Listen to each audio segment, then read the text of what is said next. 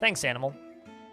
For, you know, the 72nd month and the 69-month streak. So now that you've got the 69-month streak, what's your plan? Are you gonna retire from the subs club? Are you gonna stick with it for the long haul? Or are you gonna call back in when you get to 169? What's the plan going forward here, Animal?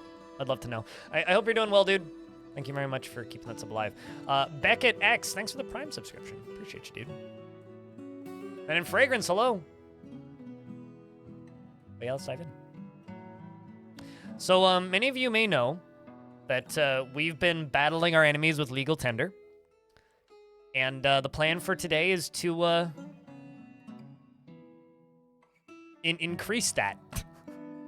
the amount of legal tender as well as the variety of legal tender. Because what do dwarves love more than anything? And what do people attack dwarven fortresses for? Well, dwarves love crafting stuff and wealth. Well, things attack us for our wealth, so we're shooting my wealth at them. Are they illegal tender? Are they even tender? I feel like you would need to make, like, you know, dimes out of, like, chicken for it to be tender? I don't know where I'm going with this. Minting the enemies with death, yes. So we have this all the way up here. So I decided, just for the sake of my own sanity, we would also, on top of loading minecart with coins and, of course, minecart with coins, we would load minecart with coins and minecarts with all of the weapons that the baddies happened to have. So we are not only now, you know, putting coins into here and then putting the coins into here, we're also going to be putting all of the weapons that happen to just be in the vicinity into these minecarts as well. Because, you know, they're bringing us all this lovely free ammunition. We might as well use it, right? As for the fortress itself, this fortress is a little absurd. And that's putting it kindly. This fort's a little nuts.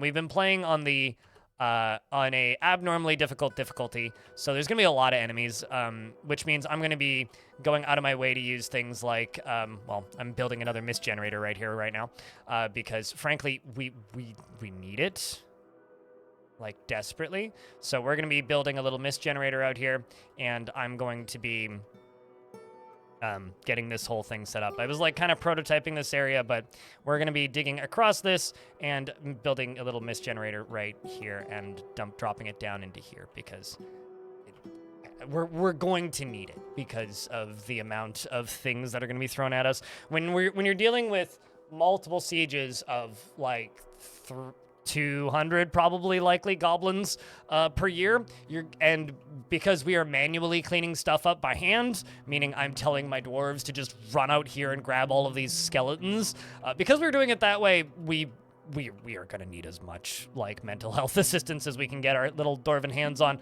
and we are just putting together the third cannon right here, so I need to get this connected first. Lots of things we gotta do. Trickle down D's economics, Devil Dawn. Yeah, we are redistributing the wealth very quickly, directly at their foreheads, with laser-like precision and no remorse. Yes. Is the only water in this map in the caverns? Yes. So the only water in this map is in the caverns. This is a rocky wasteland. There is supposedly, in this mountain somewhere, an aquifer. I haven't found it. Part of that might be because the first cavern layer that we're in right now, which does have a little puddle in the corner, which is this, which does have a little puddle in the corner. Supposedly, there's an aquifer on this map. So I would bet that the aquifer is probably beneath level 0. Because it usually is. So, is multi-generational money. Multi-generational money. Are you asking if it is multi-generational money? Is this anti-dwarven casino measures? I think it's a casino. The dwarves are probably taking bets on the, what's it called? On the goblins. It's probably taking bets. Also, so I recorded a conversation with Putnam yesterday. The amount of, like, Let me just ask you guys a thing. Something that Putnam mentioned that I think is really interesting, and I'm curious to know what you guys would think about this, because right now there's some issues with like the way Legends loads, right? I have a question. If you had an option where if you hit escape, and you know how there's like save and return to title menu, save and continue playing, retire fortress, abandon fortress, all that. If there was save and quit to Legends,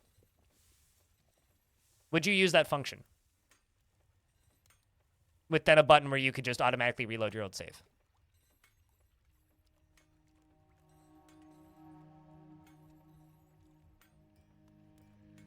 Because that's a workaround I would be okay with. Because I would use that like all the time, if that was an option. Because we were talking about like how apparently during testing they had a hotkey that would open up Legends. Problem is like half the time it would crash the game, and then you'd lose your current save point. So in order for it to be possible, really, you'd have to like, at least with the way the game currently is you'd have to save, quit to Legends. So it'd be like a saving screen and a loading screen, and then a loading screen. Feels a bit like cheating. You know what I think is more cheating? This is more cheaty to me than that. Because to me, that's world building, right? But the reason I don't actually like this sorting is it stops me from doing this and reading the dwarves' descriptions. Like, this dwarf would actually probably be okay for the military at a glance right now.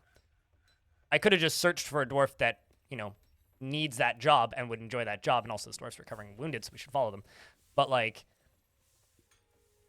it would be way easier for me to just click 2 buttons. Also, my giant Cody died. Apparently. Rest in peace, you big monkey. Should go steal another one. Without retiring the fort, yes. That's what I mean.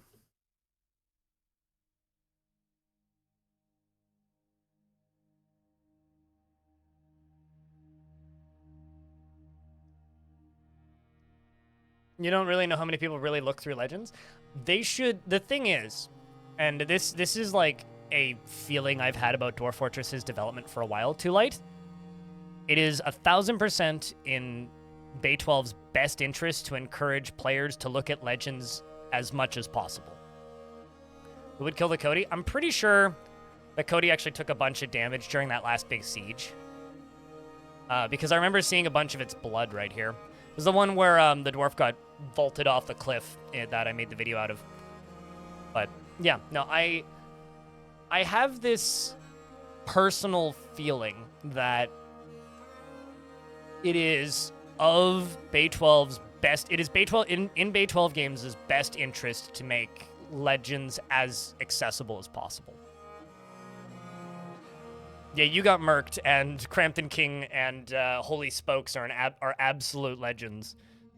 It was a pretty rad battle, though, too. Like of all the ways that you could die as a dwarf, that's one of the cooler ways. So if you're wondering if your dwarf is dead, and if you previously had a dwarf in the fort, let's read through the names of the dwarves in the fort. And apparently I'm patrolling Cavern routes right now. Shake Break. This is going to take a while. Shake Break, 800 MTV. Aced 7, Adra the Metal Outlaw. Aimless. Arende the Second. Argamemnon. Arkmaster 5000, Ash 4459, Baby Blueford, Baka Glass, Bastet and Banich, as well as Venus Betty Grew, who keeps having children, by the way, the very happy mother, as well as Big Bang A1 and Black Rose Bronwyn, as well as Ice. I lost my spot. As well as Blazing Iceberg and Bob, and as well as Bob Tron, not to be confused with Bob, and Brain Fist and Bubblehead and Kadranos, Captain Amazing, Caramel Nuke, and Kath Fur, as well as Cathode Ray Tube and Celistaris and Chad Broski and Chicola, as well as Chromoise and Chucks Buck Snuck, as well as Clairvore and Cleo, Cosmic Surfer, Craft Lol, and Curry Boglin, Cuddle Booper, and Darius Cardron, the peasant, as well as Davin Hunt and DB Explorer, Daso Kun, and Dr. Special 420, Draken Soul and Dr. Funk, Dakistoth, Dakastaroth, Devil Dawn and Ilana, as well as Elfie, Elray 7, and Farsco. Faulted Thrower, Fraga, and Gloves, as well as Gazoom, Gfin, Gerald, and Giant Blue Lizard, and Glass Half Empty, Nullman, and Hot Rod Ricky, and Herdiger, and I Always Agree, and Idrovas, and Insulina Sama, and Jama Hazer, as well as Joker of Spades, Kaz Mirl, and Killer Spud, Korab L, Cramp, and Crampton King, the hero themselves. Lanix the Mayor and Lazy Man 32, the Musketeer, and Loam Shag, as well as Lucky Steps and Lunreal and Dark and Mako Darkfire. There we go. Manny, as well as Manticore Alpha, Martin II, and Mama K Plays, as well as Monticore, Mr. Raven, Narc, Naldron, and Naoma, Napalm Sideburns, Necrid Plays, Neezer Nodakasa, Nuclear Sneeze, as well as Nuzzle, Pilot Guy, Hula Zion, Popliope, Potato God, Zilla. I needed to breathe. Potato Godzilla, Power Tools and Beer, Prue, and Psychotrop, and QN Green Tea, Quendelf, and Radbug, and Raging Cave. Ranger Rick, Rare Candy, Raw Meat, Rockwell, Rolf, Rye Moon, Salty Tempest, Salvadaddy, Satarob, Scriprio, Shaku, it doesn't end here, keeps going, Sparky, Spider Megatheist, Stealth CT, Stonecoat, Sword Coast, and Telenartho, as well as The Real Angry Snail, Suited Giraffe, Uberike, Urist McTinkerer, Bally's, Vox Trubersome, Holy Spokes, Water Lyman, who's not dead yet, somehow still, Will KM II, Wojess, and Zeophan.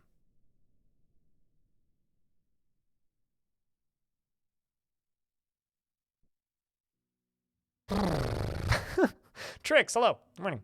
You think Legends is the most important part? Yeah, Legends is what makes the game interesting. I think that there's a lot of, like, pearl clutching, a wrong word to use. There's a lot of pearl clutching that gets used around Legends where it's just like, oh, that's cheating.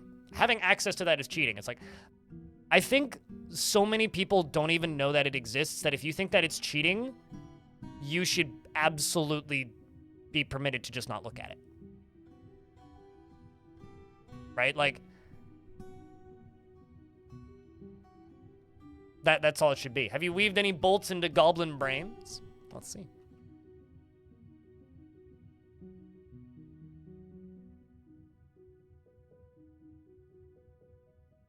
Received a text message.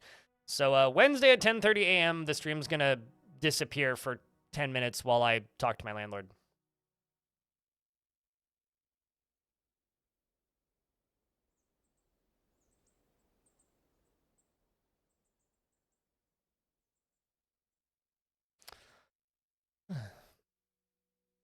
But, all right, so, have you put bolts into goblin brains?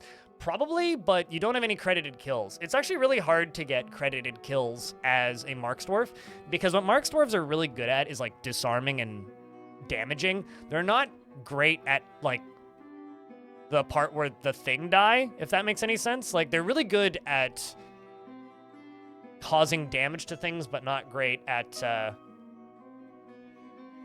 directly killing stuff, if that makes any sense. Okay, so I need to hook this up to a lever. We also need to get this thing filling, which it is, which is good. So let's get this thing hooked up to a lever and get another one of these carts going. Skill, you're adequate currently, but you're also pretty safe in that job as long as you don't go running into combat, which, you know, We're not sure if you will do that, and you may end up doing that. Here's hoping you don't do that. But as long as you don't go running into combat, you should be relatively safe in that job.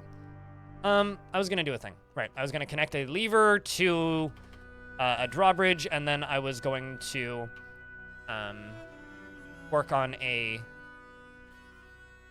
pull the lever once that's hooked up. And I was also going to go up to here, and we're going to work on some sprinklers.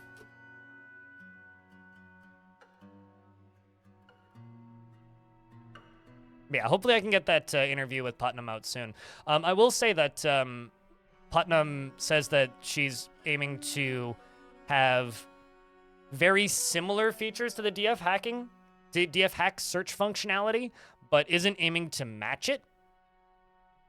Purely because of, like, you know how we were literally just talking about how that feels like cheating? Some of the things that DF hack allows for feel like cheating, and she tends to agree with that. So,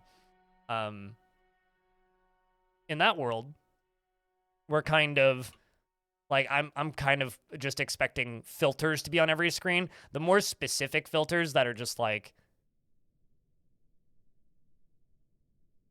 you know, the ones that like search the justice screen where it's like risky visitors. It's kind of like where Putnam seems to be drawing the lines. So like, I don't have any open case, so I can't interrogate anybody. But like the interrogation screen where it's just like, this person is probably a criminal, is like, all right, let the player do a little bit more searching than that. But aside from that kind of limitation, I tend to agree. You have a question. Without Legends mode, how can I just tell what civilization owns a site? If you go to Overworld, center on Fort, hover your mouse over it. We'll tell you. Civilization, the Empire of Consideration, which is a human civ that we have an alliance with. The Empire of Consideration, another human civ that we have an alliance with. This is a dwarven hamlet of Weighted Farms, which is a dwarven civilization that we're actually at war with, called the Jade Whips. Down here, this is the Poisons of Indignation. So that's how you figure that out.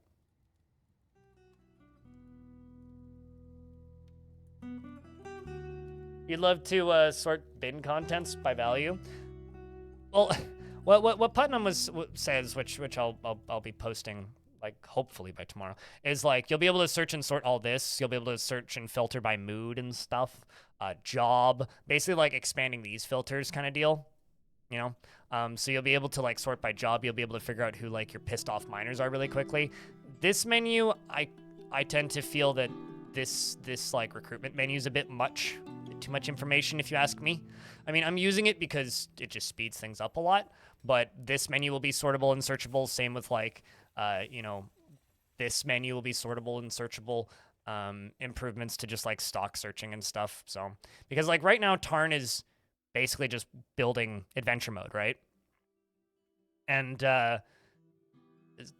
currently, because Tarn is building adventure mode, like the game isn't feature complete without adventure mode, right? Like without adventure mode in the game, it's not really Dwarf Fortress yet, quite literally. So because of that, a lot of features that people tend to be asking for kind of aren't completable right now, because in order for them to be completable, you need adventure mode, right?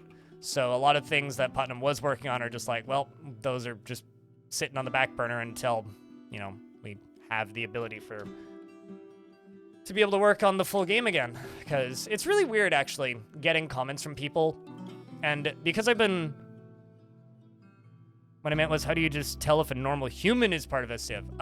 So if they're not lying to you or hiding their identity, you can click on groups and it'll say who they're currently a member of. If they're not hiding their identity. Any AI or any, like, you might be stuck in an ad now. Any character in Dwarf Fortress has the capability of hiding their identity. If you're not in an ad, Apoth, just say you're not in an ad. Otherwise, I will repeat this. If they are hiding their identity, then you won't see anything here. But it will say what civ they're part of. If they're attacking you and you look at their gear, they should have either a helmet or breastplate armor that has the symbol of their civ. So if you look at either their breastplate or their helmet, it usually says what civ they're part of. And I will repeat that in a minute. You're also looking forward to adventure mode, but to be honest, you don't think you'll spend nearly as much time there as you will in Fortress mode? I don't think that you're supposed to, right? Like, Fortress mode is the most engaging game part of Dwarf Fortress, if that makes any sense, right? It is the most popular mode for a reason. It is the most engaging game mode in Dwarf Fortress, just like Legends is the least engaging game mode of Dwarf Fortress in many ways. But I would argue Legends is the most important mode, and Adventure mode ties the two together. Because in Adventure mode, you can very easily just like spread knowledge and go learn things about the Civ directly that you really can't in Fortress mode, right? And I'm, especially having gone back and played a lot of Adventure mode recently, I'm very, very excited to see the new community, and by new community, I mean the people who discovered the game in the last year and a bit and bought it on Steam or whatever. I'm very excited for them to get to try Adventure mode, even if they don't grab onto it, purely because it makes Fortress mode make a lot more sense. Hey, Rangerbrick, your dwarf's still alive, in case you're wondering. You got it a pot? Sweet. I don't have to repeat it. I scheduled a person for interrogation, but they ran away. You assume they will never... You know what's funny? If you actually have a interrogation scheduled and they left the map before the interrogation completed, if they come back, they'll get interrogated. So keep an eye out for them. People need to be patient, and like the dev work process, this is something that OGDF players will always understand. I got a comment from somebody who I would consider to be somebody who's been around my community for a while, DS. And by that, I mean, like, they've got a little badge thingy that, at least on my end, says that they've been subscribed to me for multiple years, right, on YouTube. So, you know, just watching my YouTube videos for years. And they left a comment saying, development has slowed down so much now that they're millionaires. And that perplexes me so much. Like, that whole feeling confuses me greatly. Because, no, it hasn't. Like, not at all.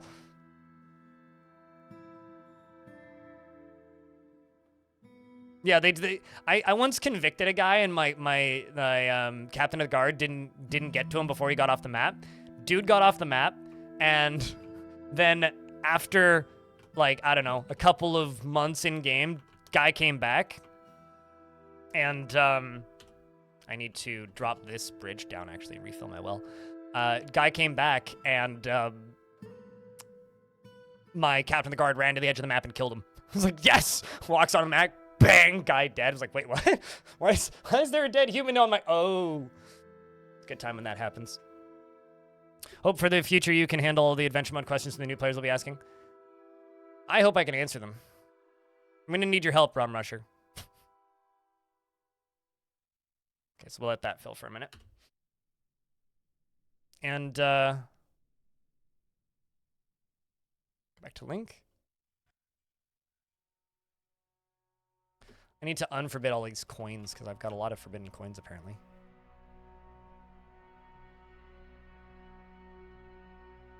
New features have slowed down for sure, but I'd say that they've slowed down since the first 3 months, or like in the last year. But I think that anybody who's played Dwarf Fortress for an extended period of time needs to know we didn't get a patch, a performance update, an optimization of any sort. We didn't get anything for over a year during the development of Steam, right? It was like 2019 until... We had one in early 2019, then there was one patch in early 2020, and then there was one in late 2021.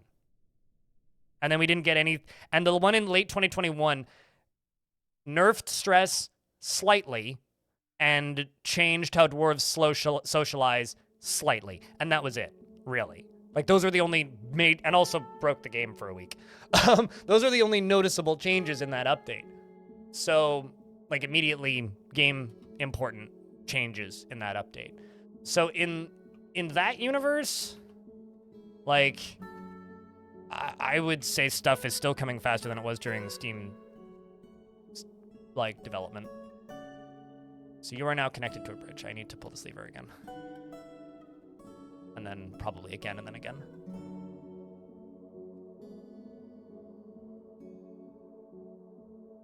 It was supposed to fix modding issues.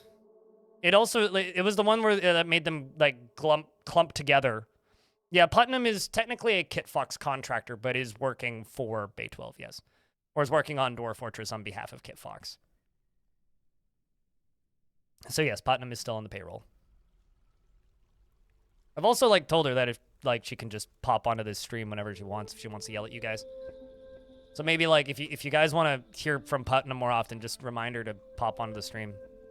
Because whenever we record stuff, like we always record stuff for a little bit, and then we end up like talking for another 30 minutes about just random Dwarf Fortress related things. So should do that more often. All right, so this should pop up now. There we go, sweet. And I've got to scroll down to the bottom of this and grab me another schwanky minecart. Although apparently I'm out of schwanky minecarts. Well, that's a shame. I guess I need to make more fancy minecarts unless they're forbidden. Ah, they are.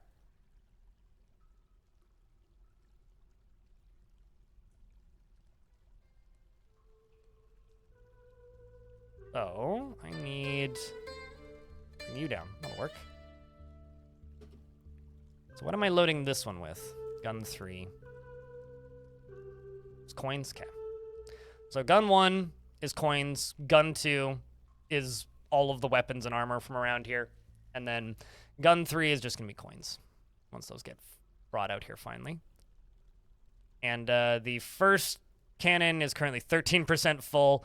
And the second cannon is 3% full.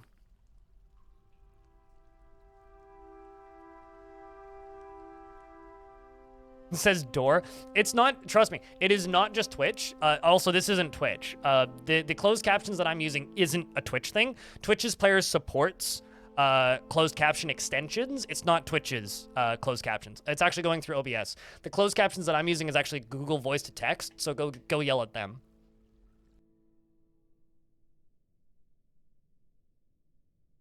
No. The material for the minecarts in this whole exercise is irrelevant. I'm using gold minecarts because I have a lot of gold and might as well, because gold's only really useful to make into furniture. It's mostly just I have tons of it, so why not kind of deal. Got a bunch of dwarves in hospital. What's going on? You've been ended to. Evaluated, you received stitches. This was years ago. Brought to bed, evaluated. Is there anybody? There's a Drothla in my hospital.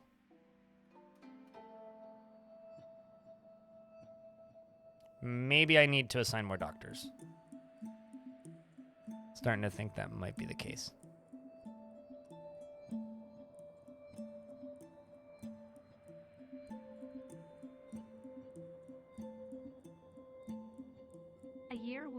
Carrot. Cheers, Onyx. Thanks for the whole year. Appreciate you. Welcome back, dude. Did you... It was evaluated.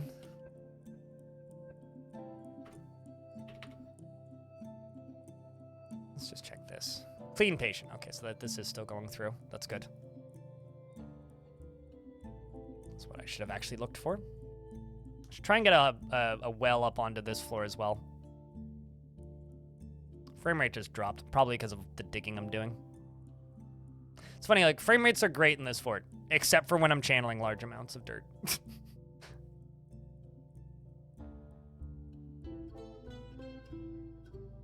Is CC yelling if I do this? What? If it does this? Is CC yelling if it is my... Does is CC my yelling? Does is CC my yelling? What? Raging game?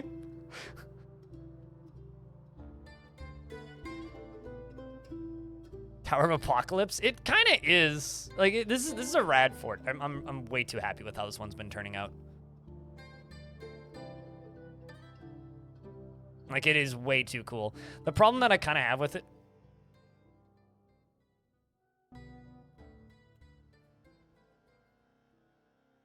Is someone having a stroke? Yeah, I don't know. Like, you good up there, Raging Cave? Is there a strange mood that I've forgotten about? No. So I'm just gonna grab all of these squads and tell them to go train. Put them all on constant training, so they go grab their gear. This is gonna be a big siege. This is gonna be a pretty big siege. But they are asking for a parlay. So the Wrath of Machines, so it tells me who they are, wishes to parlay in order to avert the loss of life. Now, hear me out. In chat, I was asked how do you tell what faction somebody's from? If they're attacking you, if you see these little symbols on their breastplates, usually on their helms too, as long as it's metal and not leather, generally, it'll have the symbol of their civ on it. Would I like to join the fort? I generally don't like putting myself in the fort now. I've certainly done it, but I don't generally like to do it. Unless you're asking me to join your fort, feel free to put me in your fort. Whose loss of lives? You know, you make a valid point. Whose life are they parlaying on behalf of? Theirs or, Peter, what up? It's good to see you. Hello. Does parlay do anything? So parlay means they will demand one of my artifacts, and then in response, I give them the artifact, and then they leave. The mayor will walk up and negotiate the parlay, and they, depending on apparently the mayor's negotiation skill, or whether depending on which one they want, the mayor will try and give them the lowest value artifact, and then they will leave with the artifact, basically. Yours or theirs? It's a coin toss, really. I mean, depending on how many there is, but fortunately, they've been very generous in that they've given me a lot of extra time to reload. They've given me a lot of time because you have a couple of months to get the parlay done. There's a pig there. I should get that pig put away. Let's get that piggy down here. In fact, there's probably a couple animals I need to put away. I have a honey badger? Chat, we caught a honey badger. I repeat, we caught a honey badger. We are safe. The enemy has been captured. Do not let it out, and nothing can possibly go wrong. So I need to go up here, and I need to forbid these minecarts. Because these minecarts are a large portion of the reason the dwarves are outside all the time. And I also need to go to here, and I need to go pause, and then they'll stop collecting webs. I just need to wait for this one to come back up, which we can wait on. No, I know what you mean, but there's layers to that joke, Napalm. Because auto loom is on by default. There's a couple of jobs in the game that are pretty annoying to re-up, and ages ago they added in functionality that they automatically get queued up for you. So by default, they automatically collect webs. They'll automatically slaughter any marked animals. So if you mark an animal for butcher, you do not need to queue up a butcher animal job. They will automatically butcher carcasses, so you don't need to butcher dead animals. You don't need to queue up butcher dead animals jobs. They automatically clean fish. So if you have a dwarf that's fishing and you have a fisher workshop, you don't need to queue up the job of cleaning fish. They'll just do it. For kitchen, that is like fat and like making fat into tallow and a bunch of other jobs that like aren't involved with cooking, but if you have the product available, they will just do it, like making fat, rendering fat and whatnot. And then automate tannery is if there is untanned hides available in the fortress, they will just tan them. So, well, I mean, it's labor menu standing orders. The most important portion of this menu, if you've never seen this menu, is chores. You can select what your children do. If you want your kids to not be like psychopathic murderers, I recommend not making them bury bodies and not making them clean up, because then they aren't out cleaning up corpses and they aren't like putting away bodies. And I turn a lot of the hauling stuff off. And the reason I do this, like, I guess you could have them like feeding prisoners, like that's fine. But like the reason I do this is you don't really want children running past areas that are dangerous or areas where there's a lot of things dead. And the reason for this is probably pretty obvious, but the secondary function is the way children work in Dwarf Fortress. They go to a location, they complete a task, and when the task is completed, they then play. That's like their in-between job. So like normal dwarves, they'll do a job, they'll evaluate their needs, their most important need. If their most important need isn't immediately necessary, they go do the next task available, right? That's how most dwarves work. But depending on their traits, that can be slightly different prioritized. So they'll just go to the next best job for them at the time, based on what they need to do.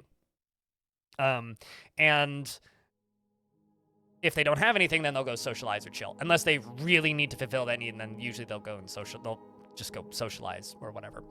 Now, with children children don't do the socialized thing, they will, but generally what they do is they play make-believe. So if you have children hauling corpses, they'll haul like somebody's arm to the refuse pile, and then they'll do their play job for a bit. And that's why you have a bunch of children playing in your corpse bin. When there's 5 children pasturing animals outside during a siege. Yeah, and I mean, dwarves will do that. Normal dwarves will do that too, but like, because then the children, after they're done pasturing the animals, go into the play make believe job. It's like a whole nother series of things you have to wait for them to complete before they can, you know, leave the dangerous situation.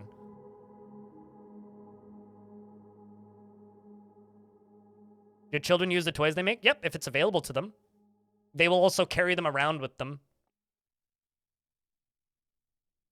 I don't really make toys. I'm a bad person.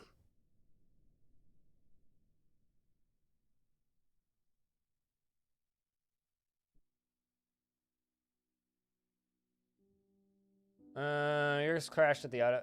What are we talking about here? How many?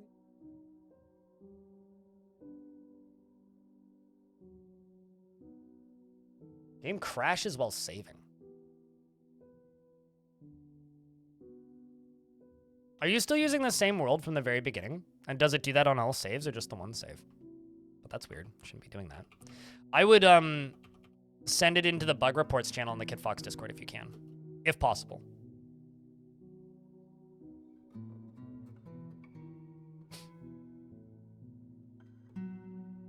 Yeah, no, they absolutely will, Stone.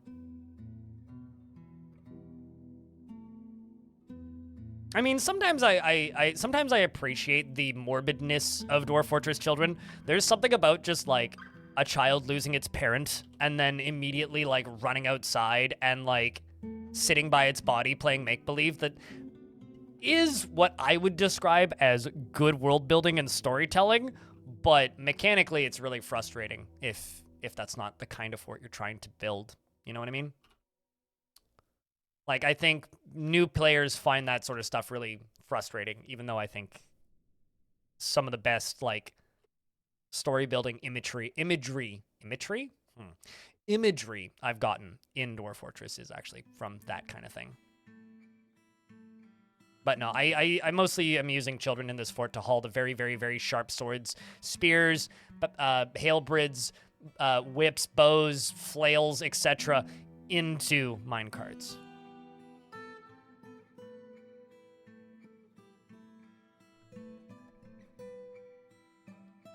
So this dwarf here is trying to place this very heavy minecart. It's Ilana, and she's actually crying. I'm not entirely sure why. Probably because of the sympathy, remembering bringing somebody to rest. But yeah, she was crying. She isn't anymore. But currently she is, you know, rather dejected after being unable to acquire something for too long. And she wants to be around family. Buy giant honey badger. Buy the giant honey badger. It's giant angry bitey bear. Always buy the honey badger. Honey badgers are like the greatest stupid creatures on earth.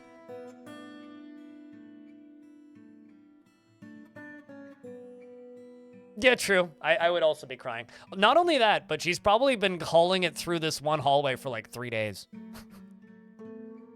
Probably more, actually. Like, she's probably been down here for a bit. I kind of want to pretty up this hallway, make this hallway nicer. I started putting some tombs in it, which I need to work on, but, like, I should really, like, you know, make this hallway a little nicer and, you know, less nightmarish. Man, I should shoot coffins at the baddies. It's a damn shame I can't fire full coffins at the baddies.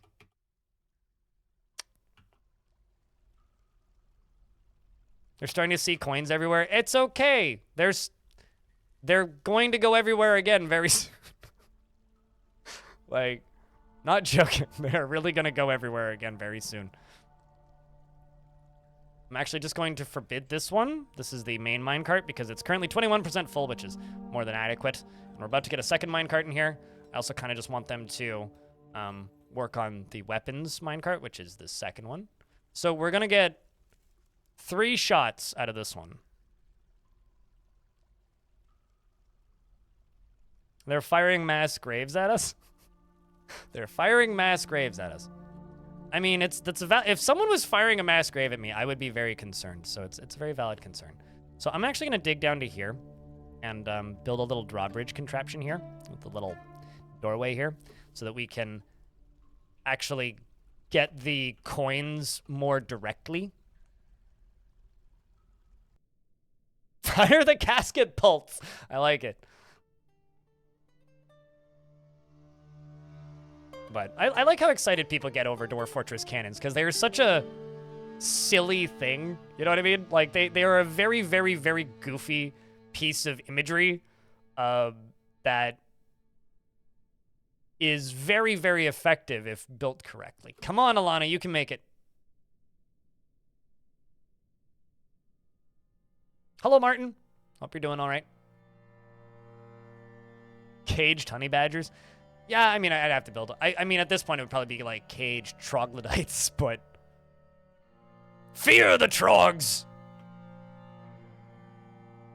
An old school trap for this game, for those of you that are curious, is you take a cage and then you find an animal that is either trainable or not trainable that breeds really quickly.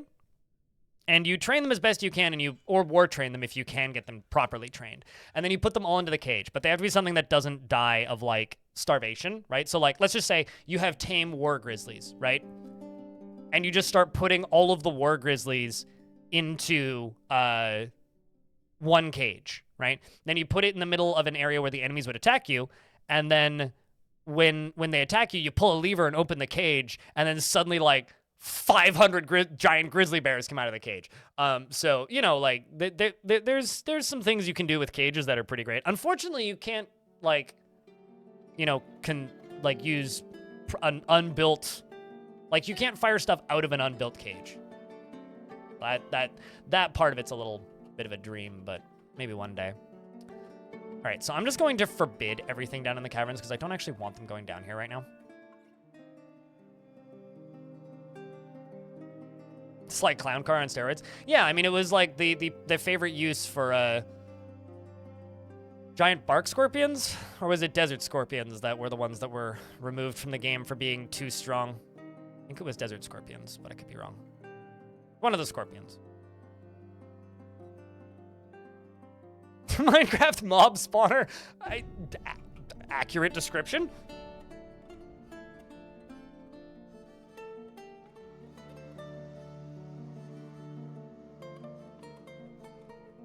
So let's do...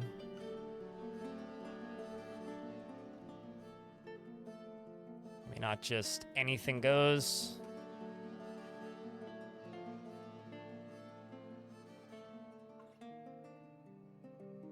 Did you miss the cannons? No, we are getting ready to start another siege. You have not missed anything. If anything, I would say you are right on time. We are currently loading 3 cannons, and I've got one that's 21% full, one that's 5% full, and one that's 4% full. We're working on it. Baron DeBus wants you to post beers. Someone balance the DF, remove them. Imagine an enemy that could... actually, hold on. Let me just open the wiki for you, and because I don't want to be wrong.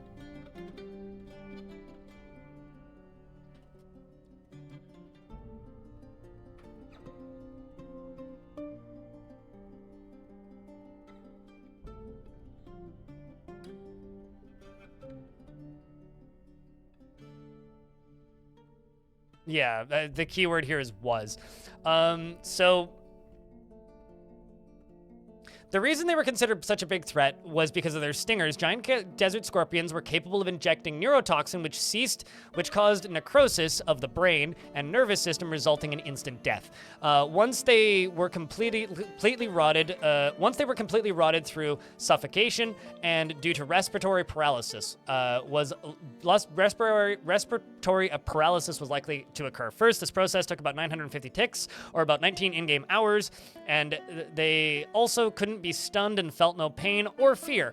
And a wounded scorpion would never stop fighting until it was dead, and this meant that despite its relatively moderate size, the giant desert scorpion was able to one-hit kill creatures with blood. and a nervous system. This is most creatures, and yes, a giant desert scorpion could and would kill an elephant, giant or dragon if it got into melee and had the time to sting before getting killed.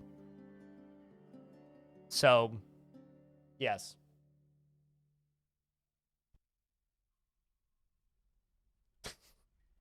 They were removed from the game in 42.04 with plans for a replacement in the future, and players who can't wait that long can add them back in by installing this mod link here. And I'm sure that there's a mod. I'm pretty sure that mod's been ported to Steam too. And also because they were scorpions, I don't think you could actually like tame them either. I could be incorrect though. Although at the time maybe you could have.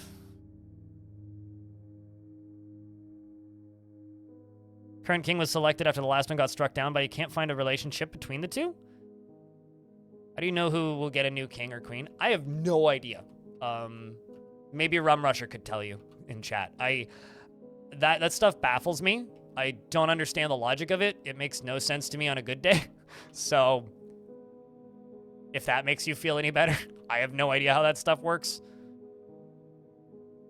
Like, they're not always, like, related to the king or queen. I think that there's like situations where it's like a popular dwarf becomes that, but who knows who a popular dwarf is necessarily. Makes it kind of hard to immediately identify, I suppose.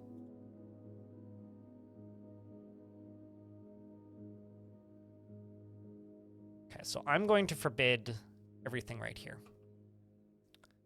Oops, I can claim this. I'm also going to go up to here and forbid everything up here. As we're getting ready. We are getting ready.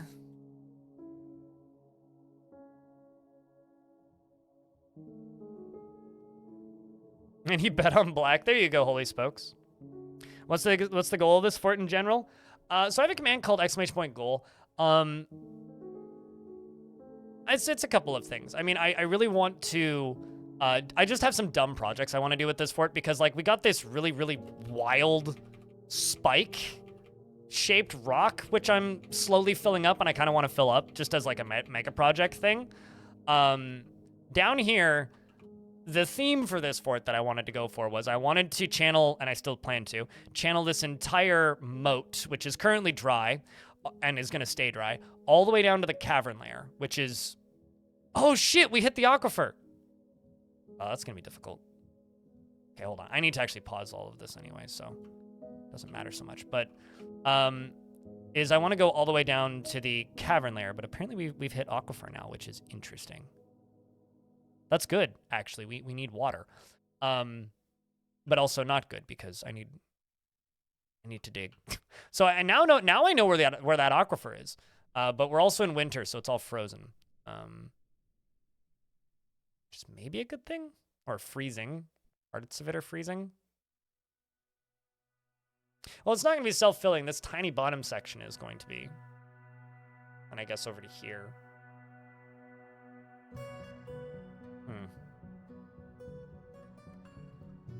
It's a very, very, very light moat, though, if you actually look at how much it's filling. It's not filling much.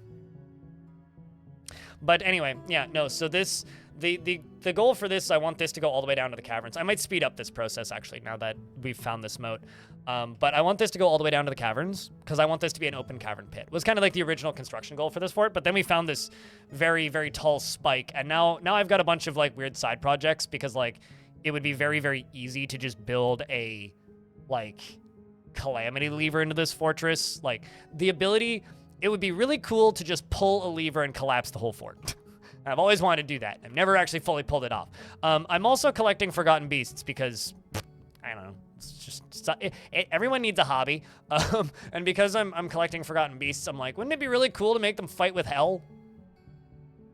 So, those are kind of my two weird projects for this fort. I've been stealing artifacts back from a previous fort, but I've been having trouble getting them to put them onto pedestals. So it's a combination of things.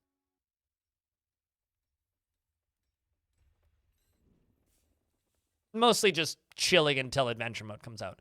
Because once adventure mode's out, I'm still going to keep doing long-term forts. But I'm not... Every fort isn't going to be a long-term fort once adventure mode is out. Because right now, the best way to play Dwarf Fortress, basically, is long-term forts. Because, you know, you're playing a game where there's one mode of play, which is build a fortress, right? So the most interesting thing you can do in a game about building fortresses is building a fortress, right? But when you suddenly have access to the open world outside of the fortress, there's a lot more things you can do in the game.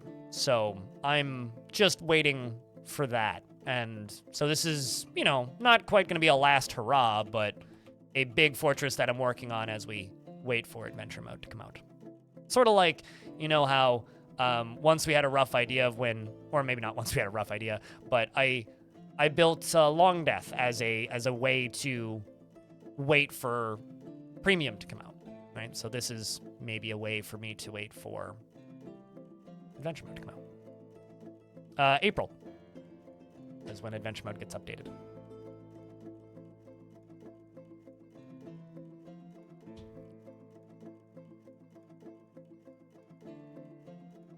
Wallow Wooback, a flying worm with paralyzing venomous spray. Ugh. Ugh. That's gnarly. I'm not a fan. I'm actually gonna forbid this one for a little bit and just let them fill this middle one and stack these coins up. Although that's probably actually enough ammunition. 21... 5%. It's 21%, 5%, and 12%. What I think I'm actually going to do is I'm going to forbid this minecart for a little bit and let them just fill this stockpile up with everything that's available. We're still trying to get the dwarves inside. I need to go up to here and add this. Add this to the top of the wall so that they can get rid of these teeth. The snow is beginning to fall.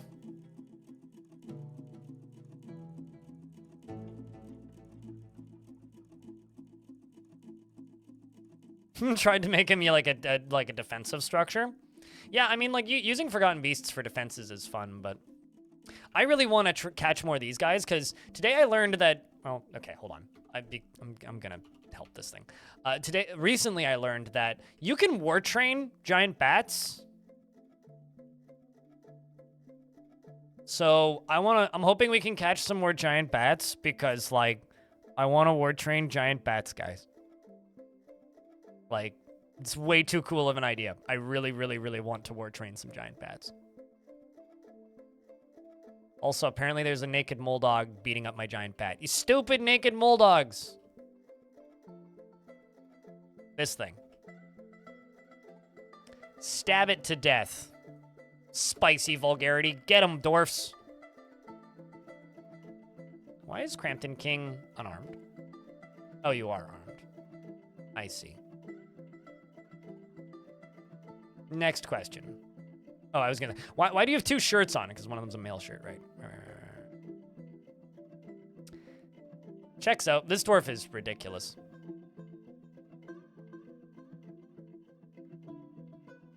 Do anything helpful? They are a wild animal.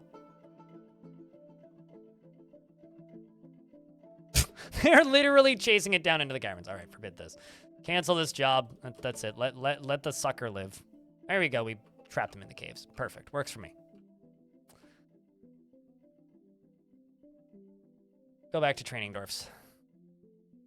Okay, so it seems like everybody's inside. Time to lock this. But, I mean, you could tame them and, I guess, use their leather. Use their bones for crafts. Farm them for meat. Hey, Valleys. Do I mind looking at your previous message about Underworld? Do you know the name of the previous fort that you played and dealt with the Underworld stuff? Sunbirths was the last fort that I played that died to the Underworld.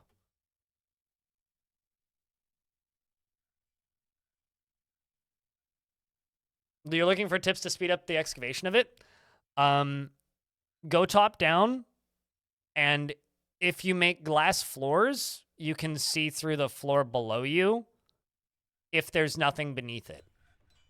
So glass floors are kind of a cheaty way of doing it. Same with building minecart tracks. If you build minecart tracks, it actually lets you see the floor that's beneath it. So if there's something like lava underneath it, you can see the lava underneath it. So if you want to cheat your way through it, that's an easy way.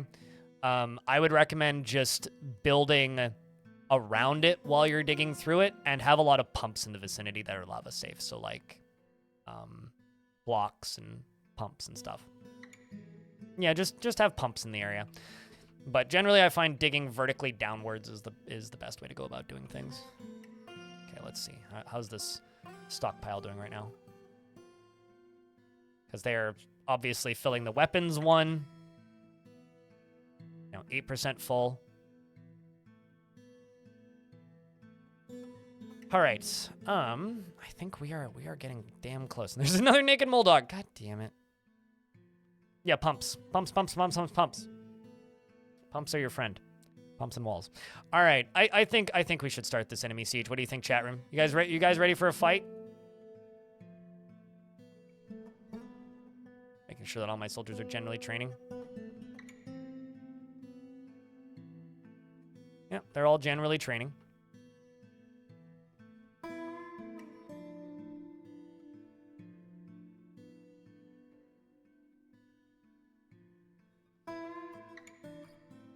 Wow. I've been listening to like a weirdly large amount of 90s hip hop for me recently, and that includes Beastie Boys. So, yeah, you definitely have to fight for your right to party. But Spitalier, thank you very much for the 51st month. Goddamn long time, dude. Goddamn long time. All right, let's start this enemy siege.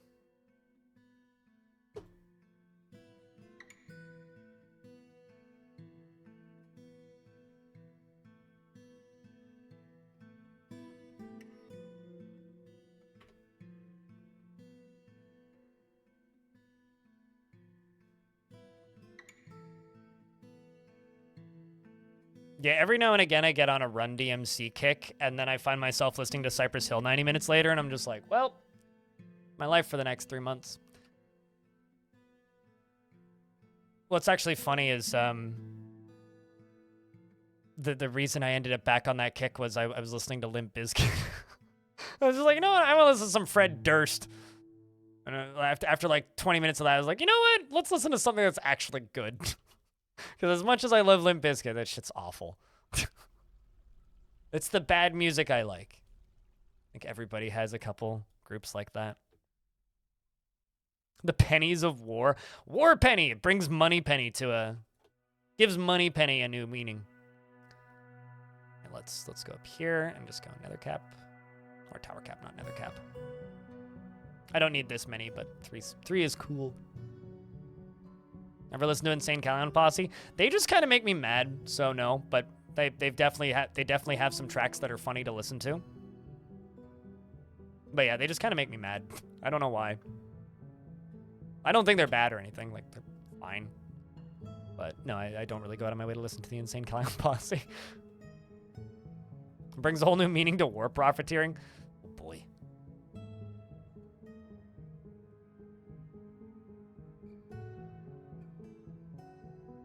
I mean, more like making blood with money. Okay, so let's check this enemy siege. Okay, I'm also going to start a bunch of these creatures being trained, because apparently I have another giant mole, this honey badger, obviously, multiple naked mole dogs. And if they are in the fort right now and I can get them basically trained, what I can actually do is I can just butcher them. Okay, so let's check out these goblins. Now, because they're coming in from the tiniest portion of the map, it's going to be a bit for them to all show up. Hello, Infinity. I think Psycho Stick is awful. Next question. If you're talking about, like, the comedy metal band, fucking hate them. It's so bad. Although, Don't let my takes ruin your takes if you enjoy something. But they can be so bad it's good sometimes. But generally I think of them as just bad. Uh-oh.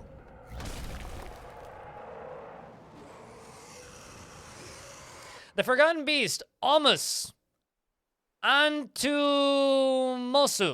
has come. A towering feathered stonefly. It has wings and a bloated body. Its pink feathers are long and sparse. Beware its poison vapors. All right, so I kind of want to catch this. Because the more the merrier. And pretty soon here, I'm not actually going to be able to continue extending my collection of beasts. For a very simple reason. Because soon the caverns are just going to be open, and it's going to be a lot harder. Man, unforbidding that just tanked the frame rate for a second there. Let's follow this Forgotten Beastie.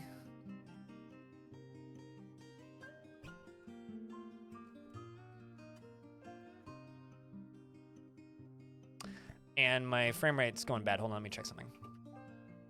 So I have a bet. Yep, I was right. So I don't know what it is, but with this map, whenever cave swallow people appear on the map, my frame rate vanishes, so I just end up exterminating them. I have a question, chat. Should I just disable them until I can figure out why? Or would you guys prefer I just exterminate them every season?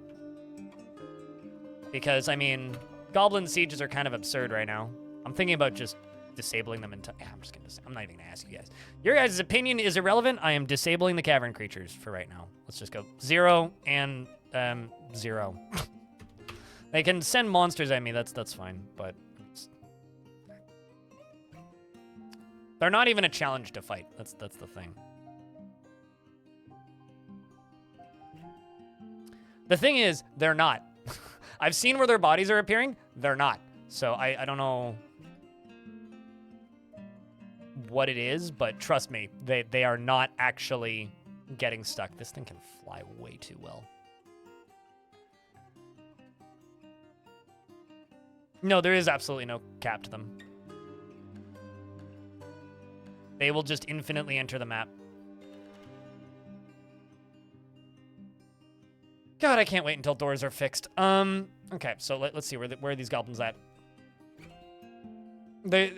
As much as I abuse the crap out of that and how cheaty I think it is, it's like, I will use that until that stops working, but at the same time, I do really look forward to the day that like, Forgotten Beasts will knock down locked doors again. What, locked doors? Oh, yeah. It works on everything that I have found with the exception of one demon which melted the door because it was made of metal. It's worked on literally everything I've tried it on. I've seen trolls topple unlocked doors. No, nothing can get through an artifact door because artifact doors are untoppleable. Although I would assume that it wouldn't be able to melt. I didn't have an artifact door to test it on for that particular demon, but... You've seen cave spiders or cave invaders topple doors? I mean, depending on the invader, they probably can. They just... Can they topple locked doors? Artifact doors are not meltable. At least, they're not... smeltable. Smeltable?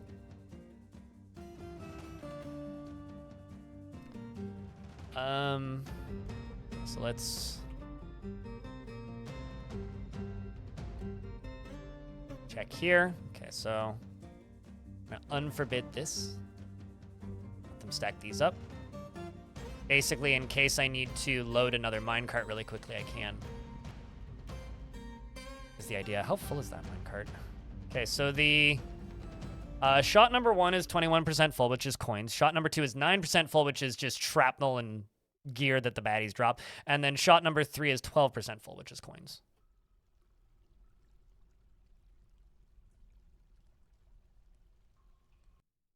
Until you disabled them? Yeah, that's something I would love to hear Putnam's take on, because, like, I don't think there should be a hard cap on them, but I really, really, really, really, really wish there was some sort of mechanics involved with diplomacy with the cavern creatures. That's my actual hope. and dream. Okay, so I'm going to do two things real quick. I'm going to go right here, which is where most of my ammunition likely is. I'm going to unforbid all of that, because all of my mark dwarves are right there. They are then going to run in there real quick and grab all the ammo. And then I'm going to get them to all run right... There is a arm on top of this walkway. I'm going to get them all to go stand right here. Right here. And right here. And then my backup squaddies are going to go stand nice and safely over here. And up here, you are going to drop down here. It's going to quietly work on this in the background. Which means if I become a baron, I need to widen this. How would one speed up reloading apart from just throwing more labor at the problem? Oh, for the minecarts? The reason it's taking so long to reload them right now is because of how far they need to walk. I hope to remedy that very soon. The distance that they need to walk to reload them.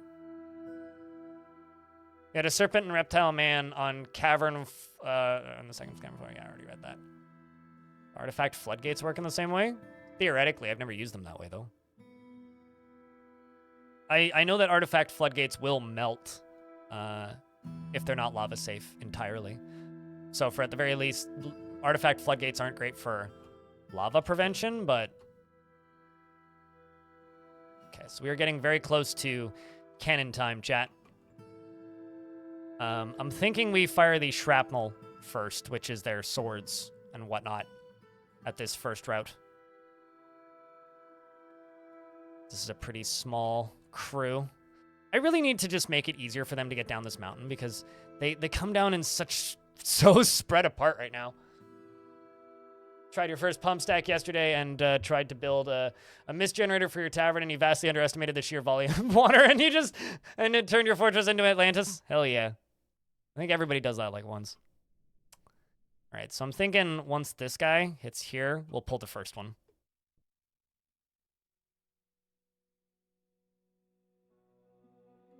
I just need to get... No, I started building stairs up this side of the mountain over here. I just need to finish this, because currently this doesn't actually go high enough. I needed to go a couple more layers up, but I just keep getting distracted and not doing it. It's like everyone in the fortress flushed all at the same time. Yeah, exactly. All right, so I'm going to pull the shrapnel cannon, which is the first cannon. So shot number 1 is about to go off. So let's fire her. Fire in the hole. So let's wait. All right, chat room. If you are lurking, you may want to look up right now because I'm firing the cannons. And also, keep in mind, could I get a big round of beers? This goes for both the Twitch and the YouTube streams. Of course, the YouTube stream has access to the same beer mode if you become a YouTube member, and the Twitch chat should also have it. Although on the YouTube and Twitch side of things, you also have the beer emoji and various other things. And let's fire this sucker off, shall we? So there it goes. It fires off. It now needs this pulled again. So I'm just going to jump back over here and pull that lever. This bridge is going to pop back up. So this minecart is sitting on rollers, shoots to the right, hits the wall, lands on another set of rollers, and it's filled with, you know, great axes, halberds, spears, whips. The bows aren't going to do much, but they're in there. And you know, pikes, spears, swords, the huge. So it goes down here, and then it hits this button. This button is connected to the this thing right here, which is a just some floor bars. And 10 ticks after that button's hit, it'll pop up and it'll open and then close those floor bars. So now I can move just a few more turns. This should be pretty dramatic, I would expect. So there's a decent enough amount of goblins in here to get some damage done to them. So let's see how our shrapnel cannon goes. Just a few turns at a time. Well, it seems like our very first test subject here, Atu, isn't having a very good day. The iron pike strikes the goblin in the upper body, but the attack was deflected. All right. The iron pike strikes the goblin bowman in the third finger in the right hand, tearing apart the muscle. Owie. the goblin loses hold of their right leather glove. The force pulls the right hand, tearing, and the severed part sails off in an arc. There you go. So we took out a hand. A maul hits the goblin in the lower body, bruising the muscle and the stomach through the dingle leather dingle leather dingings? What? Leggings. I can read. The iron bow strikes the goblin in the lower arm, bruising it. All right, well, bow does something. And the iron pike hits the goblin in the upper body. All right, well, he's lost a hand, so that's pretty good. We got another one over here who's also having a rough day, who just got hit with a pike in the lower body, which tore the muscle. I mean, yeah, sure. So there's quite a few weapons in here. Also some coins, apparently, although those might actually have just been there. So let's wait a few more turns and see how this goes. The shrapnel cannon continues to fly out. Some of the ammunition more effective than others. Seems like some of the goblins have been hit, some of them haven't. This one seems to have been hit by a bow at the very least. Got hit by a bow. I'm surprised by how well these bows are doing. It did dent it. It gave him some bruising, which was enough to tear a ligament. So, you know, you don't want to really have that happen. Let's just unpause the game and see how this goes. All right, well, not bad for a first shot. Certainly slowed down the initial goblins, and then the minecart falls down here. Eventually, I want to have this powered, so it'll just power it up to here, but we're not quite there yet. So now in a few seconds, this should reappear. There it goes, and then we can fire the second shot. As for goblins that are still on the map, there's still quite a lot of them, so I think we're gonna actually wait a little bit. Let's just see how big this siege is. Okay, so they're almost all on this layer now. So I think when about this group of them is in there, we'll start firing again. Looking at these guys, yeah, these guys at the back, not many of them really took any damage. It's mostly just this front row that kind of got hit, and not even that many of them did. That's okay, though. It was a pretty small shot. Imagine being the goblins and a minecart full of junk just flies out and eviscerates your bros in front of you. I mean, like, it's pretty real if you actually think about it, but yeah. It's funny because it's a minecart, right? So we are going to actually have to fight them again, which is, you know, part of the fun, right? Dwarves are lining up. They are ready. I'm not trying to build defenses that are impenetrable here. I'm trying to build defenses that are fun to watch. Okay, so we're going to loosely pay attention to both halves of this, because there's two halves of this fight that we need to be watching. There's a naked mole dog in the middle.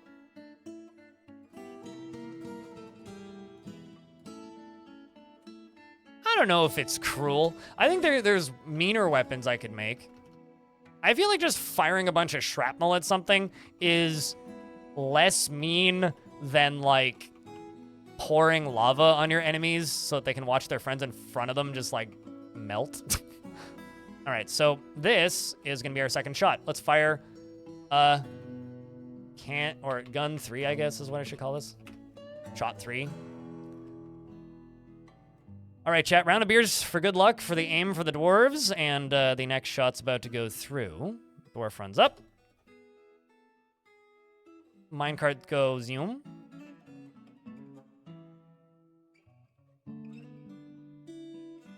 Okay, fires off. Now I'm just gonna jump over to here, pull the lever a second time to get it shut. And this one, obviously, is full of coins. And if I recall correctly, this one was 12% full. So, same idea. All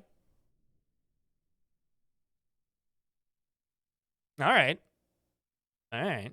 We're seeing casualties. Excellent. This one, this goblin's having a rough day.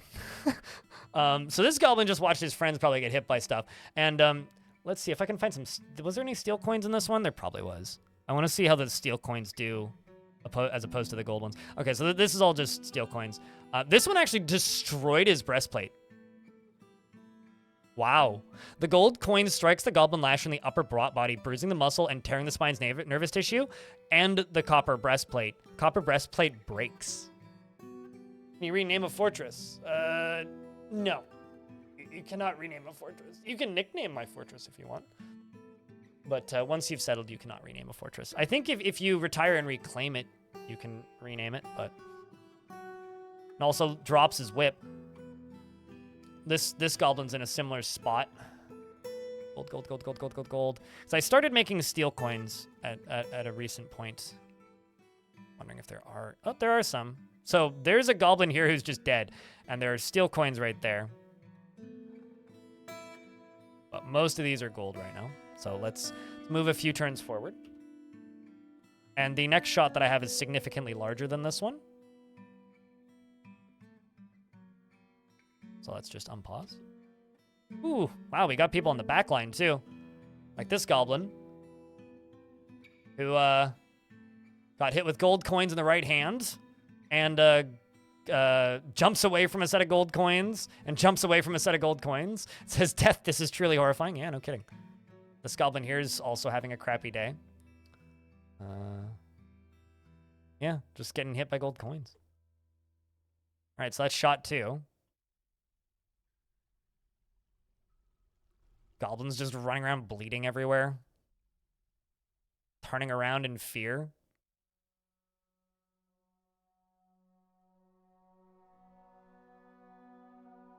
Are you carrying that? Yeah, okay. So they're actually carrying the vehicles back up, which is actually what I want them to do. I just want it to get powered to the end so it looks a little cooler. All right, so then up here, how many goblins are up in here and heading towards me? Have they actually made it to me yet? No, they have not.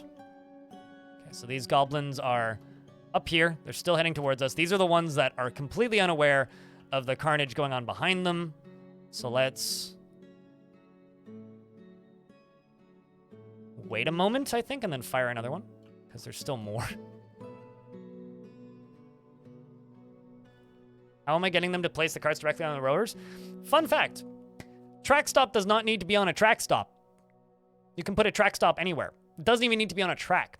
You can just like make a minecart route, add a stop, and just put it anywhere. Like I just put a stop like here somewhere.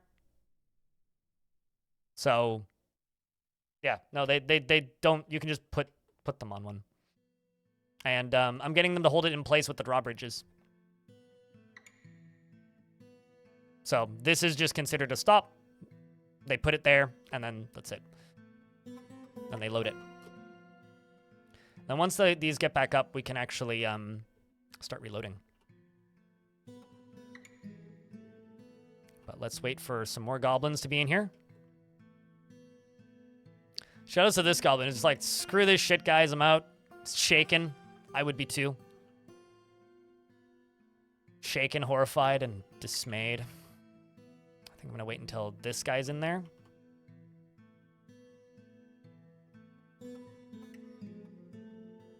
God, that is... Goblin Axeman hacks the naked mole dog.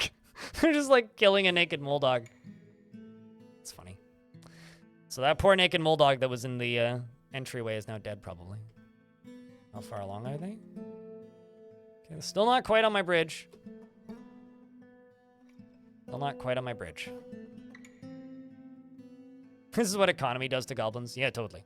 Definitely. All right. I think it's time to fire the third and final minecart.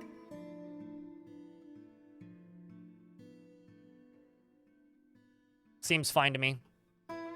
Should hopefully take out the rest of these. Welcome back, Elfie. This is the most full of the minecarts, too. All right, chat room, round 3. Can I get a round of beers? You too, YouTube chat.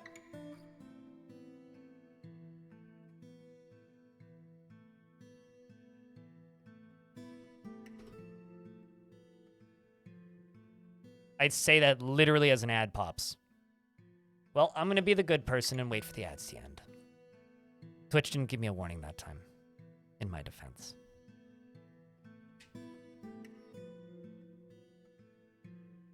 Grumble. Exactly, Arcmaster. But it's for the poor folks that are currently stuck in an ad.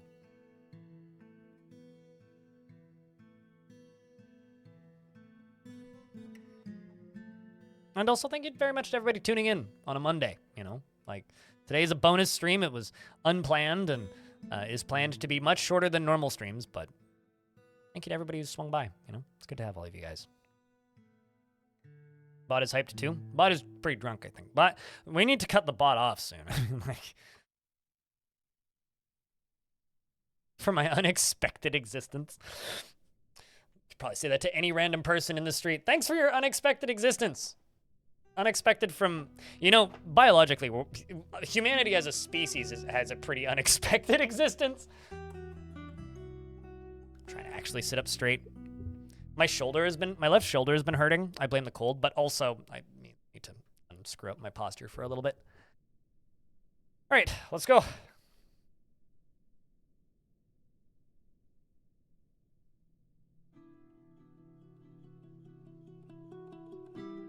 There we go. So now that it's fired off, I can grab you, jump back over, pull the lever, jump back over, grab the minecart, wait a few turns, and then it speeds up, flying directly towards this, and then in a moment we are going to need to pay attention to my soldiers.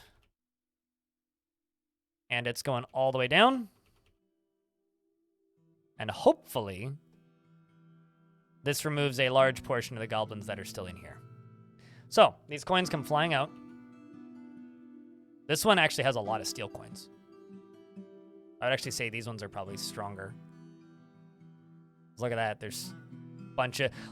Imagine getting hit with that many coins all at once. All right. So this goblin is, like I said, having a rough day.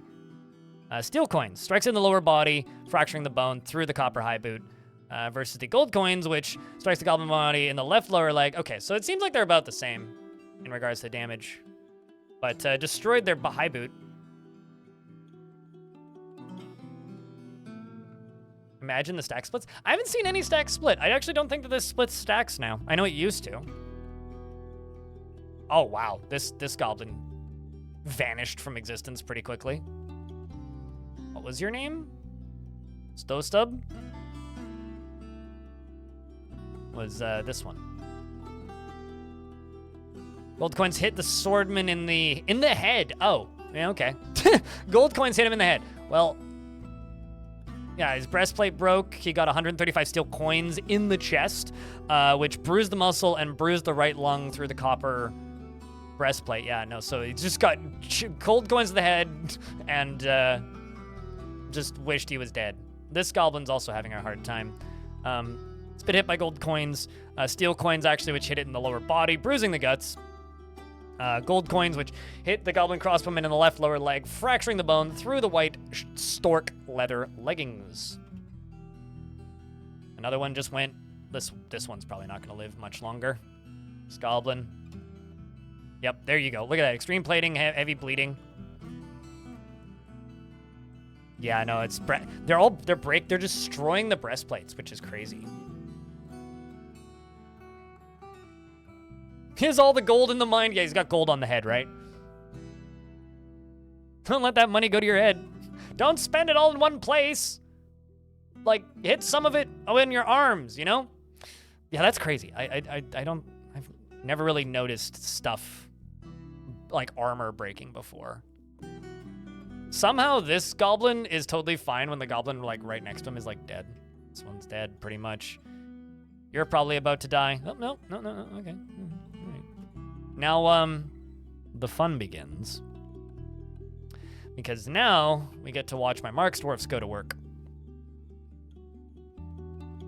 I really need to rearm the backup plan though. Just make sure that the Marks dwarves have ammunition. Yes, they do. Whew. Okay, we are good to go. Can you buy stuff with coins? It's a trade good like anything else, so yeah. Is it the best trade good? I would say no. Bolts begin to fire. I would actually argue if you want to sell stuff, bolts are probably a better legal tender than coins. Coins are just kind of an artifact of old DF, which maybe one day will have a proper use again. But right now, they're just kind of a fun thing to play with in a lot of ways. So this is the best way to train Marks dwarves, by the way. This goblin's going to turn into a pincushion. Is turning into a pincushion. How many bolts are stuck in you right now? 1, 2, 3, 4, 5, 6. Wow. Leg, leg, body, leg, arm, arm. Goblin's almost dead. Most of these goblins don't even have weapons anymore because they've dropped their weapons due to injuries. That's a tough day. It appears that I've screwed up. And they are not forbidding ammunition during sieges for some reason.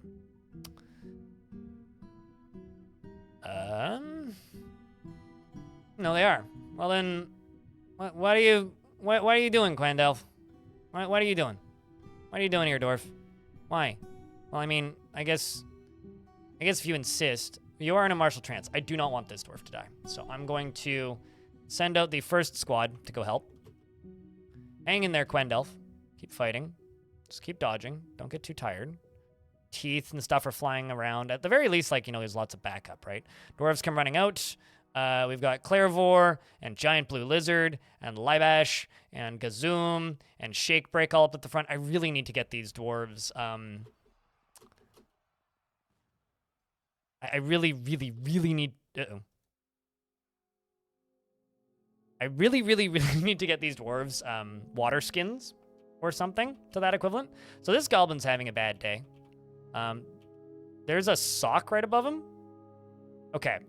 I really hope that that sock hits him on the way down. I need to see this. Splat. Okay. And then splat. Okay. Did the sock hit you? The sock strikes the goblin in the upper body, but the attack is deflected by the goblin spearman's iron breastplate. It was attacked by the sock, so I'm just glad I could confirm that. All right, goblin, that might actually have saved your life. And there's his foot. He's already found the bottom. Dwarves are still at the back doing their thing. Bits and pieces are continuing to fly. Teeth flying everywhere, as they tend to. And the Goblin Siege hasn't broken yet for some dumb reason. They really should just retreat. It would probably be much better for their long-term health. Now that the backup squaddy has gone through, I'm going to take the rest of them, and I'm going to station them up here. And so we're going to get backup now that the first wave of dwarven battlers is pushing through the Goblin Siege, which is great. This is my backup squad, so they're getting all tired at this point, which means we probably need to hurry up and send in the backup squads because we don't really want these dwarves to start dying. As for the backup squads, here they come. Headed up by Crampton King, who's a phenomenally strong dwarf. Same with this dwarf, Holy Spokes, who, you know, has killed plenty of things before. And they are now running forwards to assist with the backup. But we're going to stay up front because that's where the exciting stuff's actually happening. The siege hasn't broken yet somehow. I'm not actually sure how. We haven't lost a single dwarf yet, surprisingly enough.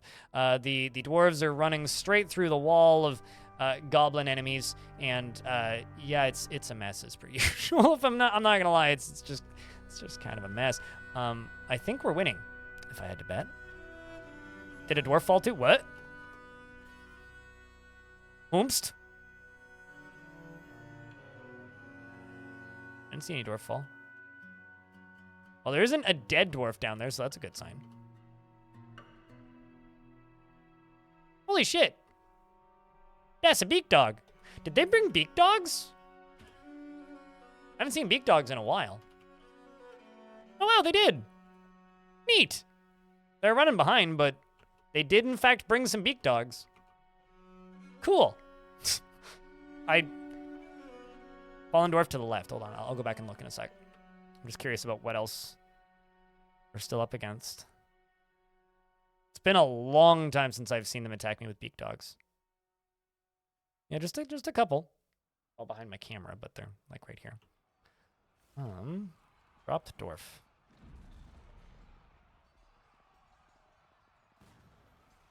Yeah, I'm not seeing a dwarf.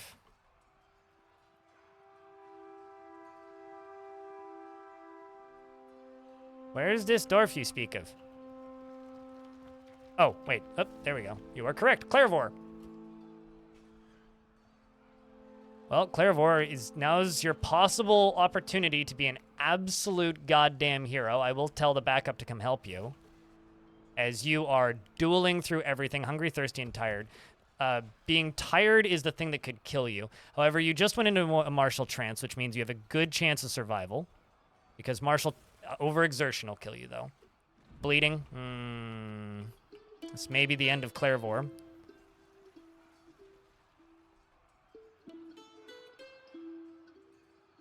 Slashing at the goblin's lower arm, and the severed part sails off in an arc, blocking many attacks. Striking goblin axeman with the head... in the head with the pummel of a steel short sword, but the attack is deflected. How long have I played this game? I didn't have internet in 2002. No, I first installed it in 2009, but I learned it the same way many people did back then, which was install it, play it for 90 minutes, get mad at it, delete it, and forget about it for 6 months, till basically about 2017, where I properly learned it. By the time I got to 2017, I'd learned it well enough that I could sort of play, but never got to endgame, really. And there goes Clairvore. Rest in peace, dwarf. Because like many people, this game, believe it or not, even with all of its notoriety, still takes a long time. Still took a long time for like the obsessives to get into.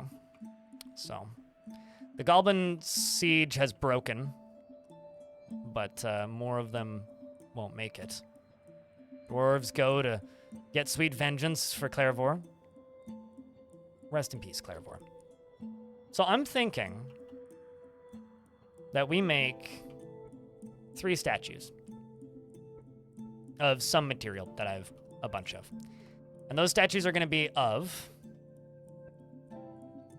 Well, first one's going to be of Clairvor. Bring out your dead! So I would go furniture. Let's go gold. Statue. Clairvor.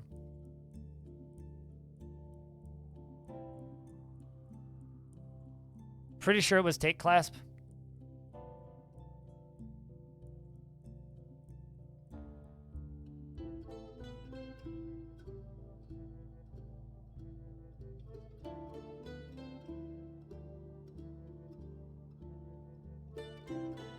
Hold on, let me just double check.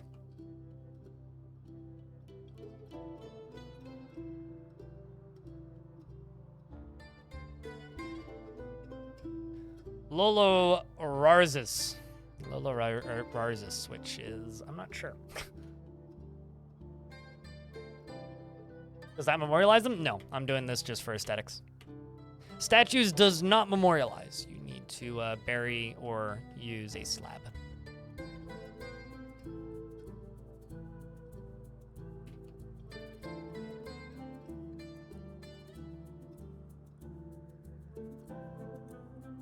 Hey, Stone, do you know the translation of L-O-L-O? Lolor or whatever?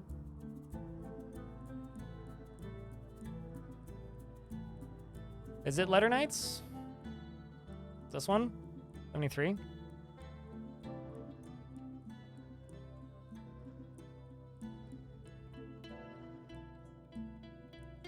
I went into glorious battle. Oh, I'll believe you that it's Letter Knights. And then let's go into here, gold statue.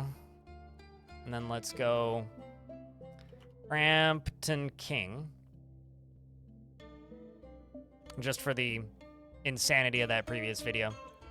And then we're also gonna go up to here and go gold, or I guess.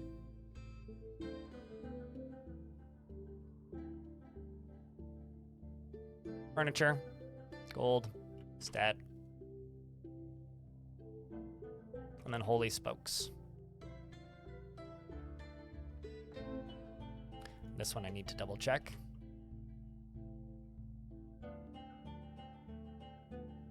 Copper Orange.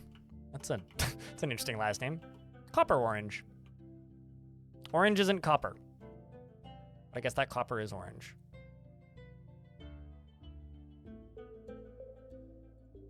There we go.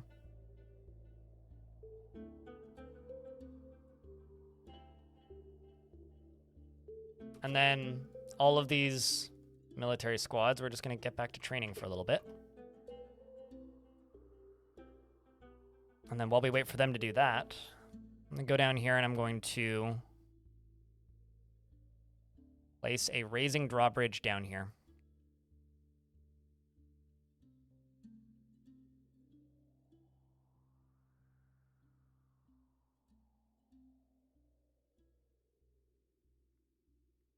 Let's make it out of olivine. Why not? And then put a lever right there. And a door right there. And I will extend this so that it all fits. And this is going to hopefully start to speed up this cleanup process.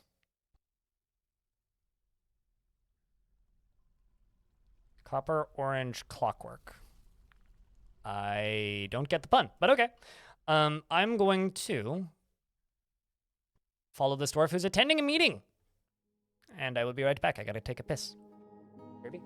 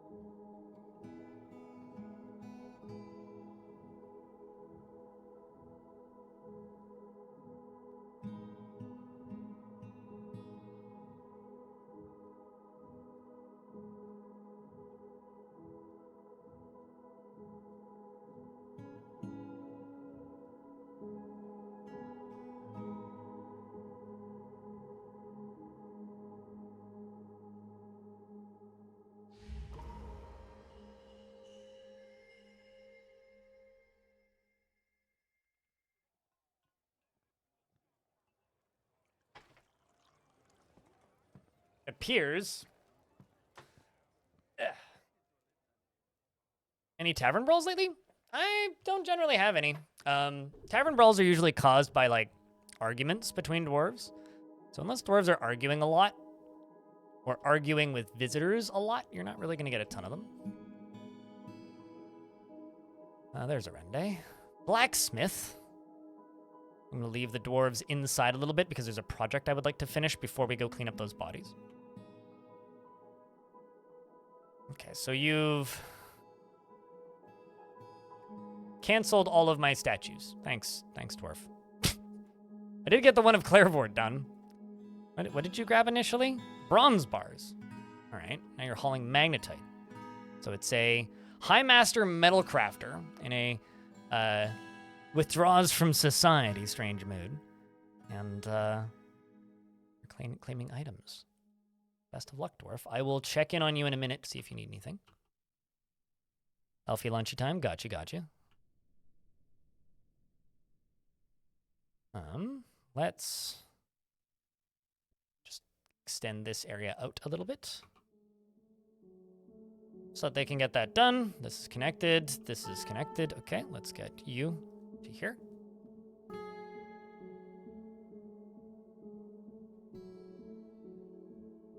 Yeah, you do get to make an artifact. I mean, I'm aware that Clockwork Orange is a movie. I don't understand the pun there. Isn't Clockwork Orange also a book? Could be wrong, but... All right, so we're going to start putting these gold statues of our war heroes here. Don't think you've seen dwarves argue to that extent. Should look at their discussions more often. Also, if you look at their personality, if you have dwarves that like are unfriendly and disagreeable and like to brawl, those dwarves will start fights. I actually really liked... I really like tavern brawls as a mechanic, and I think the game needs more things like that, because it's really easy in Dwarf Fortress to basically just build an impenetrable fortress that will never get destroyed or taken over, like, kind of period. And I really wish that there was more ways for your fortress to just kind of get overwhelmed by its own hubris, and there really isn't a lot of that in the game right now. There used to be more stuff like that in the game, but currently there really isn't a lot of it. I kind of wish there was more of it. All right, I'm going to quite literally dump everything that is in this walkway. Literally everything. I don't care if there's some good gear there that could be turned into materials. I'm not short on materials. We're just going to dump everything in this area.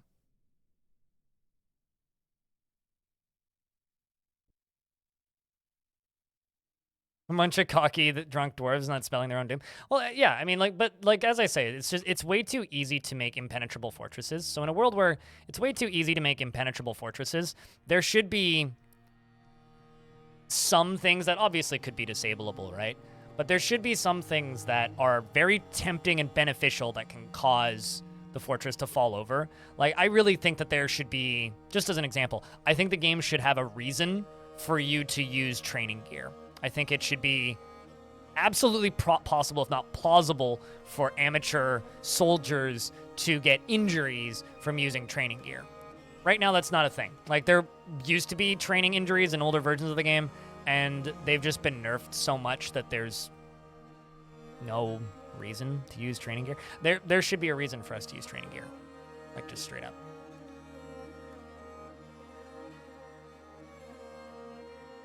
Understatement of the year, I'm not short on materials, is true. I am very much not short on materials. It is a true statement that we are not currently short on materials. I mostly just want my bridge to be cleaned up. If I'm being honest right now. Mostly just want the bridge to be cleaned up. Alright, so now that's done, I can delete this. So this will help a lot. But this fortress desperately is going to be in need soon of... What's the word? It's going to be desperately in need of no longer having this problem of... What's diorite? Guess that's just the stuff in my stockpile. Whatever. I can dump the boulders too. But we really need a better way of cleaning up the bodies. Power wash, yeah. Mandatory showers before and after hauling corpses. Because that's what we need. I need them to be like this. Like, this dwarf is largely getting positive thoughts. It's like, relieved after being near a waterfall, doesn't feel anything. Wants to practice a martial art. You want to join the military, really? Or a cook. You dream of mastering a skill? All right, Kodal.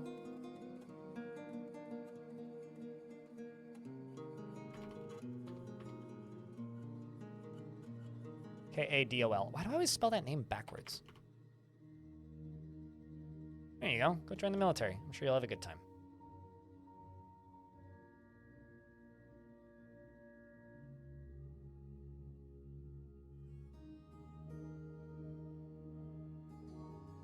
Oh, also, something that Putnam mentioned to me yesterday that I thought was really interesting was apparently while digging around in the game's code, they found actually, ammunition I should unforbid.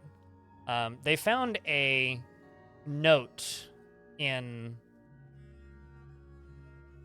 Legends, basically, where they can enable the wealth or the total wealth of a character, which is like, you know, this arbitrary value number, right?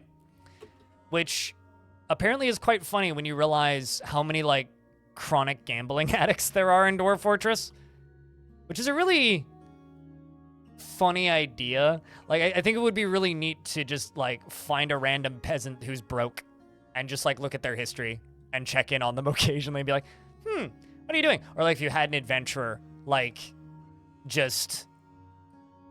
Yeah, they can gamble in Legends. There's no gambling mechanics. There's some mechanics in the game that are limited to Fortress mode, like organizing celebrations and festivals is a Fortress mode, or is not available in Fortress mode. It's only in Legends mode.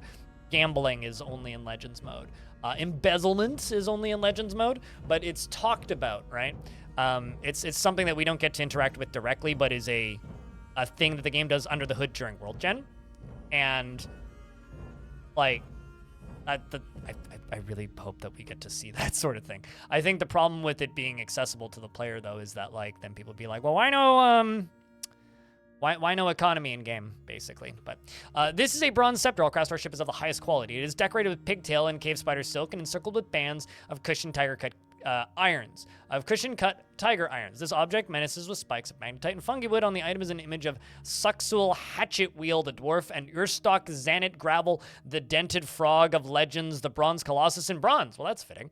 Urstock Xanit Gravel is the dented fang of Legends is striking down Suxul. The arc relates to the killing of the dwarf Suxul by the bronze colossus Urstock in the dented fang in Legends in stroke hulls in the blue spike in the late spring of 26 during the rampage of the bronze colossus Urstock. Xanith Gravel, the dented fang of Legends in stroke hulls. On the item is an image of dwarves and magnetite. The dwarves are striking a triumphant pose. The artwork relates to a wrestling competition held by the Sly Theater in Steel Chance as part of the Festival of Granite in the early spring of 54. During the 6th wrestling competition of the Festival of Granite. On the item is an image of Cole Sea Cloisters, the cat, and Cashmere Goat, Glazed Walk, the dwarf in Jaeger leather. Jaeger? Jaguar. I can read. Not like giant mechs from that one movie. Cole Seal Cloisters is making a plaintive gesture, and Cashmere is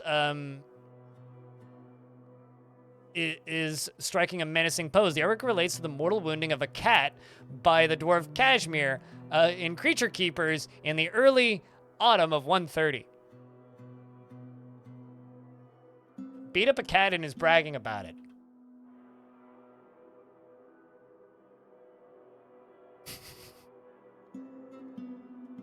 Got a little distracted during the construction. Yeah, you can say that again. What's the value of this? Let's increase the value of this guild hall.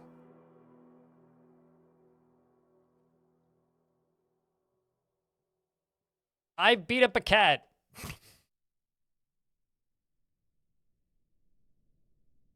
You love the stories visitors have when you question them for crimes towards your embezzlement, theft, kidnapping, religion, change of leadership stuff. Yeah, no, I absolutely am looking forward to villains stuff for that reason. Kaynord. Peter, thank you very much for the 8th month. Welcome back. The dwarves have to get into a mood to reach legendary rank. No. In fact, I've had children train up to legendary in skills without going into a strange mood before becoming adults simply by hanging out in guild halls. Do you ever forbid certain items whenever a dwarf is making an artifact? Nah, that's cheating. I mean, you can, but no, I don't really do that. Because I literally never use artifacts for their intended purpose. So, like, I don't care. I like getting a legendary weaponsmith. That's great. But I don't care if the battle axe that they made is made out of gold, silver, or lead. What I care about is that they get the material that they want. I want the dwarf to make their true artifact that they intended to. And that's just kind of how I feel about it. I think, like, if you want to limit certain items to min-max in that way, you can. But, like, I never then go equip it. Because, like, it is a very small bonus. And I would rather have it displayed. Like, I would rather have, like, you know, a black bronze battle axe just, like, sitting behind some glass walls, connected to my metalsmith guild hall. I'd much prefer that than, you know, one dwarf with a sword that's slightly better aiming. And, like, as you can see, my dwarves are already kind of stupidly strong, so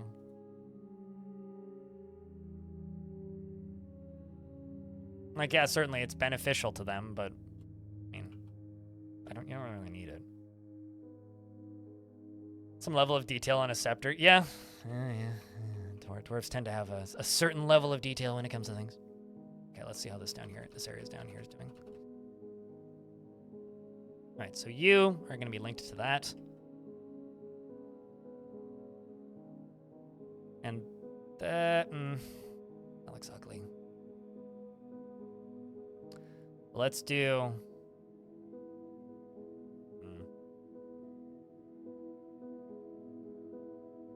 little walkway up to there. I'm actually going to deconstruct this doorway. And I'm going to add this to here. Dylan Artho, thank you very much for the raid. Also, check, can I get a round of beers for both the raiders and for Peter? Appreciate you. 4K resolution on that scepter? Yeah. Also, apparently I'm in an ad break now. Terrible timing, but it's always terrible timing. Never a good time for an ad break. Only bad times for ad breaks.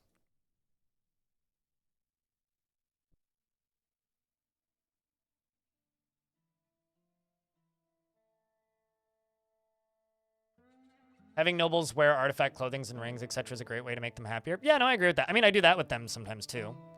But again, I still don't care about material, right? Like, that's the only time that you would realistically care about material is if you're trying to get a demand succeeded for a noble, or if you want things to match things, or if you want it to be military viable.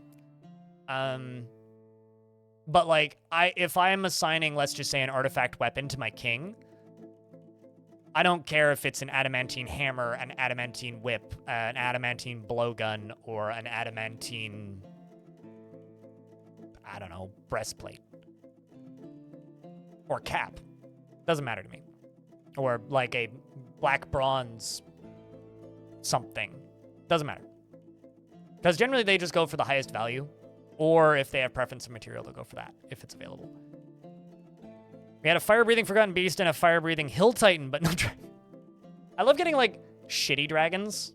Telling her, though, and it's like, it's a fire-breathing chicken. Or, like, a fire-breathing dinosaur. Like, I got a fire-breathing pterodactyl once. It's like, that's basically a dragon. It's a giant fire-breathing flying lizard. You're, like, 2 steps removed from a dragon. Hill Titan was a lizard? Yeah, exactly, but still. So dig this out, and then this will be my access point to here, which will hopefully speed up this process.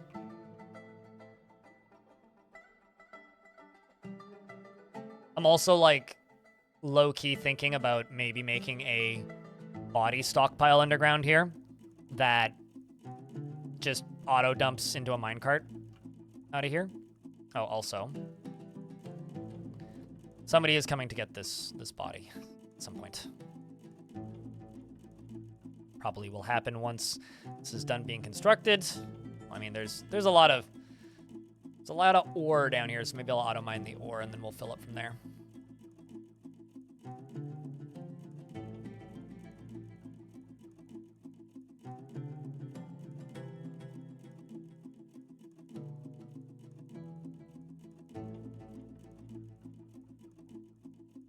Oh, Elfie Bean sniped you with a sub. Yeah, there you go. But glad you had a good stream today, Helen. Was lurking a little bit before I started.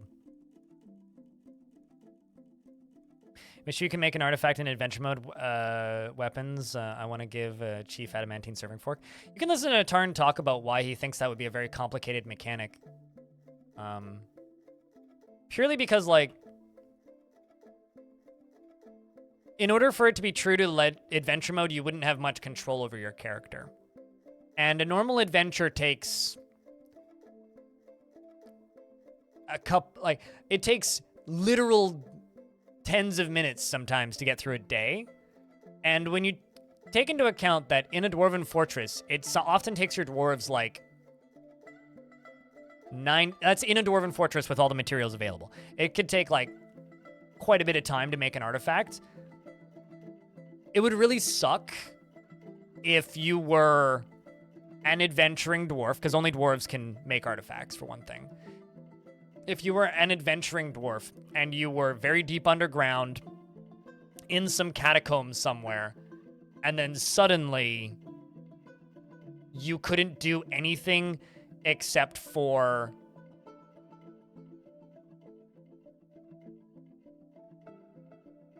search for very specific esoteric items. I don't think that would be fun necessarily, and neither does Tarn, and I kind of agree. It's like, you're very deep into a dungeon. All right, now you need to find a forge. Okay, so you have to spend 30 minutes getting out of that dungeon. Then you have to fast travel to the nearest dwarven fortress that just happens to have a forge. And then you need to find bones, gold bars, or bars, I guess. And let's just say you need wood. Okay. You need and you can't chop down the wood because that wouldn't be true to a mood. Okay, so you have to find wood. Okay, so where is there available chopped down wood in adventure mode? Outside of the trees I've chopped down, I don't think I've actually seen that. So then you'd have to find wood. Then let's just say let's be real for a second. You need to find uncut gems, cut gems, and let's just say glass, right? And maybe leather, right? So that's like a full, cool, nice artifact. Now you have to find all of that stuff in a dwarven fortress, which is already a maze, and you're not guaranteed to have all of that stuff available in that dwarven fortress, so your adventure might just arbitrarily die. On paper, I think it would be really cool to be able to make artifacts in adventure mode, but I think what would be cooler is that you don't get to be able to do that, and instead eventually get to be able to do what I think they're planning to do with Myths and Magic eventually anyway, which is just allow us to enchant items and name items, which is kind of the intended outcome of the artifact mechanic. Like, as far as I know, artifacts are just a placeholder mechanic for being able to enchant magical weapons in the future. Driftwood along beaches? Sure, but that's not logs. That's driftwood. That's a different thing. So yeah, I don't know. I kind of agree. I think it'd be really cool to be able to make artifacts in adventure mode. But I would like to see their vision for enchanted weapons is what I would actually like to see. We'll see you later, Bear on a Bus. Thanks for hanging out. We'll see you tomorrow. Potentially. Or the day after. Or the day after that. Although the Thursday stream is going to be pretty short this week.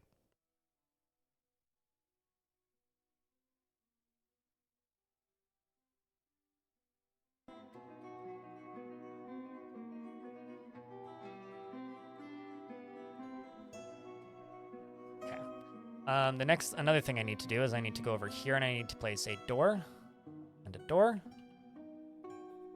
and a boulder right there. And then a boulder right there. All right. So now the next thing I'm going to do is I'm going to go to body parts, unforbid everything, dump everything. And then do the same thing for corpses.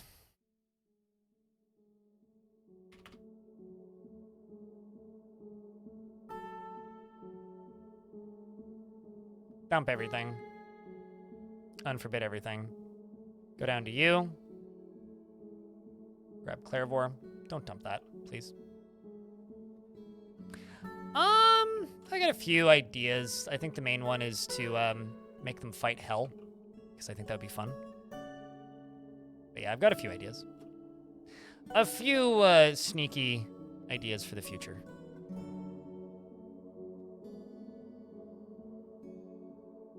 But yeah, mostly that.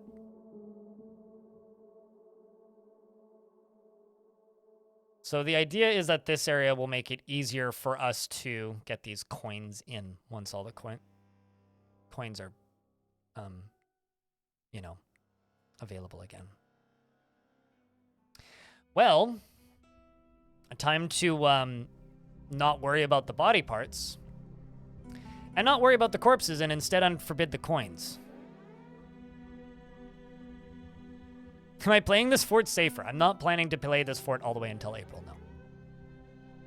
I am playing this fort exactly the same way as I play all of my forts. I mean, if you're watching, does it look like I'm playing this fort safely? You seen how many sieges we've gotten, dude?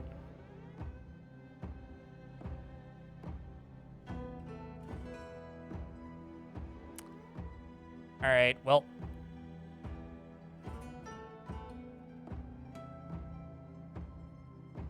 Go get these coins, dwarves. Actually, never mind. No, I can't do that. Oh, I see. This is a small siege. Who's attacking me? Which group is this? All right, so then in that case, let's just... Yeah, we'll just keep the dwarves inside for the time being. And because I haven't actually opened things up yet, let's jump here. Well, actually, let's just send my squads out. Hold on. Let's just get you, and also the better Marksworth squad. Get them all to stand there. Yeah, this is a pretty small siege. So where are these dwarves from?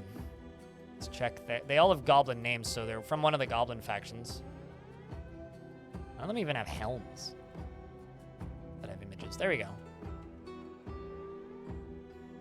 It's the Poisons of Indignation. They must be really starting to run out of dudes because that is a very, very, very small army.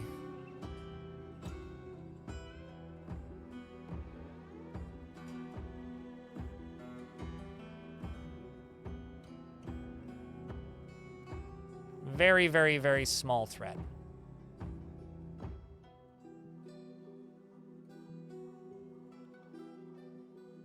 And send you guys all out there. They're just gonna go probably take them all out in the pit, if I had to bet. Yeah, there we go. Snatchers. Dwarven snatchers. Here to snatch other dwarves. Remember the turquoise faith. That's one of the deities from my faction. Interesting.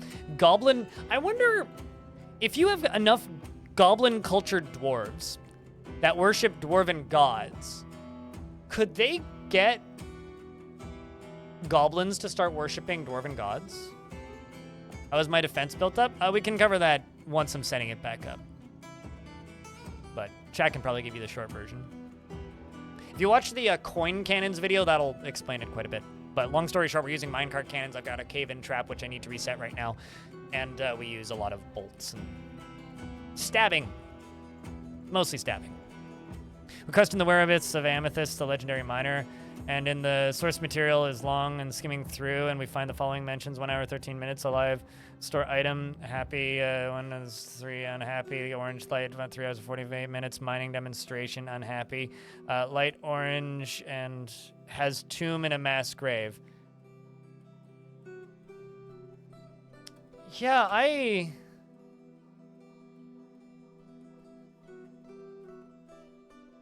It's one of those doors where, I mean... Right, like, yeah, you did die. I'm not entirely... You must have died in one of the sieges somewhere, right? Like, that's the only logical conclusion, really. Crossbow dwarves are firing bolts. Melee dwarves are smacking things with things they smack with, and the fight's gonna happen mostly down in the trench, which means it's gonna be hard to see. Looks like my dwarves are winning, though, so that's good.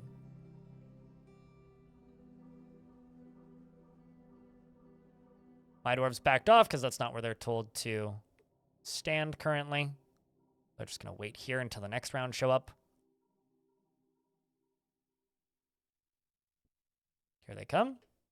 This is going to be a really hard fight to watch. It's dwarves versus dwarves.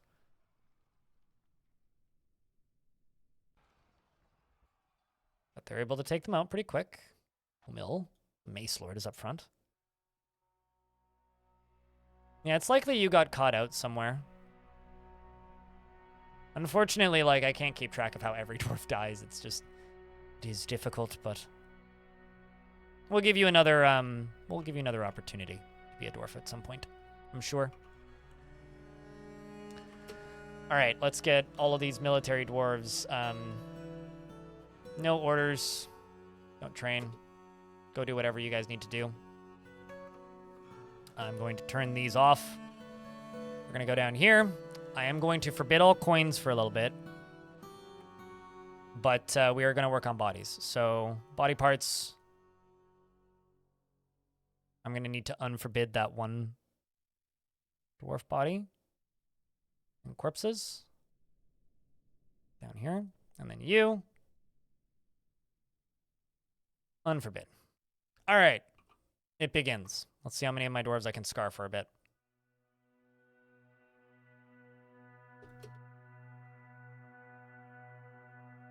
One is enough? Gotcha. Well, we'll give you another opportunity to be a dwarf in the future. My statement still stands.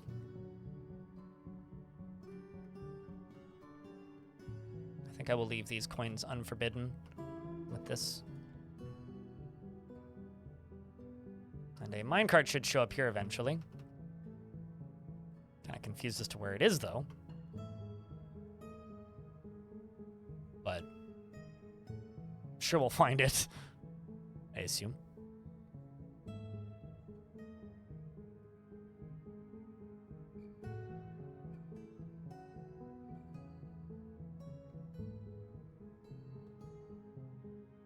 You're prone to be on Discord. What do you mean exactly? I feel like I've missed a lot of chat. I'm trying to like skim chat, and there's a lot of things I missed. So if I miss something, feel free to yell at me. But yeah, this is my defenses. Thomas, not the train. How did I set my fort? What do you mean? How do I set my fort? That isn't a question that I have words that I know how to answer it with.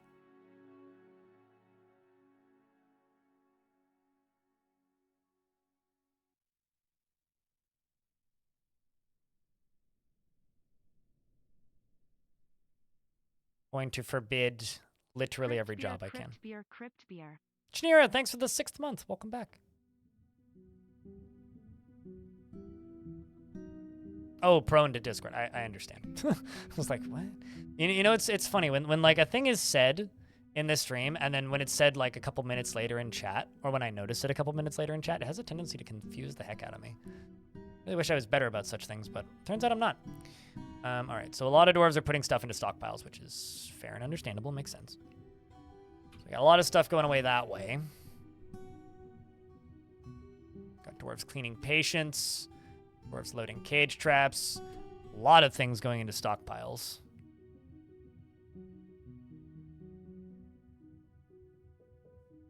Which is good and bad, I suppose. Because I thought I forbid all of the coins, but guess I didn't.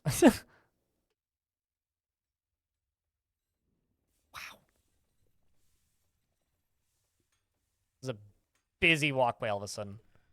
Are we? It's literally just all of the coins and weapons and stuff, I guess, that we made during that period of time.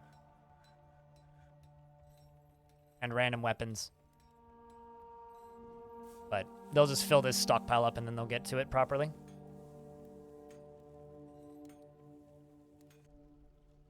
I dug up a trench and a neck hold to mine cannons. I am still having a really hard time reading what you're saying. So we have this trench thingy here with a cannon firing system, yes. And then up here, we have a long walkway where they walk into the fortress slowly, which gives us enough lead-up time to be able to fight them generally. And then they have to walk across this bridge into the fort, past my Mark's dwarves, and then through my squads. It's a defensive setup that's designed to be like not even close to 100% impenetrable, but is a lot of fun to watch.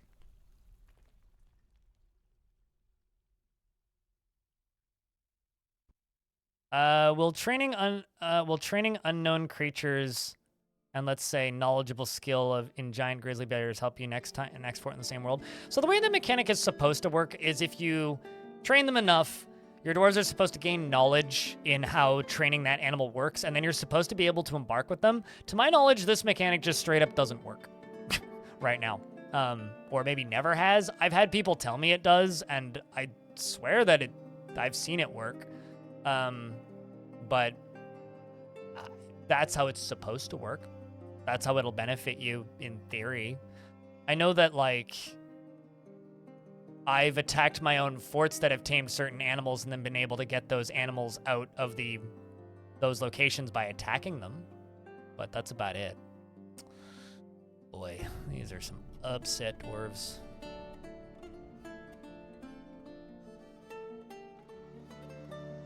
Yeah, you can get local level domestication. You can't get civilization level domestication, yes. Must be nice to have 60 frames a second? Why? What's your frames? You build forts and the forts will stay at the frame rate that you build the fort to allow, right? Naked mole dogs I had died of old age. Let's, kill everything that's in a cage. It's trained. Yes, even the giant mole. And the honey badger.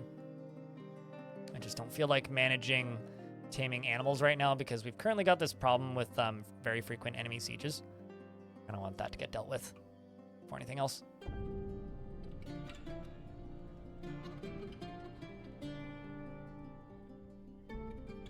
Apparently I'm out of gold bars too. That's how you know things are getting bad. Ramp is canceling things due to being too injured. Ramp. Well, you're in the military, but...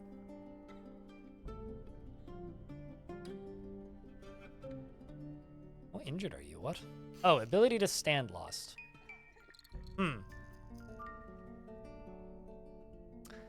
I think it might be time to retire Cramp from the military. You're in the spicy vulgarity. I mean, how many things have you killed? Quite a few things. I'm going to remove you from the miners and remove you from other tasks. Be planting. Just let you go relax, dwarf. Because you can't grasp. It's like I realize that means you're probably getting really epic fights in, like kicking things to death and biting them, but...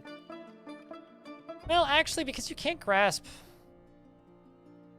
You only have clothing because of the fact that you're in the military. How many dwarves did you have previously in Fragrance? Was it just the one?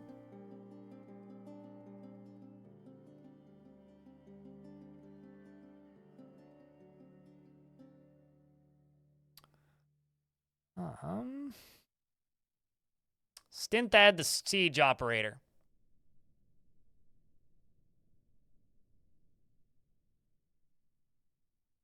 I'm also going to put that dwarf back in the military.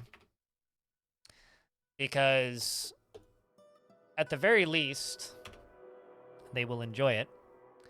And it'll be something for them to do.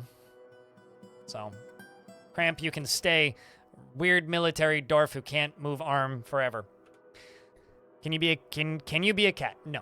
I only name citizens in the fortress after people because keeping track of pets is way too hard. So I refuse to do that. Sorry. She is prone to hatreds and often develops negative feelings and forms only fleeting and rare emotional bonds with others and is confident under pressure. Is very ambitious and is always looking for a way to better her situation. She is inattentive to detail and in her own work, and she tends to think before acting. She tends to avoid crowds and doesn't mind wearing something special now and again. She does not have a great aesthetic sensitivity. She is conflicted by this for more than one reason. She is often nervous, and she tends to be a little wasteful when working on projects, tends to be a little to consider what others think of her, and needs alcohol to get through the working day and does not mind being outdoors at least for a time. Dreams of attaining a rank in society and personally, sees sacrifice as wasteful and foolish, and values nature. And has no family and is a member of the doctrine of judging. There you go. Yeah, I only name. No, if you have no arms, you can't write. I only name dwarves after people in chat because it's way too difficult to manage other things. And believe it or not, if I set a precedent of a thing, then everybody wants one. It's like, well, they get a cat and I don't. It's like, well, now I have to manage this. That's something else for me to manage. Every single dwarf needs alcohol to get through the working day. Yes. It's sort of like how humans need water to not die. Dwarves need alcohol.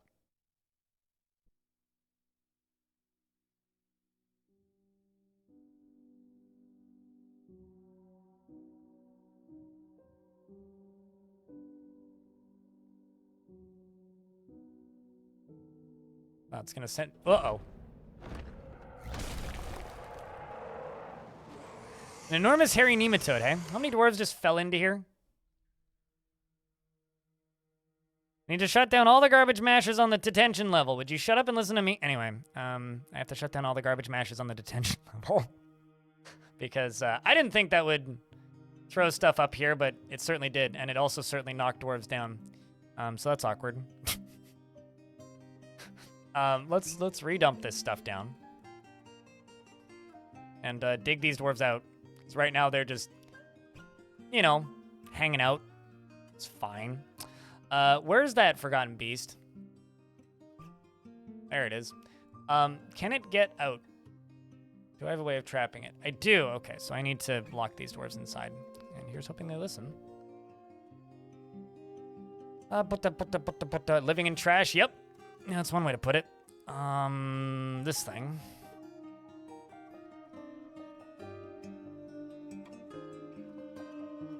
Which is pretty slow, admittedly.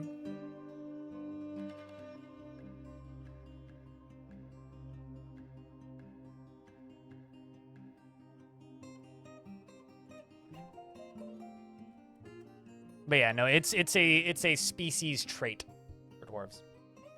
Sort of like how, you know, some creatures have just evolved to consume alcohol. Like, my favorite example, which I make way too often on this stream to the point where some people just kind of go, blind, are you really saying the same thing again? When it comes to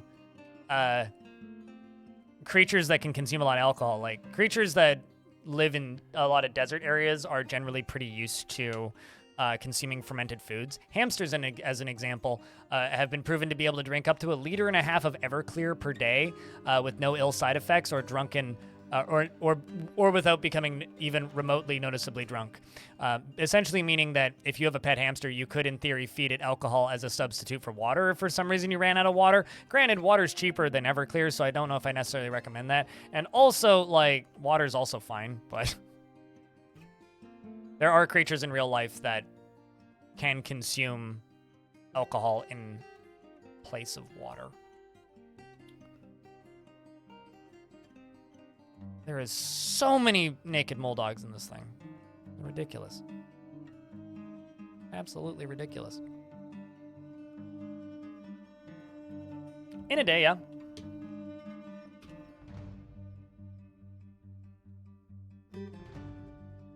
Probably is also peeing quite a bit, I would assume. I just always like to remind people that the University of Melbourne, Australia is doing the science that everybody needs, but they don't realize they want.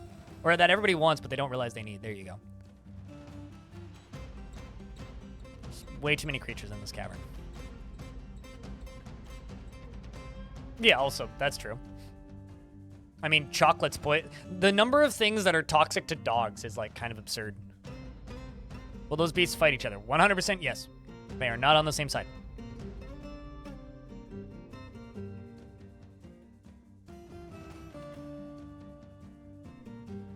It's called learning about the natural world. Yeah, but like, there's something about the science of giving hamsters alcohol that I think is amazing. It's like it's very similar in my mind to like the science of why is there a cat in here? Very similar to the very important and necessary science of giving spiders LSD. Like naturally, you need to give spiders LSD so that you can see the types of webs they make. Very important science. Very important and necessary science. What are most of my dwarves doing? Probably still dumping items, yes.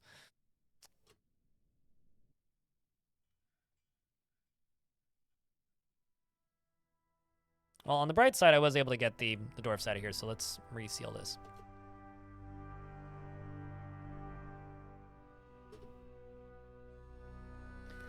Dwarves are doing what's important, and we have to follow this forgotten beast. Or I just lock it underground for a bit, and then we deal with it later, which is also an option. It's 380 years old. How many things has it killed?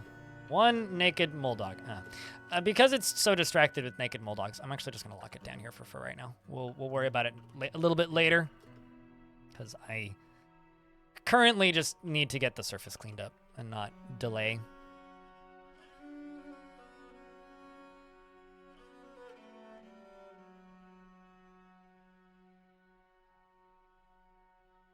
I'm just going to claim everything that's on the bridge because this is taking too long. Or rather, undump everything that's on the bridge because this is taking too long.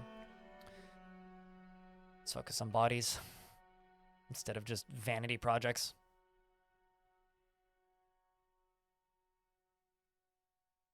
They will drown Arende before they get alcohol poisoning. Which is very funny to me.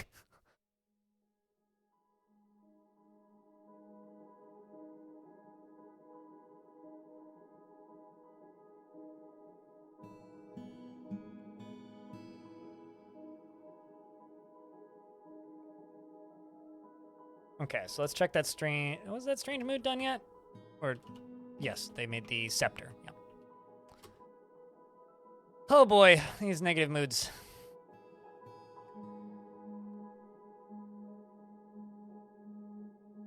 One of my favorite bits in a science fiction movie, or TV series, or anything, actually, is that scene in... I think it's the first episode of the very first season of The Expanse, when they literally...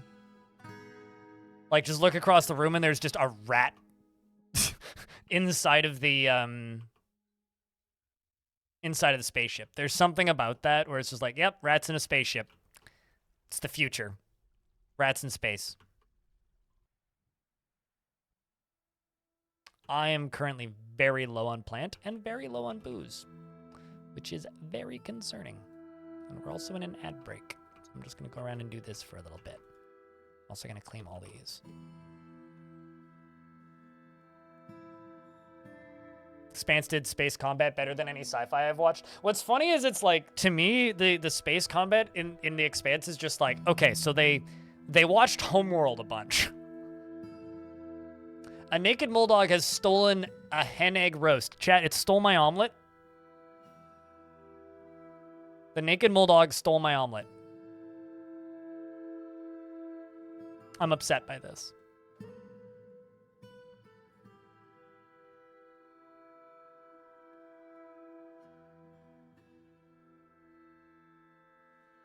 Let's just kill this naked Moldog on behalf of my omelet. Homeworld isn't a show.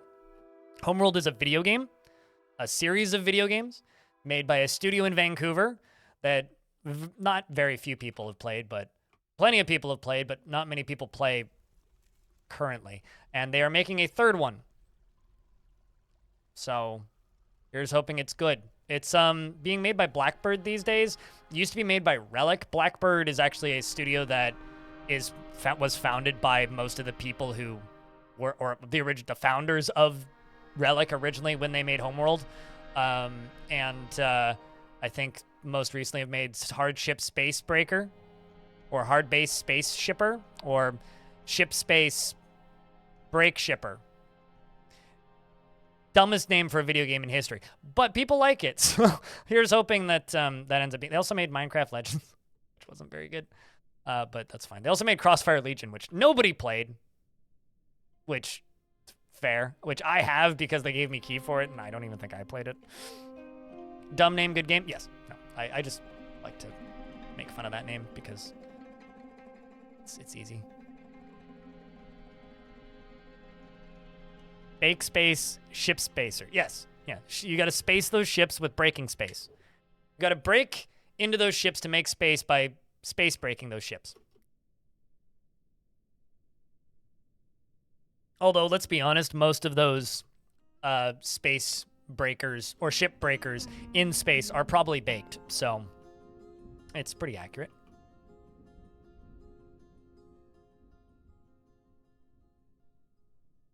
All right. How many dwarfs are dumping items? Good lord. How many more you can actually see how many dump item tasks you have left, which is that are still queued up, which actually not as many as I thought. Okay. Most of the bodies are gone. It's mostly just armor at this point.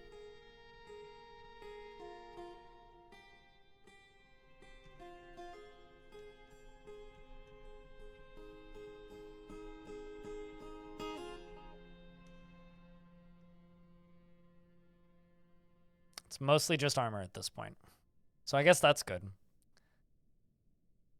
So the thing that I need to do is I need to make a minecart track from here. Basically. And I need to use it to get rid of armor. Now I really, really, really want to like melt down this stuff into usable materials. The problem that I see here is that I'm just gonna end up melting down my own shit. Like, melt metal object. I can't be more specific than that.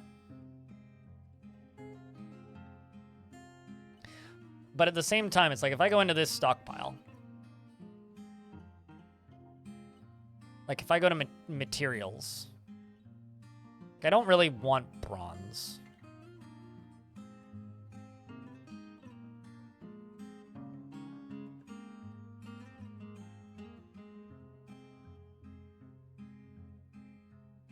Can't you turn off meltability of items? If you can, I have no idea what you're talking about.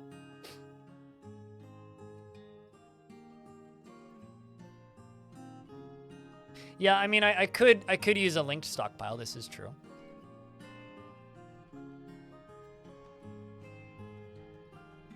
Oh, certainly. I could do that via the stock screen with a standing order. But what I really want to do is like basically just get rid of the damaged gear. Because like this, right? This is a damaged iron helm. I guess I could just make a armor stockpile for everything that isn't steel and just tell them to melt it down, and they won't melt down the ones that my guys are wearing. Yeah, we'll do that. Okay, so what I'm going to do is I'm going to make a little infinite stockpile here, and I'm going to make a little minecart route. Where can I go from with the minecart route? I have to get through this layer.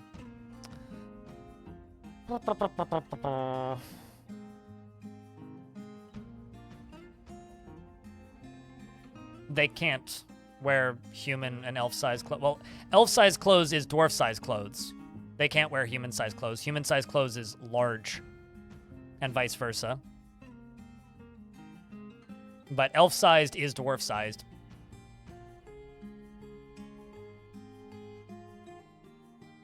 So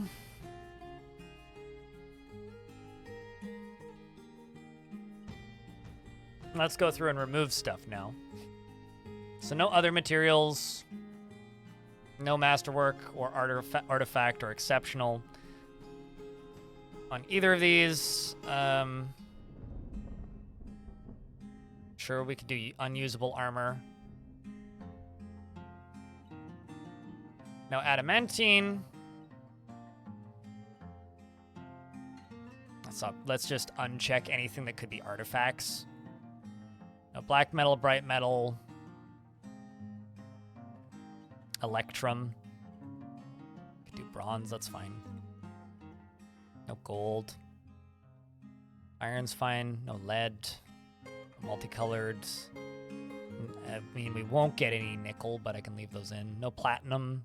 No pockmarked metal. No rose gold. No silver. No singing. No steel. No sterling. Tin, sure, we won't see that, but that's fine.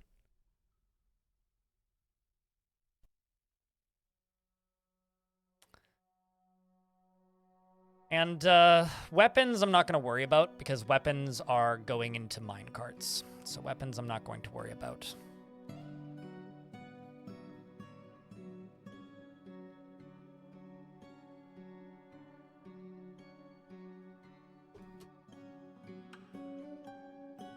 So if I actually go over to here, as you can see, these minecarts are getting filled. Also, I don't know where these minecarts are, but there's a minecart missing. So we'll have to figure out where that minecart is. I'm gonna leave these forbidden for time being.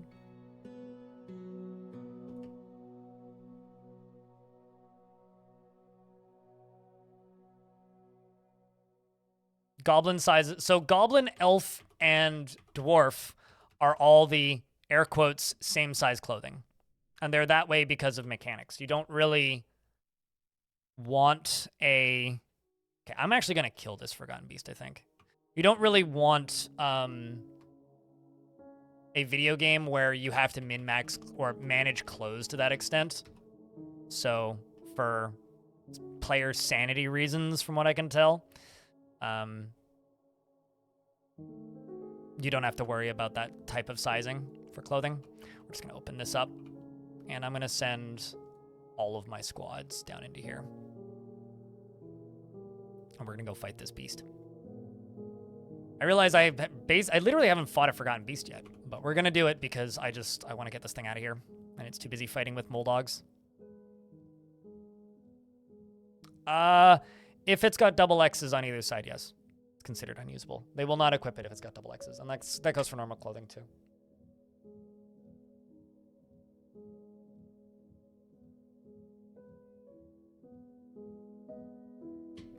Where are you going there, Dwarf?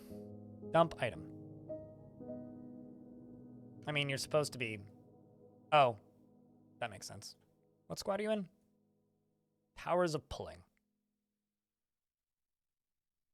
Interesting. You shouldn't be dumping items, but okay. I like how they're coming down here and then dropping the body that they were carrying. That's kind of funny.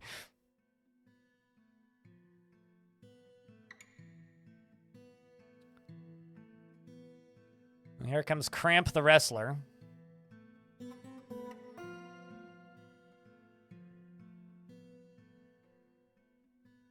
Okay, well, that was quick. So I forgot that this thing had webs. Like, completely. So once again, this is an enormous hairy nematode, wings of stretched skin, bloated body, red-purple hair, which is long and wavy, beware its webs. I was completely unaware that it had webs. I thought it had poison vapors for some reason. But the dwarves are firing bolts. It's a good thing I brought the bolts down. And it appears that Cramp is in a bad way. We may be about to lose Cramp. I didn't intend for this. Cramp is fighting. Possibly his last ferocious onslaught. He's in a lot of pain. In fact, the most recent hit he got was he got shook around by the head. Which has opened an artery in his head. And a tendon has been opened. So, if that dwarf doesn't die here, that dwarf is about to enter retirement. As for the Forgotten Beast, it's becoming a pincushion. Another round of webs are going out. The dwarves are trying to save their friend Cramp. Crampton King is underneath the creature, who is currently, or actually hasn't hit the thing yet, is trying to, though. The creature is continuing to turn into... okay, so Crampton King is dead. And so is Cramp. Rest in peace, Crampton King. You died and fought gloriously, defending us from such horrific creatures. There's only one person who could logically take your place.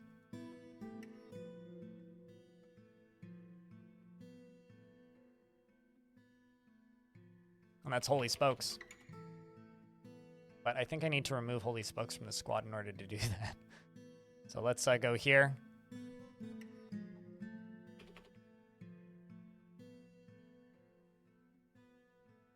Then go back here. There you go. I'm kind of bummed by that. That is 100% my fault.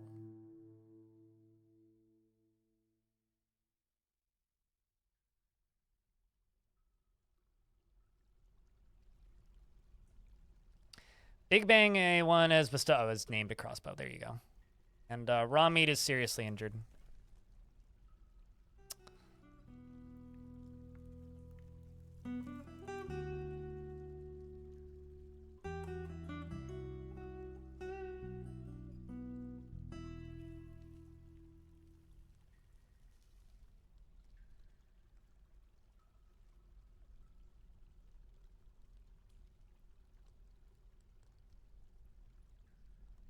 Yeah, it literally just grabs the spear dwarf. Shook the spear dwarf around by the head. So that was the first one. Grabs the spear dwarf by the nose with its left wing. Grabs the spear dwarf by the upper left back teeth with its left wing, and then fell. Stopped. So, yeah, I was shaking you around by the head.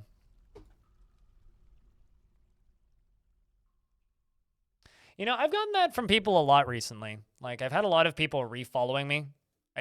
Whether you've unfollowed me accidentally or intentionally, it doesn't really matter that much. It was a noble cause, though. The reason we came down into the caverns is I really need to harvest some food from down in here because we are very short on food. And frankly, I need it to not die currently in the fort. So we're gonna run down into the caverns and gather a bunch of plump helmets, but that's a damn shame. I will be making a butcher shop right here and butchering the creature. Food, drinks, same diff. Same stuff, same stockpile. Same section of the stock screen. Same thing. But yes, you're right. Could have been way worse. Yeah, it's all carbs. Although that's also Soylent Green, right? Food with a straw.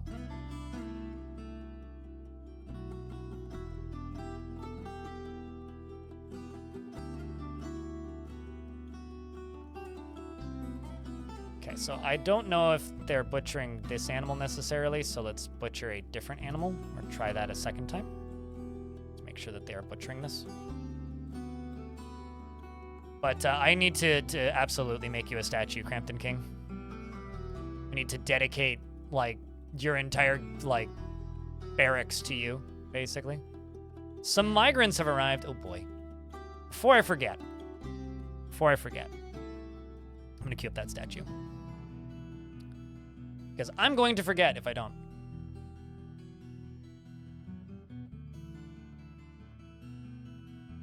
Furniture, gold, statue. Crampton King, do it now. And also, furniture, gold, statue. One for Cramp as well.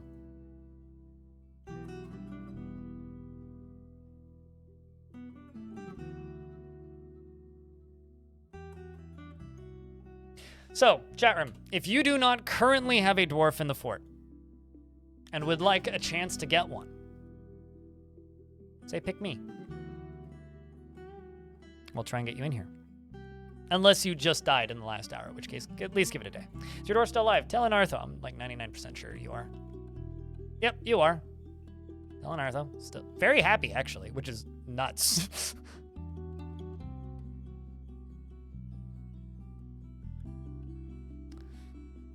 So the first one I see here is Moose.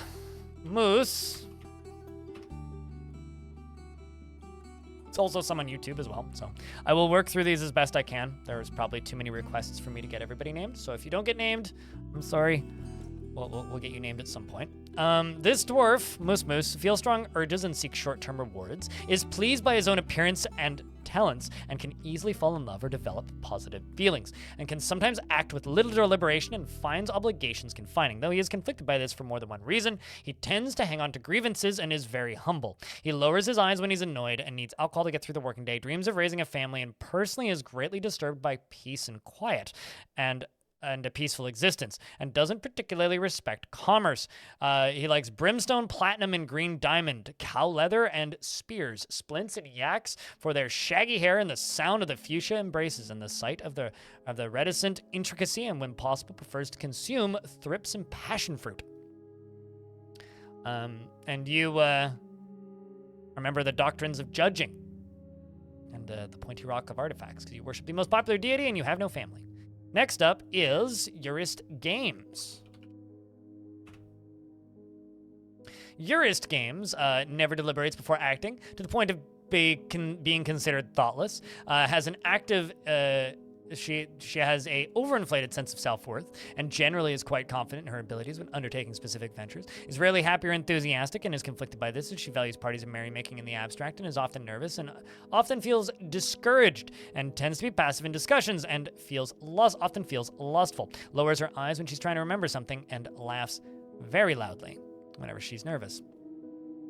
Also a member of the most popular religion, and has no family. Just like you, for real, hell yeah. Next up, we got another dwarf. This one has a beard equipped, which also means, unrelated to beard fact, that they have Big Fam, who's already in fort, including some of them dead and some of them alive, like Nasty Rooster and Bubblehead, as well as Desokan. Some alive and some of them dead, respectively. Here is Fallout Reign. I hope you're doing well, dude. Fallout Rain is a pessimist and dislikes receiving advice, preferring to keep his own counsel. He can easily fall in love or develop positive feelings, and generally acts with a narrow focus on the current activity. He finds helping others to be emotionally rewarding and has a tendency towards forming deep and emotional bonds with others. He has an active sense of humor and doesn't handle stress well. He has a greedy streak, and he could be considered rude. His tongue sticks out when he's trying to remember something, and he often greets others with a hug. Dreams of creating a great work of art.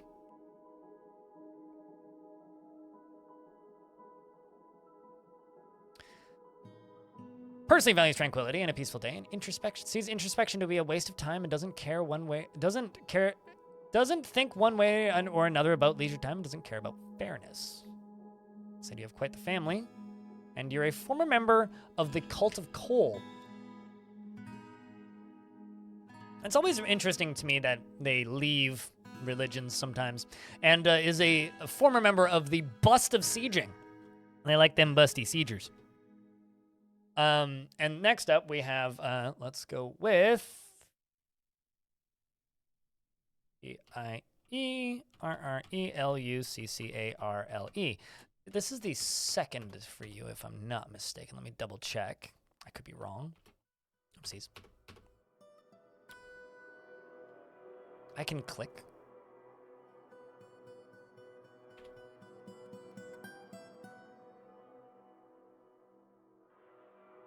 Did you not have previously? Guess not. Although I did put an O instead of a P. You must have had one in the previous fort. All right. He is brave in the face of imminent danger, he tries to do things correctly each time, and he has an active imagination. He has a calm demeanor, and he tries to keep his things orderly. And he has a sense of duty, and he thinks he is fairly important in the grand scheme of things, and he isn't particularly ambitious, and generally acts with a narrow focus on the current activity, and he's troubled by this as he dislikes the natural world, and needs alcohol to get through the working day. He dreams of creating a great work of art, and personally values loyalty, and does not care if others take the time to master skills, and doesn't think one way or another about leisure time, and doesn't feel strongly about the law. And, is also a member of the Doctrine of Judging. They really like this god of law. I really need to dig further into that. He personally sees introspection as important as our next dwarf, and this next dwarf is Goat Swarm. Mr. Raven, I think you actually have a dwarf, do you not? Yeah, you do. Mr. Raven, you do in fact have a dwarf. They are in the military, and they are very angry. Chromois, you also have a dwarf. You are one of my doctor dwarves, who's very, very, very, very, very, very, very, very, very, very, very, very, very, very happy.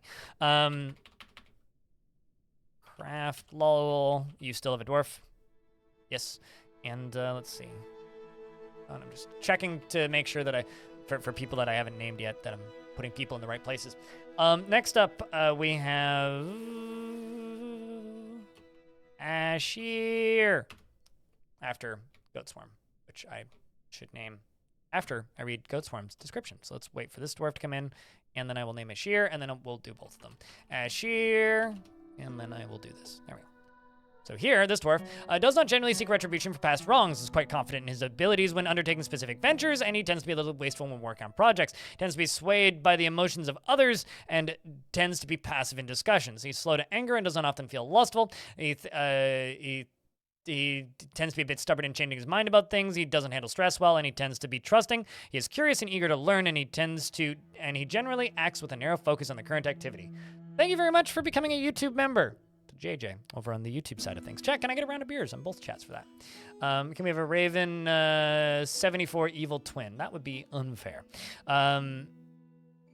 Needs alcohol to get through the working day and likes working outdoors and only grumbles mildly at crappy weather. Dreams of creating a great work of art and personally sees the introspection as important. And as far as family goes, you have no family, and of course you're a member of the most popular religion. Next up is Ashir. Ashir is deliberately cruel to those unfortunate enough to be subject to his sadism. Presents himself modestly and frowns on any flashy accoutrements, is prone to hatreds and develops negative feelings, and he is always tense and jittery, is quite ambitious, and he has a tendency to consider ideas and abstractions over practical applications. Definitely future Bond villain. Rarely feels discouraged, and he is moved by art and natural beauty, is brave in the face of imminent danger, acts with a little determination and confidence, he is a friendly individual, and he likes a little excitement now and then, and he tends to be swayed by the emotions of others. Dreams of raising a family, and personally is disgusted by merrymakers, values artwork, and values nature and doesn't care if others take the time to master skills. Well, Ashir, you are joining the military like stat. So, get into the military, because you're just great for that. Yeah, this Civ was the enemy of my last fort. This is correct. Oh, is that what you mean by evil twin in that instance? Also, it appears that is everybody. So, that is all of the new dwarves in the fort. All right, so because I've got that little armor stockpile built now, we can start building down with that. Although the dwarves are still putting bodies away.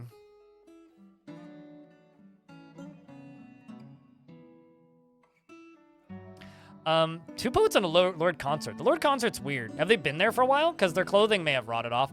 Because usually if something has no clothing, or if they walked onto the map with no clothing, it means that they have no culture. And if they have no culture, so apparently Raw Meat also died. Didn't make it out, which is a bloody shame. So we tried to save Raw Meat, but didn't make it. So rest in peace, Raw Meat.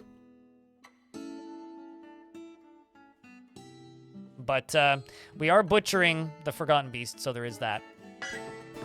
Bring out your dead! Which means I also need to make a statue for Raw Meat, I suppose. Although this thing, I'm going to very quickly, actually, make into a totem. Because we should get a skull out of it. And I already have one totem, so might as well make a second Forgotten Beast totem.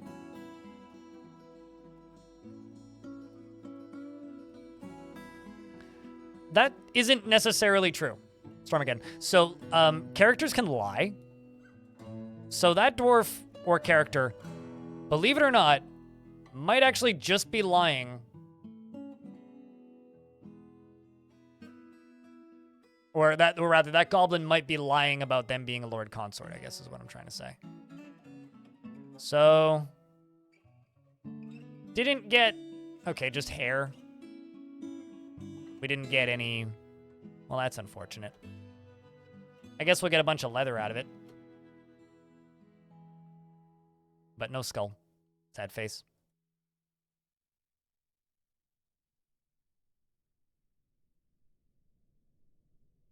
Well, that's it. We are out of booze. So that's awful. Let's see if I can manually queue some up, because we do have some plants in the map, but clearly not enough.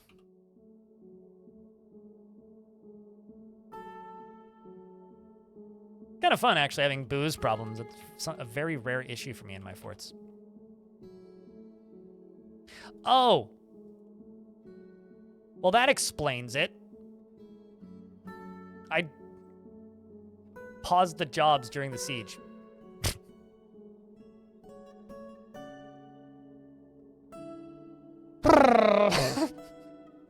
Well, I mean, there you go. Well, with the hair, you can make fabric. Can you? I don't think you can. Not with mangled hair.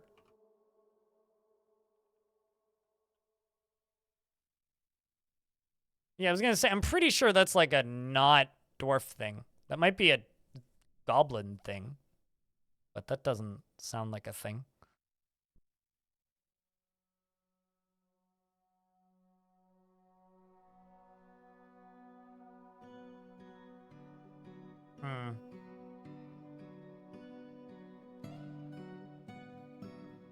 So I think I'm gonna do 2 of these.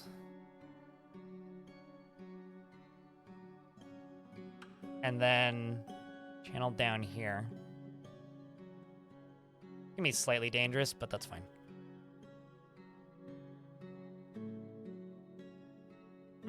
Actually, I want it about right there.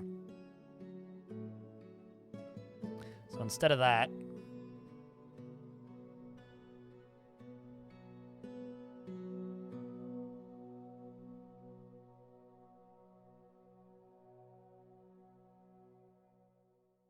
what's the difference between socialize and socialize? If it's socialize and it's green text, it means that it's a task that they are doing because it's necessary.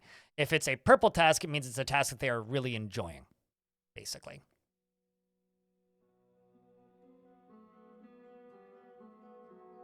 So if there's like exclamation points, it means they are getting memorable moods out of it. So things that they're getting a positive memory out of it, essentially.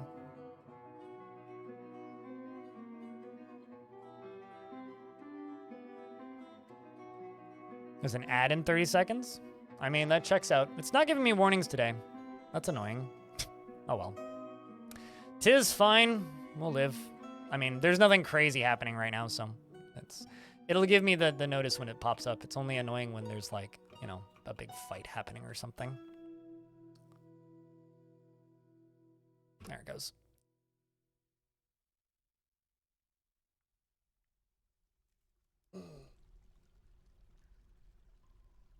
Not a ton of dwarves, though. Only 3. Not a huge loss. It's not like the world will end if we lose 3 dwarves. It's just kind of sad. For forgetting to brew. I mean, we're fixing it now, okay?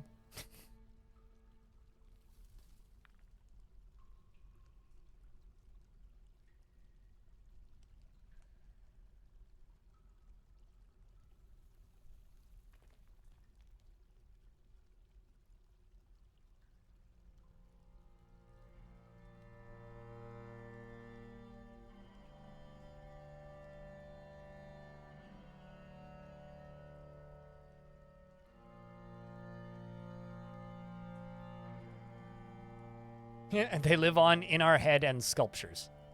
As long as they're not living on our head.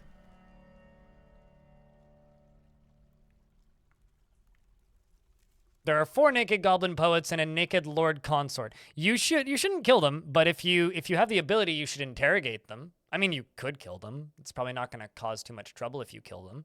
But I would just interrogate them. See where they came from. See if you can figure out where they came from.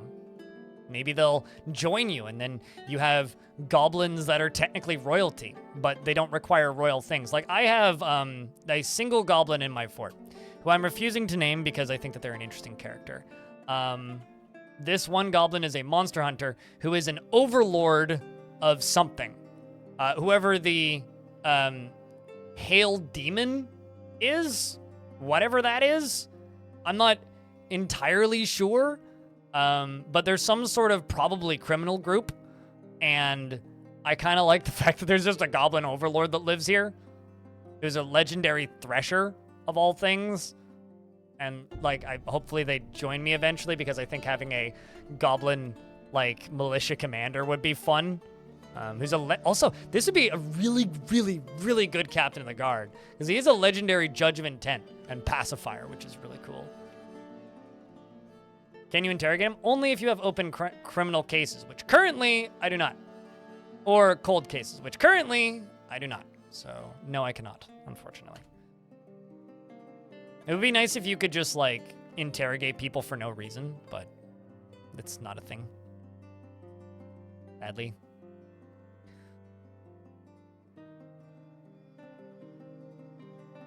Blind turning into a goblin snatcher? They joined me! What are you talking about? I didn't snatch anything. What is this slander? Calling me a snatcher. How dare you? Okay, I was actually looking for this location because all my ducks are running away for some reason. My ducks are not, in fact, in a row. Well, yeah, they are. Then why are they all... The heck? Just ducks everywhere.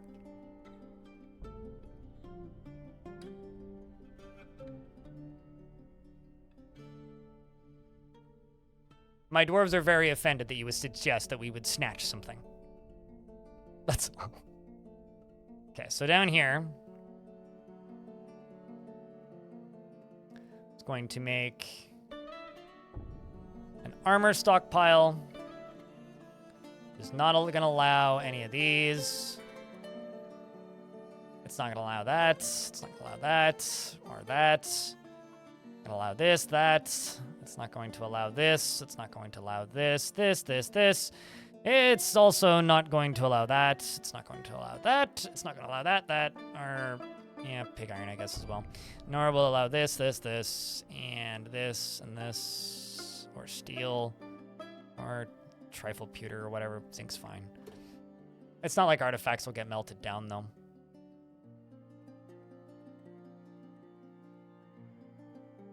Are vampire goblins obvious in this version? Vampires are blue. Doesn't matter what species they are. Which is a bug, which I really hope gets fixed. It kind of sucks. Which I also think is hysterical that it's a bug, by the way. I'm going to murder these Drothlas because I don't really want them in my hospital. I'm tired of having Drothlas in my hospital. There we go, get that mined out. You know what? Let's actually just put a little gem window in this last one.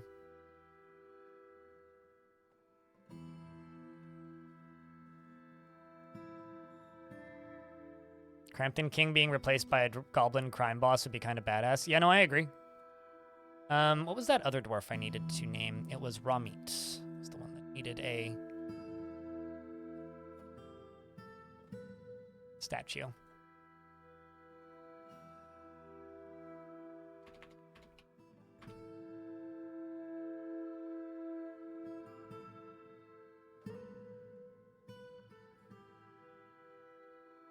Okay, so now I need to figure out where to put them. I also need to start deconstructing all these because these are all empty.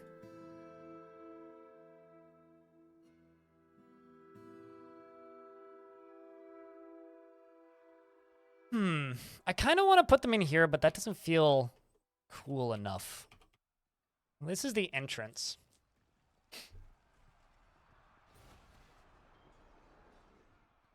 That's just them killing those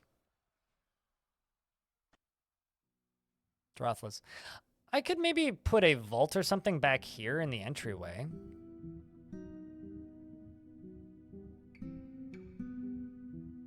I need to set up a prison for them. If they're in cages, they will just stay in the... They won't be movable into prison cells, but you could just put them in the cages into the prison.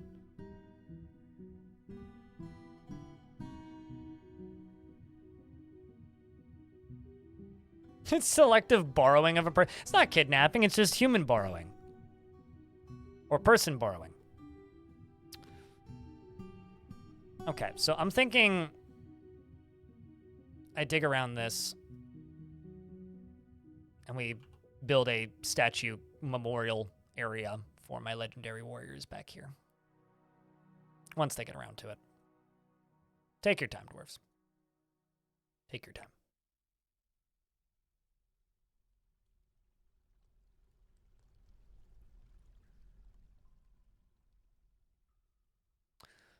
This can be moved back by 1.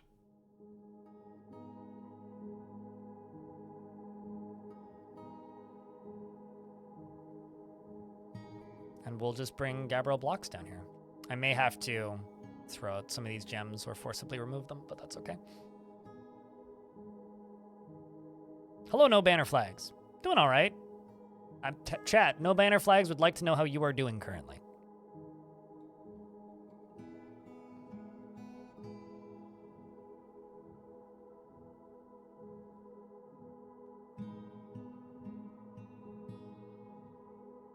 Oh, the suspending begins. I'm gonna throw out these amethysts because I got tons of them. And it's just gonna cause infinite forever suspending of those jobs. Building on those is kind of difficult. Sure, we'll just use the nearest diorite boulder, that's fine. Okay, so down here, unsuspend. Down here, unsuspend. Done, sweet. Up top is done. Then up here, we can make a new minecart route. Well, this will just be called armor melting. Goblinite prep location. We're gonna have 2 stops for this thing.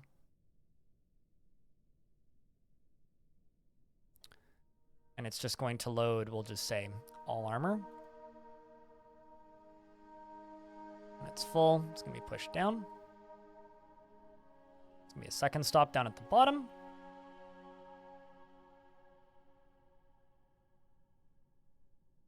And then this second stop is going to be pushed that way immediately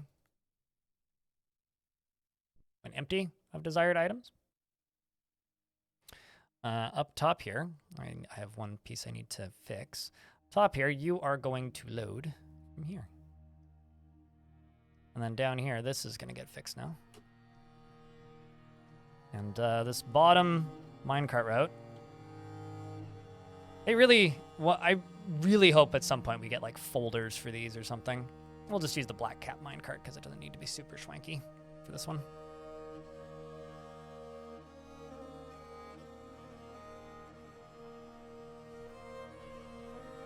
You're on the 4th day of a 4-day weekend? Oh yeah, I know that feeling. It's the almost borderline euphoric feeling of, yay, time off, followed by, oh god, where'd all my time off go?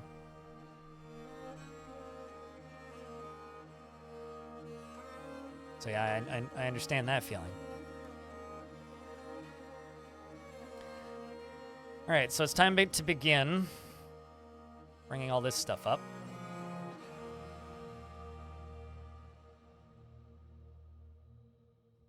Because all of a sudden, there's a lot of put thing away job. You have a very bad idea. You could have the dwarf ride the minecart. I mean, it would be slower that way. Like, there's no positive to that idea. Because then all that would have to happen is then they would have to manually carry the minecart back up, which would significantly lower the overall speed of what the job is. So, yeah, that's a bad idea. You're correct.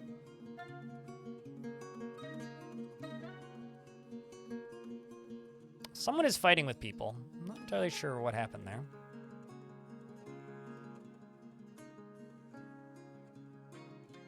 So yes, you are absolutely correct. That is a terrible idea. I realize it's like fun to make dwarves ride minecarts, and like, if there's a valid reason for it, like if it's faster and I need the dwarf to be at the bottom for whatever reason, then I'll do it. But if there's no actual benefit, no, I'm not gonna do it. Not even for the comedy of it. Because there literally is just no positive to that. But yes, it would make them drop to the lower floor. I like it when dwarf go fast when there's reason for dwarf to go fast. If there's no reason for dwarf to go fast, it's just a negative. It's that honestly wouldn't hurt the dwarf that's in the minecart, but because the minecart would get dropped to the lower floor with the dwarf, then the dwarf would have to run. Actually, would it stop it? It might stop it with the brakes, but the dwarf would still get knocked over. It would likely just either cause injury to the dwarf, or if the minecart fell through, because it might skip the brakes when it's getting pushed. If the whole minecart just drops through, then that's more likely to just kill people with falling items out of the minecart. I mean, repeat it if nobody asked it. But what is, as long as, like, honestly, repeating questions is fine. As long as you're not just, like, spamming it repeatedly, because sometimes people get that way. You've been catching up on the other parts of the fort, and you have a question for you in the VODs. You often look to the bookkeeper for valuation of rooms like guild halls, which I always thought was the broker. It's because I usually have the bookkeeper and the broker on the same job, and I use the names interchangeably. Like, as you can see, Sparky is both broker and bookkeeper. It's because he's literally do both. I usually have one dwarf doing both jobs. That's why. And I forget what they're named. But yes, you are correct. Yeah, that's literally all it is it's just me being goofy or forgetting what I'm talking about. I'm just going to forbid these 3 minecarts and just get this stockpile full. At least these are actually reloading really quickly now. Like, it's already 7% full, and they've only been filling it for a couple minutes. Gun 2 is already 11% full, which is, you know, mostly weapons. Yeah. So that's actually pretty good. What's up, George? Or George? I'm not actually sure how to say your name. Hello. What's up? How's things? Just, like, click, drag, claim all this. Click, drag, unforbid all this, unforbid all this, unforbid all that. And this is working.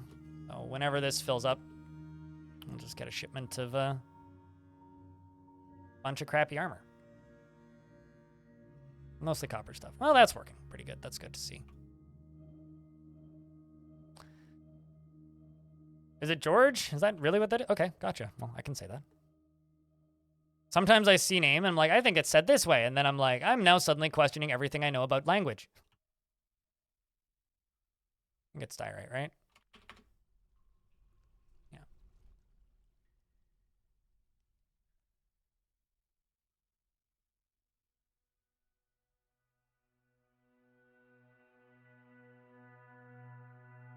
So I should also be making bedrooms, which is the funny other wrinkle of this, but it's like I'm trying to just juggle between making bedrooms and keeping this fort very heavily defendable. So it's not pronounced at all like George. Yeah, well, let's let that person yell at me about their name, and I need to backseat names and pronounce somebody's name. Korab, what's up? It's good to see you. How do bolts have flung out of minecarts? Fun fact, I've never actually done that. I have done ballista arrows, though, which are quite effective. I've also done ballista arrowheads, but ballista arrowheads don't have sprites in this version, so I wouldn't use ballista arrowheads until they have sprites, because it's hard to tell what's being fired out if there's no sprites. I mean, you can fling anything out of a minecart and it'll do damage. Spiky metal balls, discs, bits of your dead enemies, but like depending on the material, they'll vary in effectiveness.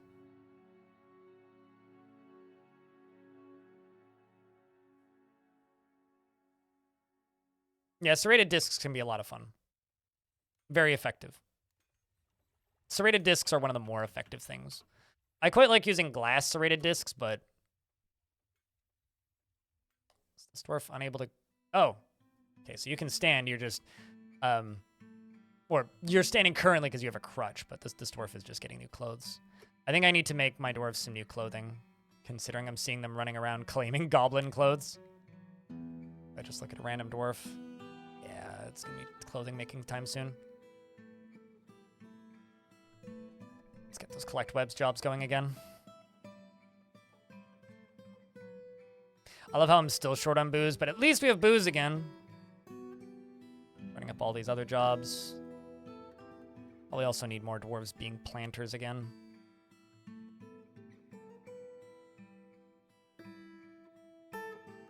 Do I have automated jobs for clothes? Nope. I do those every couple years. An Etten has arrived, and everybody is outside and in the open. So this Etten is Emopheli Ipivi Ova. Yeah, I never automate clothing. I just never bother. It's never... I'm just an idiot, and I don't like doing that sort of thing. Unless I absolutely have to. Killed a dwarf knight corpse? It's got to be... I would fight back, you would think. So she has no family. She's enemies of everybody. Is she a member of any faction? Always fun to look for. Nope. But is the enemy of literally everything. All right, so I have no idea where my squads are. They should at the very least have their gear on. I'm going to tell them all to go attack this thing. The Sparkles of Singing enters the area close to the fort, moving towards the dwarves. Bolts are flying. It appears that Rockwell, who is quite stressed, who is married to Swords Coast, is the first dwarf in the fight. Fraga is behind as a member of the Ace Bolt. The Stupid Bolts is who Rockwell is a member of, trying their damnedest to stay away from the creature. The creature is now bleeding. Celistaris is coming running in, who was one of the dwarves who actually vaulted off of the wall once, known for killing in Fragrance and Kenichi, who the first in Fragrance, not the second one. Dwarf runs directly towards the Etten. Other dwarves are closing in. We've got another Marks dwarf moving towards, which is Big Bang, who is actually holding a named crossbow, which is just a steel crossbow, but it's still a named steel crossbow. And it seems that Celistaris is fighting with the creature, stabbing the Etten in their left lower leg with her steel short sword, fracturing the bone. The creature is bleeding, now heavy bleeding and winded and wounded. Rockwell is backing up, but continuing to fire her bolts. Same with this dwarf here, who has fired several bolts, who is lying down and standing up repeatedly for some reason. No health problems, unrelated. And now they're continuing to fire bolts, and the creature keels over and gives in to death. It appears that... Who got the kill? Celestars? Nope, not Celestars. Did you get the kill? Oh, Big Bang got the kill. Big Bang, in fact, got the kill by bashing the Etten in the right foot. Really? Really? Bashes the Etten in the left hand, in the left head. Okay, bruising the skin, sure. How did you get credited with the kill by hitting it in the foot? Huh.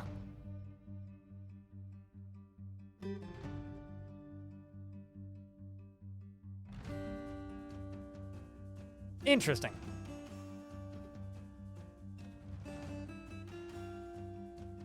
You watch 100% more Canadian television than I do, George Ellis. 100% more Canadian television than I do. I watch none. I don't even have a TV. Although I've been debating, I debate about this like once every other year or so about getting like, I really wish that they made like a nice HDR TVs that were like 30 inches instead of like, I kind of wouldn't mind having a TV, but I don't want like a 40-inch TV. You know what I mean? Like that's way too big, and that's about as small as they get these days. It's like you can get like 30-inch TVs, but like they're always terrible. It's like I just want something with HDR. That's all I want. I bet I don't know. Probably never do it. Yeah, so there's a whole bunch of coins right here as we continue to fill all this stuff up. We're gonna unforbid these again, and that's gonna increase the number of hauling jobs by a bajillion.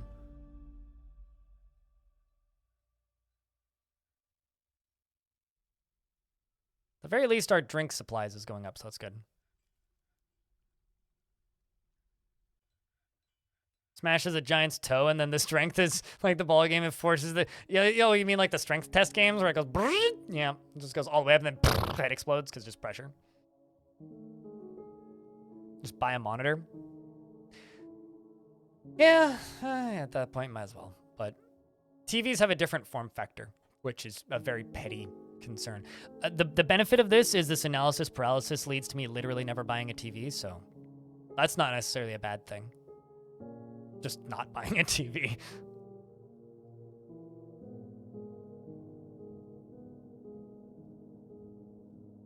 So let's see how these shots are filling.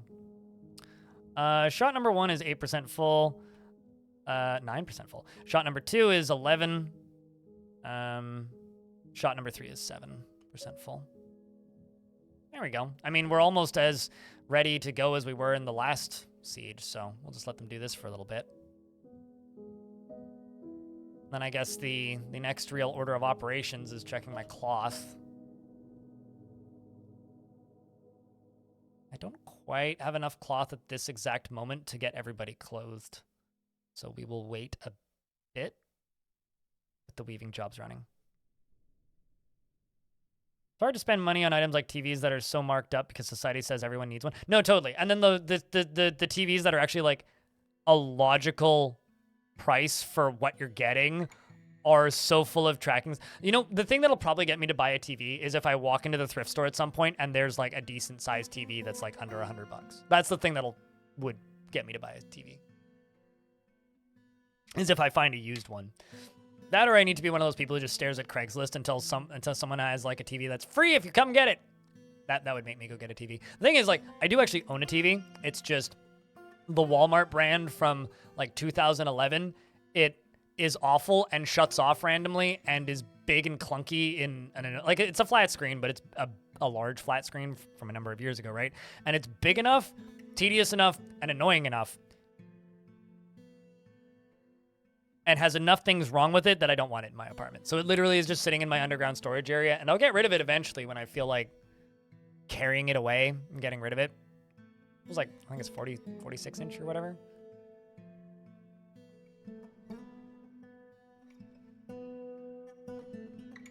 You have a Samsung Roam from 2002. Yeah.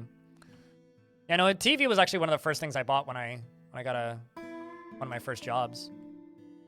Oddly enough. So, gun 3 and gun 2. Gun 2's 14%. Gun 1's 30%. That's the fullest it's ever been. And it's still going. I think I'm just going to forbid these again, which removes a lot of the hauling jobs, and just let them work on this. Just fill the coin stuff.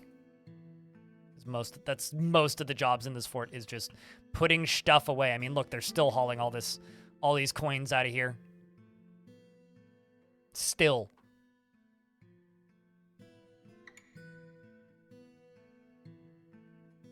There's this guy that I've seen reposted onto Reddit a couple times who he's a TikToker, right? But what he does is whenever people complain about film or movies or like streaming services, is he responds with a step-by-step tutorial on how to record like streaming services onto VHS.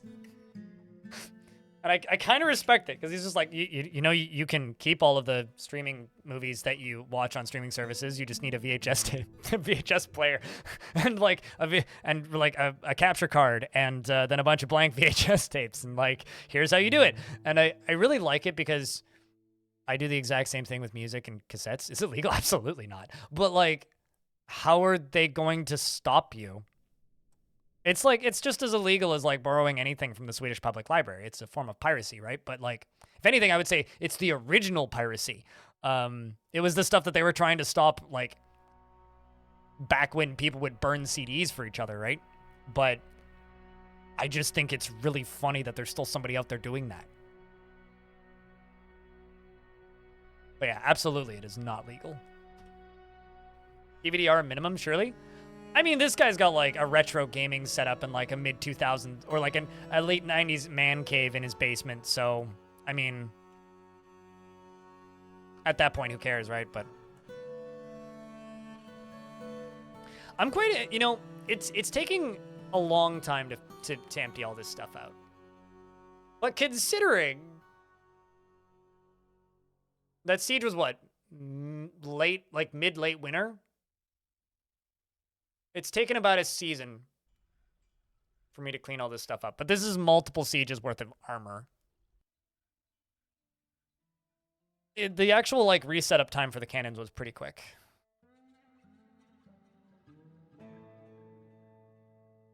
It doesn't get much use, but it's still in working condition. I like the aesthetic of cassettes. I think if I were to get a movie collection again, it would be on a NAS, and I'd use like probably not Plex, because Plex is enshittifying pretty quick, but probably, you know, Jellyfin or one of those alternatives.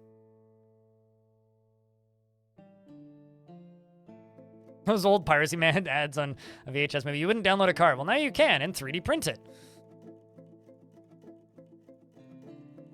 Although the thing that I like more than you wouldn't download a car is actually you wouldn't download your car's firmware, because people are actively doing that, which I think is very funny. That is one of the most amusing bits of current era nightmare world that we live in, is just oh yeah, no, you wouldn't download a car, but you really want to walk into the dealership to update firmware? I'm like, come on.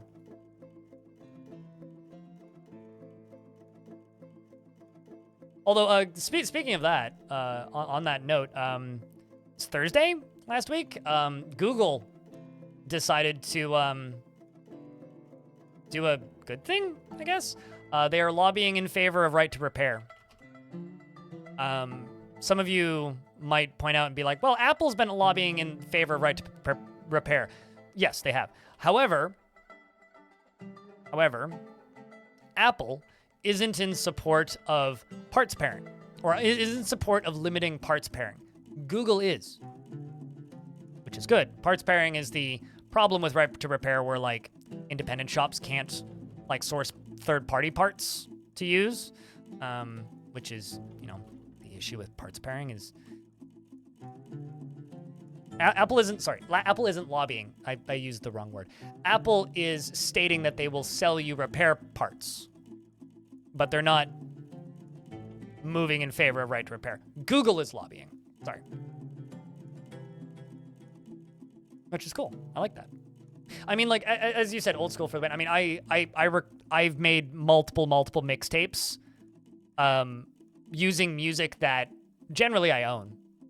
There's a band called Satan's Butt Cheeks that they're a comedy group, and they've never made any physical copies of this stuff. That's a good question. I don't know, Nevik. They've never made physical copies of any of their music, and so I downloaded it off of Bandcamp because I own it, and used Audacity to record it onto a tape deck, and then now I have a mixtape for it. But I've also absolutely used Spotify to do the exact same thing. So never things. What's up, everyone? Fire and Ice. My ceiling. Hopefully, if it's not up, then we have a concern. But generally pretty good. Enjoying a bonus stream. Have to go to the bank later.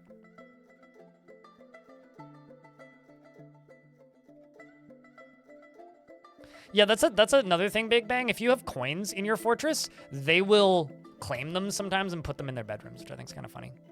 Ads just hit, so. But yeah, I don't know what Google's agenda is. I read the article last night, which was grabbing the article that I read.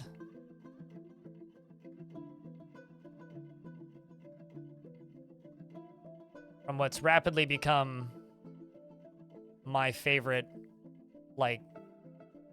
not mainstream news website, I guess.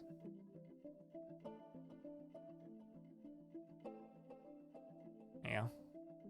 Also, since I have 404 Media open at this exact moment, I'll also stick this over on YouTube. Do you guys want to see my favorite headline I've seen in months? It's genuinely my favorite headline I've seen in months. Hackers break into AI hiring chatbot and could hire and reject fast food applicants, specifically for KFC and Subway, or the two. It was several franchises for KFC and several franchises for Subway are using a AI chatbot to do job interviews and hire and not hire people, and so people managed to hack into the back end and could hire people, which is incredible, by the way, but also terrible and scary, but also incredible. So shout outs to White Hat Hackers for finding bugs and things, but also, wow. How you doing, Tygo? Those things, dude.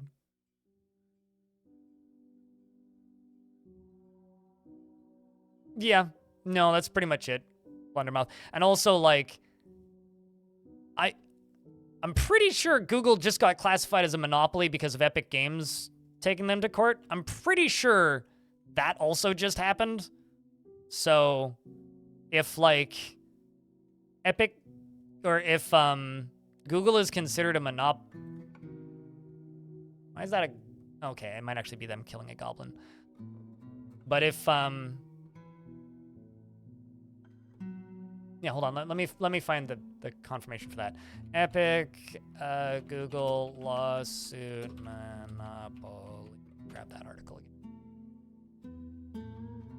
Yeah, this was like a very low reported article. Yeah. Google has an illegal monopoly in App Store fight. I mean, I read this article a while ago, but yeah, this was like mid-December this happened.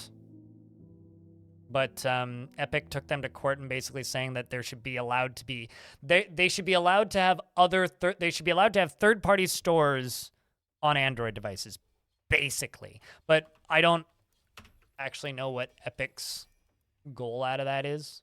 Oh, there's the other article.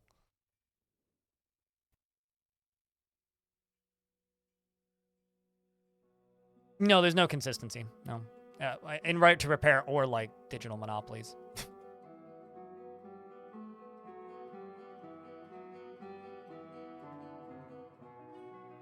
Yeah, I feel like they should like try and clean up coins a little bit because like just to clarify, yeah, that's the year, not the number of coins. Because like if I look at my coins, it says 133 gold coins, 500. It's a stack of 500 of gold coins from the year 133, is what that means. And Tygo, thank you very much for the 36th month. Welcome back, dude. Appreciate you, man. Hope things have been quiet over there.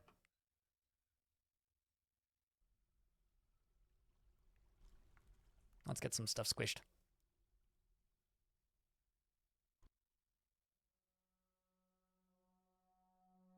Crunch. Get the stuff raised back up. Whoop, there's the... Let's see, are you gonna make it back out? How far are you gonna fly?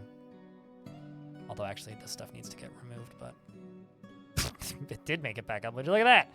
All right, well, fancy that then.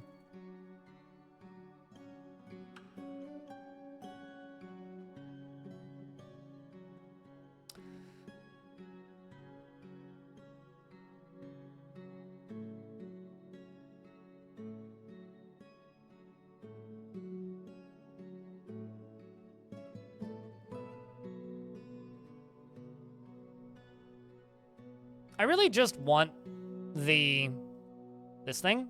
I don't need it to remember what my last material is or anything fancy. I just want a hotkey to swap these two. That's all I want. I just want to be able to bind those to a hotkey so I can just like hit a hotkey mid-building and swap back and forth constantly. That's all I want. On request. Bedtime. We'll see you later, Neezer. Take care of yourself, dude. If you're gonna do crimes, don't write it down.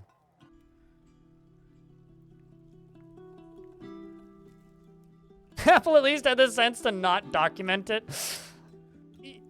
I feel like that's not the first time Google's done that either. Just like documenting their illegal behavior. But I mean, that's pretty common amongst like larger corporations anyway.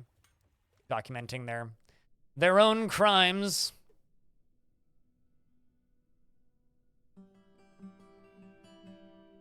So let's just let you go when you're 25% full. That's fine.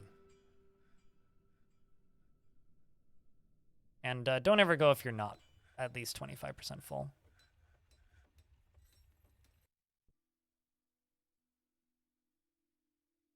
I wish that I could set it to 5% full. Actually, that's fine. Because it'll go once a month regardless. All right, let's see. How much Coke do I have? 80 Coke currently. On the map, there's 222 bituminous coal. Okay, so let's get all of this stuff melting down.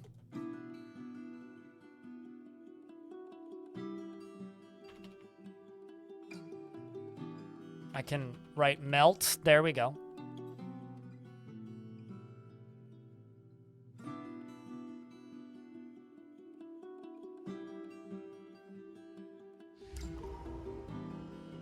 And Elfie, the weaponsmith, withdraws from society. There's Elfie.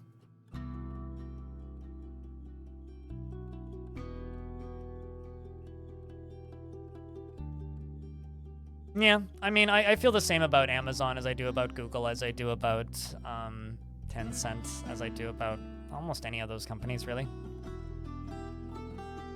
Gold bars. Golden weapon.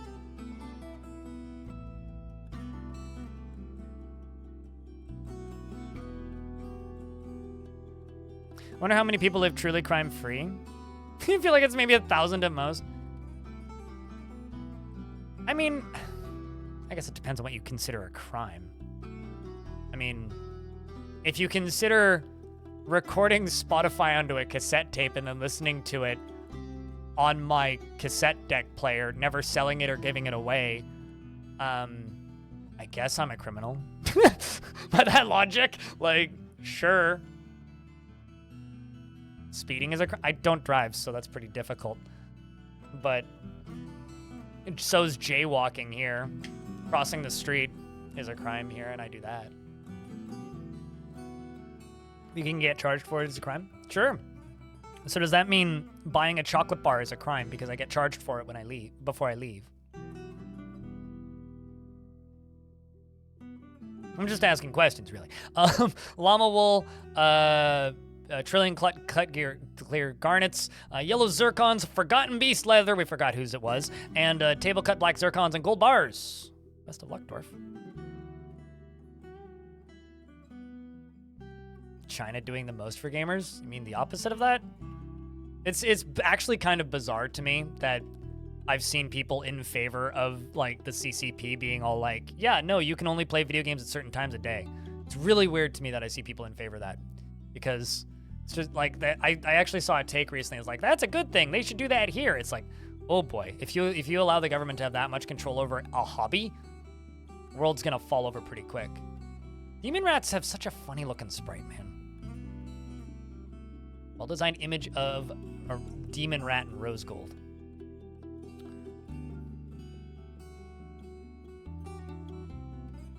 Okay, let's check this. Yes, this is an image of raw meat. It's an exceptionally designed image of raw meat and the dwarf and Aeronamo. The East City, the dwarf in gold by the Musketeer. Raw meat is making a plaintive gesture.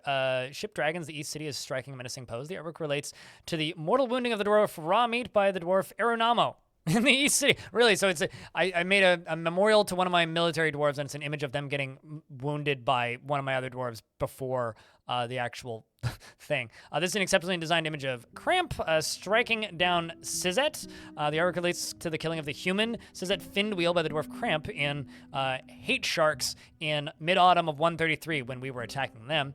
And then here is an image of Crampton King, the Stoker of Decline, in gold by Le Musketeer once again. The Stoker of Decline is striking down Nagazbo, and it relates to the killing of the Goblin Nagazbo by the dwarf Crampton King in the Copper Stoker of Decline with a bronze mace in Creaturekeepers in the early autumn of 134.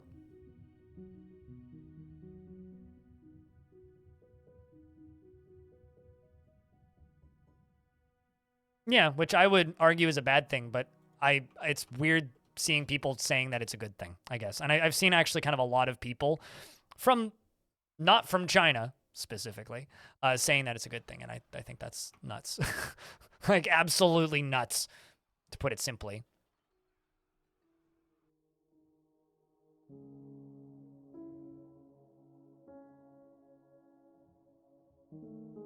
Oh, they made loot boxes illegal? I mean, they're also limiting the amount of time that you can spend, but I mean, that's good.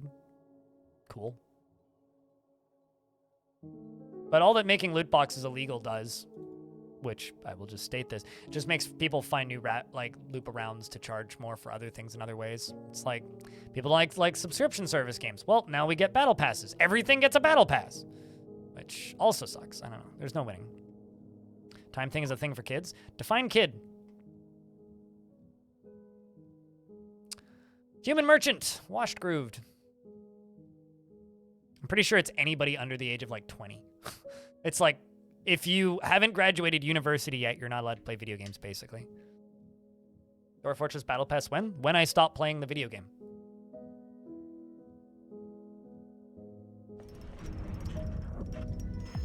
Well, you know,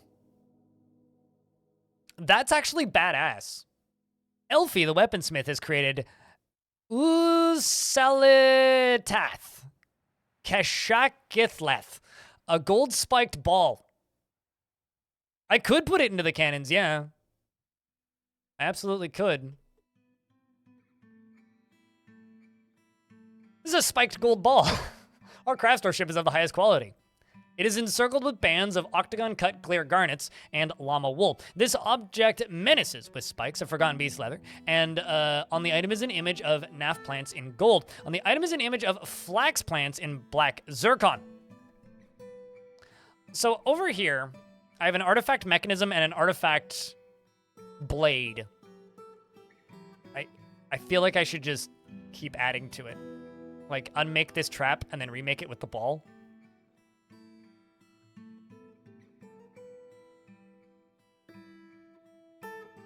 You know, I'm gonna unmake this, and I'm gonna make an artifact weapon trap, like, right here. That's what we should do. I'm gonna make an artifact weapon trap, like, right here. Let's just get that unconstructed. How do you force your dwarves to do more crime? Allow visitors into your fortress. Goblins have arrived and are seeking a parley. From the wrath of machines, they were the last ones that attacked us. It's okay, we're almost set up and ready to go again. In fact, we are set up and ready to go again. Just pause. 7%, on shot 3. Gun 1's 31%. All right, yeah, no, we are absolutely good to go. A parley. They want a parley in order to seek loss of life. I don't know what they're asking for specifically. I just know that they want a parley to prevent loss of life, which in reality, all of that means is they want one of my artifacts. And you know what? They can't have any of them. But fortunately, them asking for a parley gives me a chance to prepare.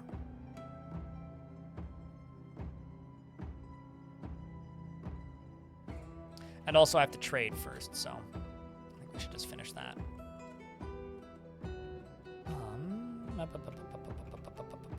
Oh, right. I'm like, where did I put my trading depot? It's all the way up here.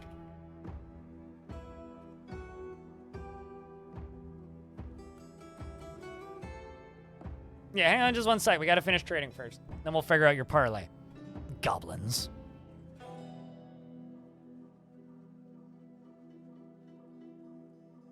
They can have several artifacts directly into the skull?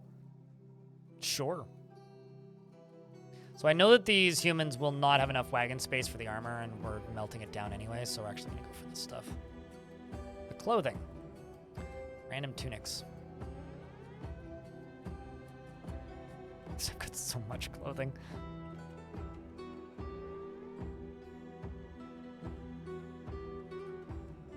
So much clothing.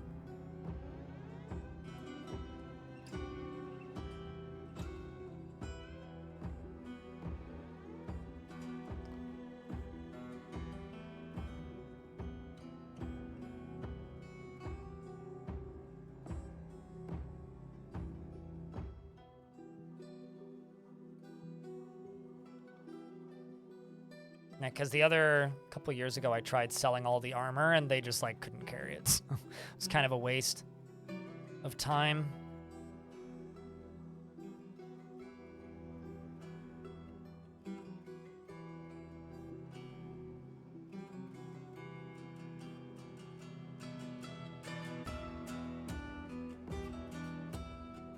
Geneva conventions don't exist in fantasy worlds where the Geneva Convention doesn't exist.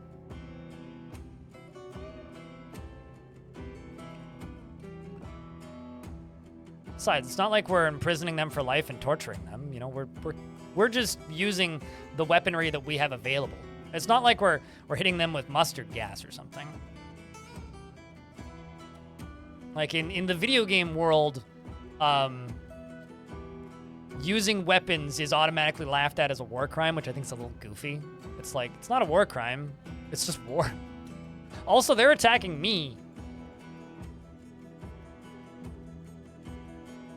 Not that they started it as an excuse to murder a bunch of people, but you know.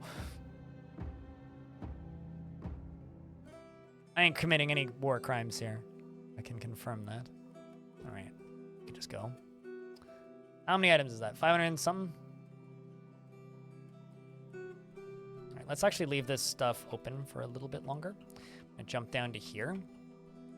And I'm gonna go over to here. And I'm going to make a weapon trap. Using this.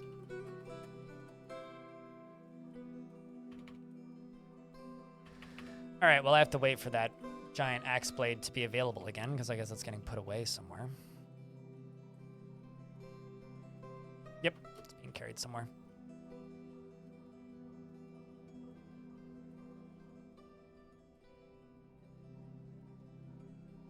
No, if it's a bigger siege, they'll just ask you for a parlay every time. That's one of those mechanics that was thrown in at last minute, from what I can tell. Which happens with Dwarf Fortress sometimes because they will spend hours developing interesting... Just saw a human, what? They will spend hours developing really... Oh yeah, it's definitely one of the traders. They'll spend hours developing really intricate, like, world gen stuff and under the hood mechanics. And then, like... 8 months later, they'll realize, oh, we should add some gameplay thing. So they add, like, a very minor thing, and then it breaks the game for a while. Or it's not the greatest addition, and then everybody disables it, and then a year later they add something to it, and it then becomes cool and interesting, and then most of the old school player base who's been around for forever never re-enables it, going, oh, that thing was bad, and always was bad, and always will be bad. And it's like, no, stress is good. You should enable stress in your games. It's like, no, stress is bad. And that's why we have no stress options in DFAC. Because some people still think it's like stress was 10 years ago, when it was like, you know, almost impossible to keep your dwarves from exploding into violent murder sprees. And I know that you can still do that, but it's very easy to keep them from doing that if you know how or have the desire to. Whereas back in the day, if a dwarf got to like here for like more than 10 minutes, somebody's nose would be missing. And then their neck would be missing.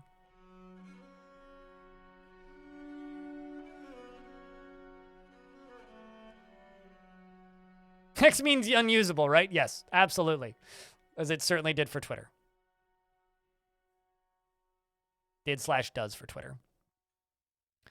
Well, they brought me one iron bar, which I'll take, because why not? Fuck it. I'll buy the glass. All right. Did you guys bring any cloth? Because I'll take it if you did.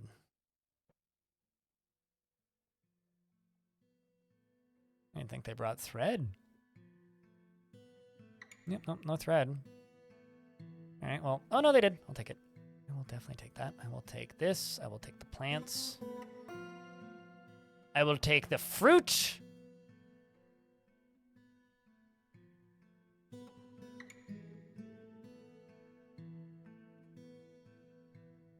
I don't really need the bolts. Take your barrels. I do not need monster extract. I'll take the camel's milk, that's fine. And the beer. They have a bunny. Also gonna take those water skins. Trade.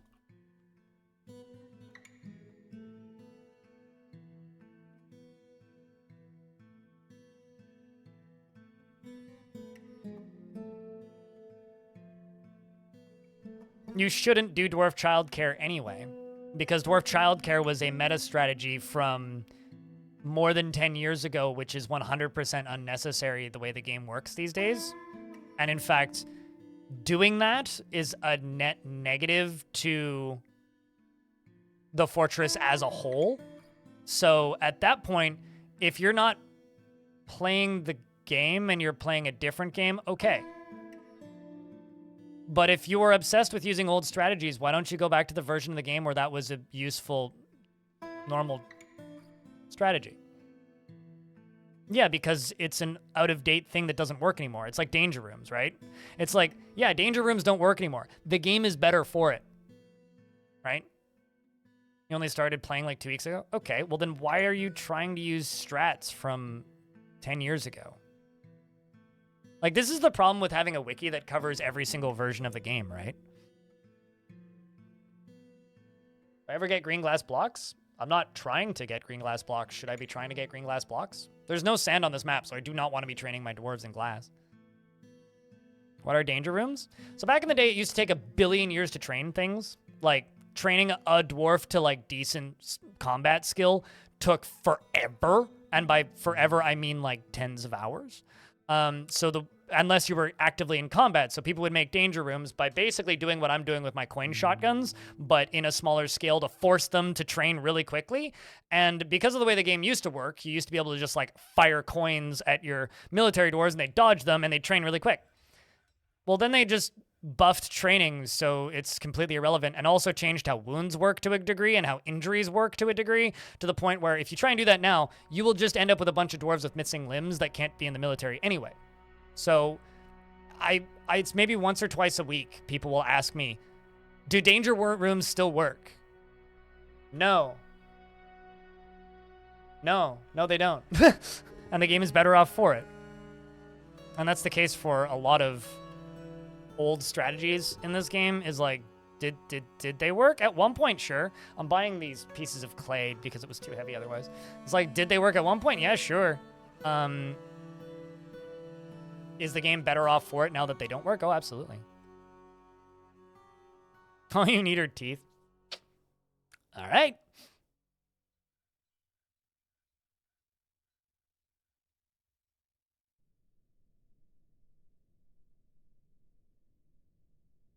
Yeah, I mean, like, you've got the right idea. Although, I have a question, Ranger Rick. For this daycare setup, is it supposed to look like a soother?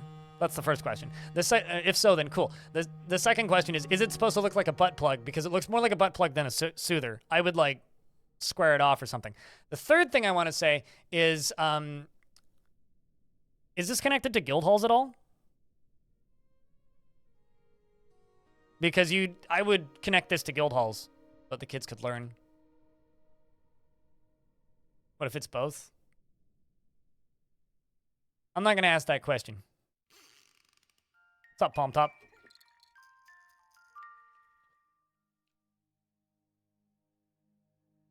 Do screw pumps even train strength now?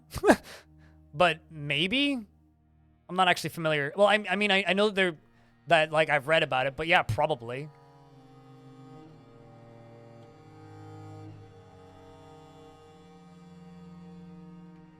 But I mean, like, hauling boulders will make a dwarf strong. Like, I've had dwarves go to become, like, incredibly strong, never being in the military, just hauling boulders all day. It's gonna be very painful. It's very square, yes.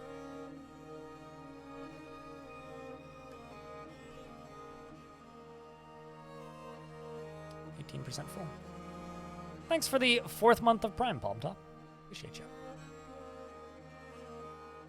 Just waiting for them to push this.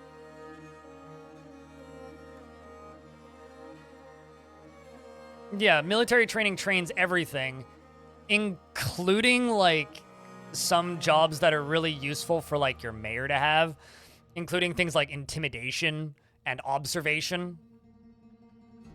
Although it doesn't train everything. It doesn't train ambushing, or tactics, which are both important for attacking other things. Need some anti-aliasing for that butt plug. That's funnier than it should be.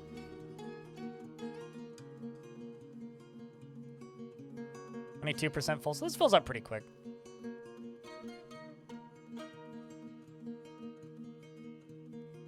All right, well, we are about to have to fight another goblin army.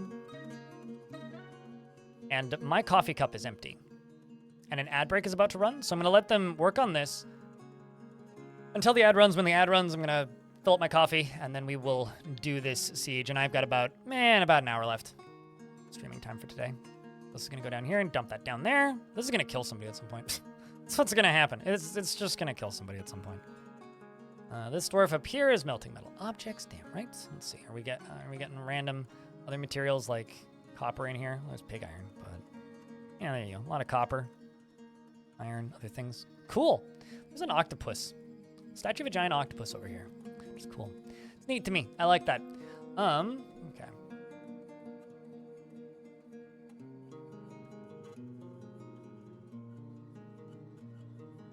It's for people who are hardcore. All right, I'm going to just run this ad break. It's going to run in 2 minutes anyway. I will be back in a sec.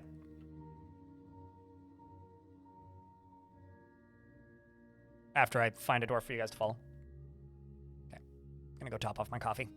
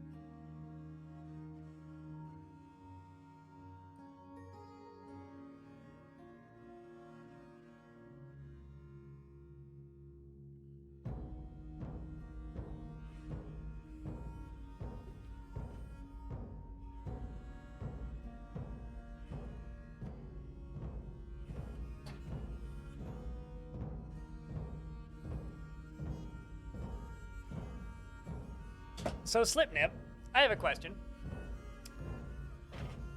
You are flagged by Twitch as a ban-evading suspicious user. I know that Slipnip is not banned from my channel, but can I ask why you are on an account that is called not Slipnip, and why you're showing up as a suspicious user, if you happen to know? What did you do? I guess is the actual question. All right, we have topped off our coffee, so that means it is time to tell all of my soldiers to start training. They go gather their stuff. We jump down here, grab you, and I guess I'll move that sheep down here. Never mind.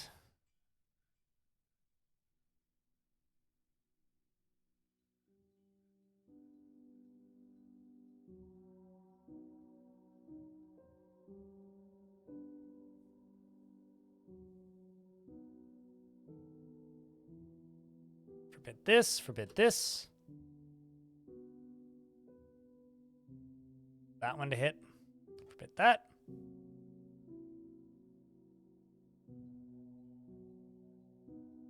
Wait for the last one. It was an accident?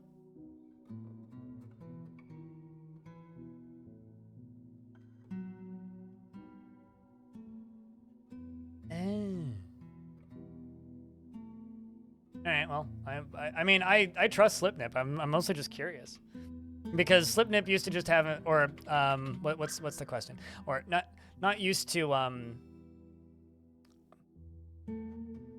Slipnip used to just be called Slipnip, not Slipnip. So I'm just trying to figure out why not Slipnip is called not Slipnip instead of Slipnip. But anyway, hi.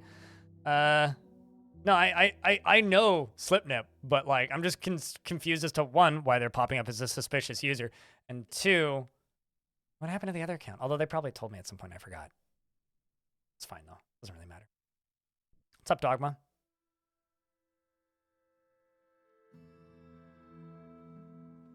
All right, so where's that last? There it is. There you is. How did I manage that? Doors are broken. It's the simple way of saying it. But it's a very unfinished Forgotten Beast Zoo. All right, everybody, let's fill up our cannons and fire pretty soon, because currently, I have a feeling these cannons are getting pretty full. In fact, I think all of the coins are in them, because otherwise we would see more out. So what I'm going to do now is I'm going to lock this door. We're going to get everybody inside.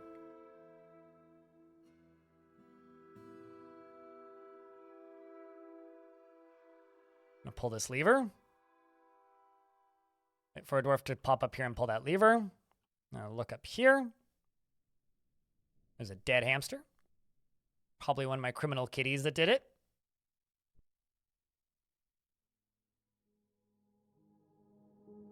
Oh yeah, no, I used to comedically ban people. But then there was a very, very, very, very, very brief period of time a couple of years ago where if you got permanently banned from a I don't actually know if this ever even got implemented, but people started, like Twitch was talking about it or something, but where if you banned somebody, they would lose their subscription benefits. And either that got walked back or it never like got fully added, but ever since then I've stopped comedically banning people. But yeah, we used to routinely do that here. I used to have a command that would ban yourself, which like, it was exclamation point seppuku. So chat would just like be committing self-seppuku half the time. Although that specifically just timed you out, it didn't ban you, but there was another way to get banned in my chat by typing in a command, but again, none of that stuff works anymore. But yeah, that was like the old days of goofing off with bans on Twitch. Good old days of dumb. At the very least, the alcohol problem has gone away. Grand Guild Hall. So my metalsmiths want a Grand Guild Hall. I thought that it was a Grand Guild Hall already. Oh, you know what? It may have stopped being one when I moved that artifact. Let me double check. Ha! Yeah, it is. Okay, so I was going to make a weapon trap that wasn't in here, but actually I'm going to just remake it back in here.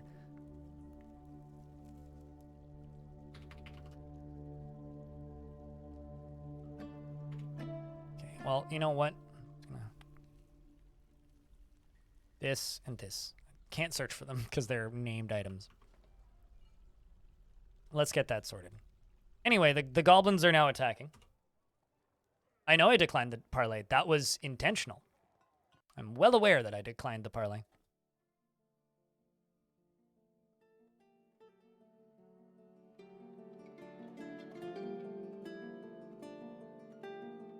But it turns out it takes them a while to get down the mountain, so... No, that's all good. But I'm aware that I did that.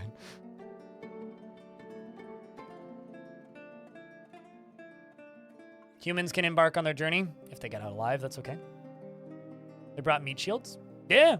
No, it means that what it actually means is that they're running out of soldiers. They do have a limited quantity of soldiers. What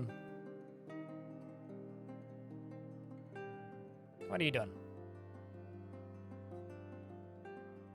No, that doesn't seem wise. So turn around. Back inside. You dum-dums. You too. Ah, that's something I need to turn or finish up with is webs.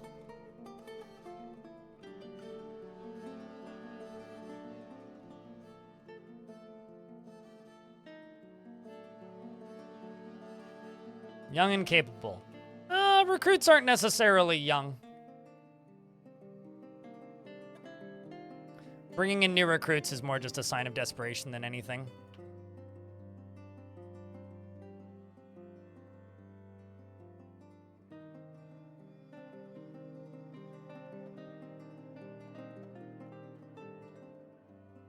You saying meat shields just reminds me of the South Park movie when they're just like taping people to tanks. Lava goblins come from the highest elevation. There's two different factions. One comes from the highest elevation, and then the other one comes from the, like, over here. And I'm pretty sure it's like, depending on whether or not it's these guys or these guys. If it's these guys attacking me, they come from the bottom of the map. If it's these guys attacking me, they usually come from the top of the map.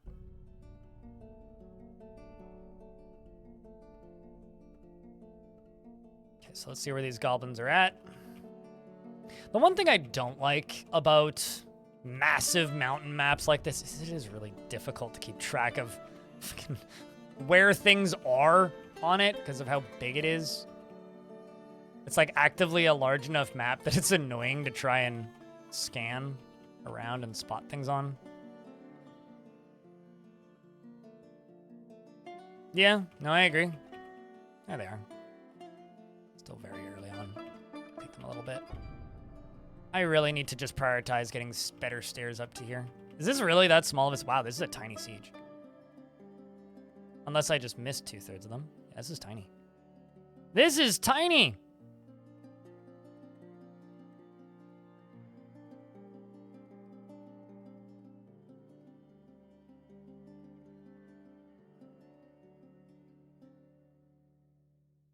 You can successfully assault anything on your map.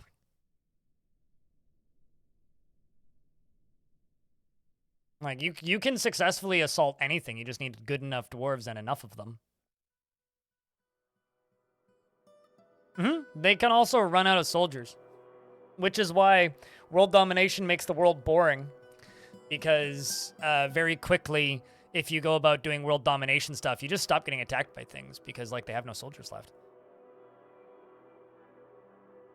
It's actually something I'm a little bit worried about with this world, and one of the reasons I may go back on my decision to keep it until adventure mode, I mean, maybe still keep it till adventure mode, but make a new world, is because it is a pretty young world, and the factions are all pretty small, and they're all pretty spread out. So I may, like,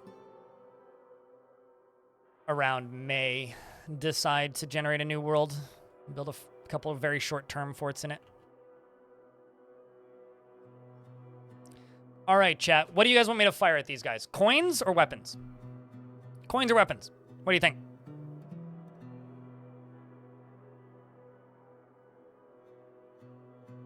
It's actually a really good way to put it, Palm Top. It's a lot like Romance of the Three Kingdoms.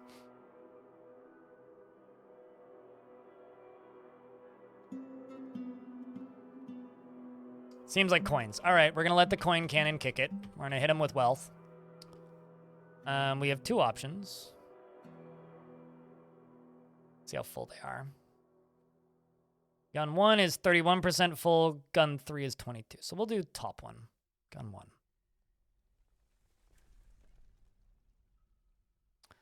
So a dwarf is coming to pull it. Chat room, if you're lurking, you may want to look up right now because we're getting ready to fire the cannons. English here gets the honors of pulling the great lever to open the great bridge, to fire the coins. There it goes. Cannon has been released.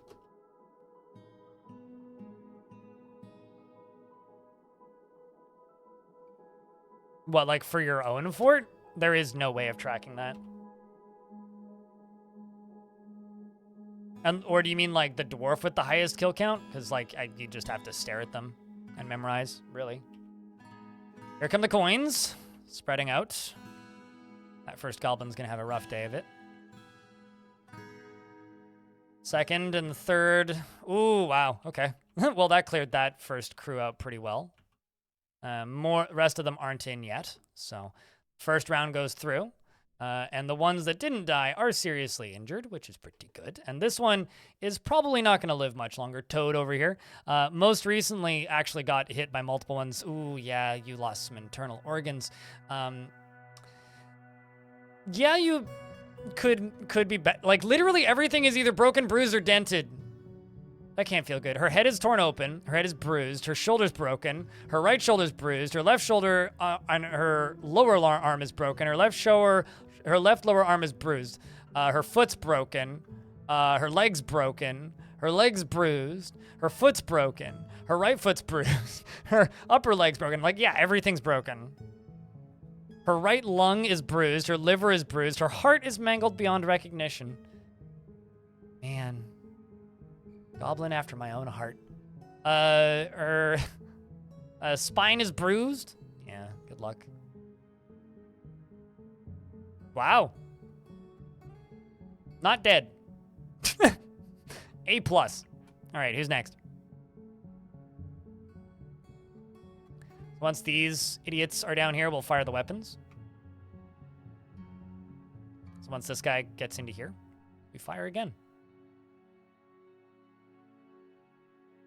Foot's loose, kind of. Yep. Mm-hmm. Every bone that is important for walking was broken at the very least. Let's fire the stuff they brought us. So we're gonna call this the free bin, the donations pile. So I'm gonna jump over to here.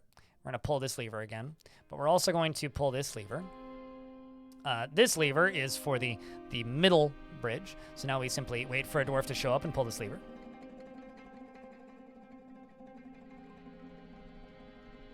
You know, it's funny. If the heart is broken, they die instantly. If the heart is mangled beyond recognition, they don't. Which I think is kind of funny. So a broken heart will kill you. Mangled heart's fine.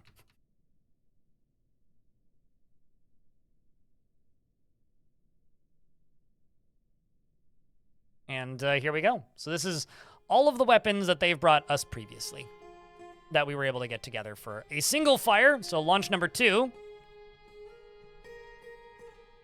is now a go. Goes down. Oops, let that go a little quick.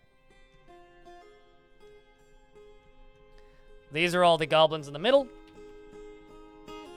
The bows aren't particularly effective, but it's still pretty funny to watch that go out. These goblins are now having a rough day. Speaking of goblins, the ones that... How many of them got past? Okay, so... These injured bastards got through. Okay, let's just make sure that I've removed all of this. And just get these dwarves stationed up here. You station there. You station there. You station there. And I'm going to go down to here. And I'm going to claim all of these. They're going to go grab their ammo. Run up.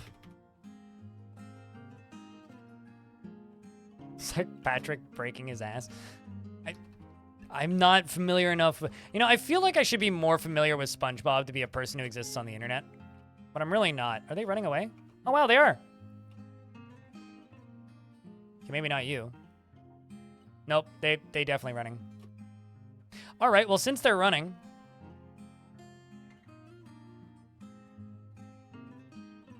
fires the rest of them.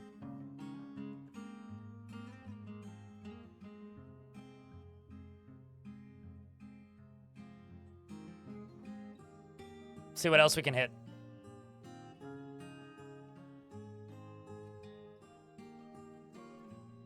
Oh. Never mind.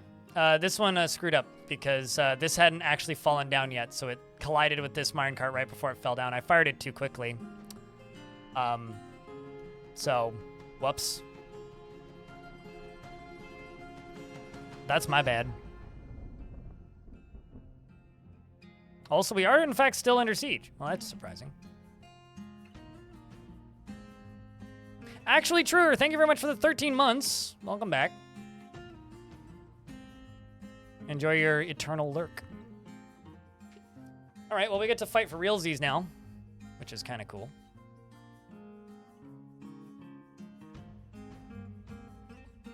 They're killing that poor naked Moldog, who probably didn't deserve it. And then this goblin, hold on.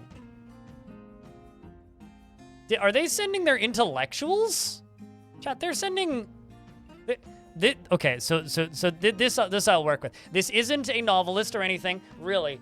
This is a bard who dropped a musical instrument, which is a baru, which is currently coated with water, apparently, which is a handheld wind instrument, including 14 adjacent cylindrical metal pipes. The musician blows across the whole of each pipe, and the instrument has a nearly 4-octave range. So I believe that this goblin has just been playing music this whole time.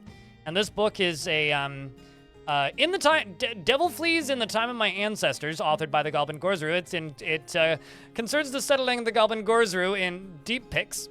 Devil Fleas in 57. The writing is fairly cheerful, and overall the prose is not awful, but not very good either, and it is coated with water. And this goblin wrote it. Guy brought his book. He's literally just trying to sell us his book, chat. Literally, they brought. He's got his. He dropped his autobiography. Man. Hold on a second. This goblin had a family, chat, and I've killed them. Was that your sibling? Hold on. Wait a second. It was his kid. I killed his older kid, his eldest son, in a previous siege. And I just killed his second eldest son in this siege. One of my old dwarves was this goblin's apprentice.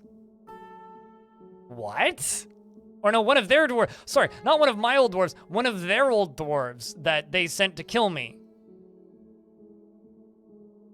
was this goblin's apprentice, I think. Wow. What a history this guy has.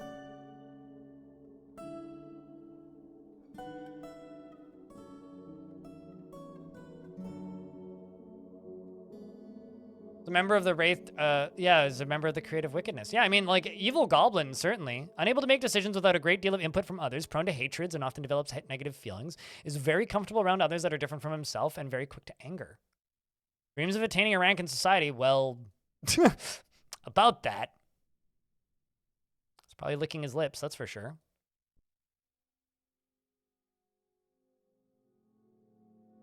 Well, that's kind of sad.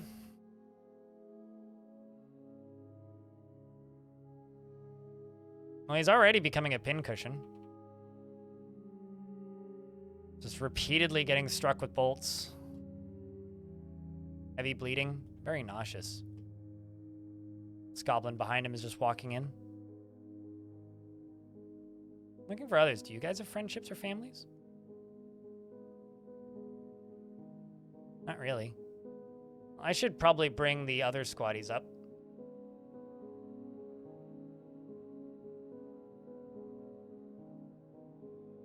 Continuing to fire. Well, I mean, we'll be able to properly memorialize this goblin's book, if nothing else. Keep thinking that they're like turning around to run away, but they're never doing that, which is kind of nuts. Saw a nose go flying, I think, or nope, it was an ear. Goblin just got their ear shot off. Bolts continuing to fly. And by the time the goblins actually get to us, they generally don't have the ability to hold weapon. Okay, hold on a second. Drakensoul, what did you just do? Did you just leap over that goblin?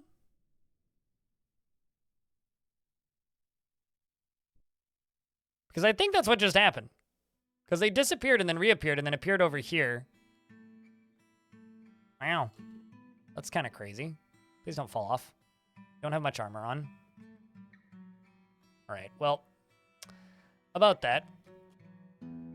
Wait, are you okay, I was going to say, are you holding onto the edge? Okay, you're fine. I will tell my military. You know what, let's just tell them all to station right up here. This'll clear this out.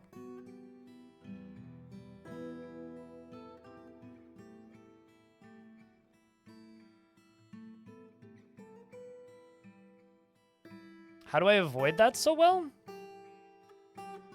I mean, it's probably partly my computer. I have a very good computer. But I honestly don't know. It's hard for me to say. I don't really have frame rate issues in this version of Dwarf Fort. If you haven't, disable Cavern creatures, which are a pretty common frame rate drain in this version. Just go to difficulty and go to custom. And, or not Cavern creatures, Cavern dwellers, these guys. Just set these two numbers to 0. If that's an issue, because that's the only thing that's really caused frame rate problems in this fort. But yeah, I've basically had, like, no frame rate issues since they ported the game to SDL2. Celestar's Beak Glaze, the snarling call, is running forwards, fighting along the Golden Bridge. Yeah, these goblins never stood a chance. There's some goblins a little further up that are, you know, not going to cause us problems much longer. This goblin's crawling away. But yeah, that would be my advice. Is assuming you're running the most recent version of the game, Poster. The other thing that I would say is, if you haven't, go into settings and go to enable multi-threading. But this doesn't do much, but it will do a little bit. It'll give you a couple frames. And then aside from that, I honestly don't know. I mean, Drakensoul didn't make it. Was caught behind the enemy lines again. That's actually like the most common cause of death. They fall off the bridge. They don't die falling off the bridge. Come on, Pulo, don't die here. Stay alive. There you go. Is they don't actually die falling off the bridge. They die to the enemies on the other side, which I think is quite funny. But rest in peace, Drakensoul.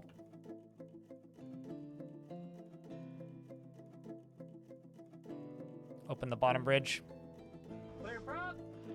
Hey, pilot. The unusually frozen south. Do I want to ask what your definition of frozen is, or should I not?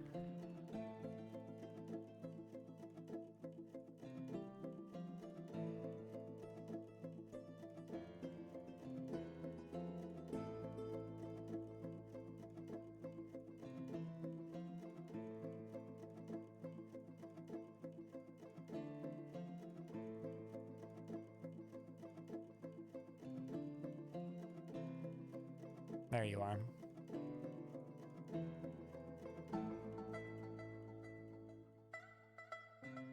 Bloody shame. Oh wow, below freezing. Oh boy. Okay. Yeah, that's cold. I've been enjoying this cold wave. It's been nice. But I'm also just one of those crazy people that actually really likes cold weather, so. All right, let's open this up. Let's unlock this.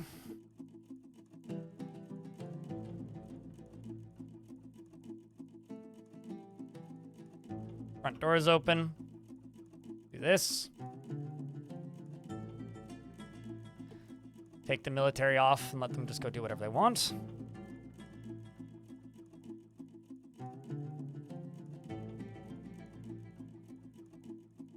So my brain wants me to say that's City Skylines. SC. What's SC? I should probably know this, but I guarantee I know it's like some city somewhere. South Carolina. Okay. Yeah, my brain says that as City Skylines, but I'm terrible at American states.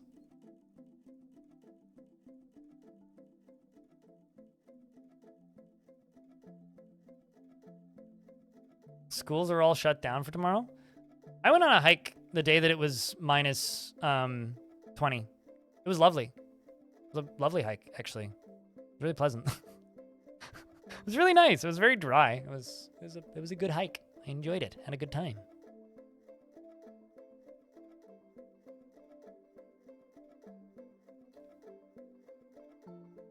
But yeah, I think we should. Okay, you know what we should do, because we're trying to prioritize dwarven happiness, right? What I think I should do is I think I should build a. I think that we should build a library, because I haven't gotten around to doing that. Strive because all the, I mean, yeah, but also normally we have wet cold, we have very humid humid cold. So it's difficult for people who are used to even colder temperatures to handle. But the past few days, it's been like, really, really far below zero generally, but it's been dry outside, which means your lips crack and your fingers hurt, but. Drunk Marine, hello. How's things?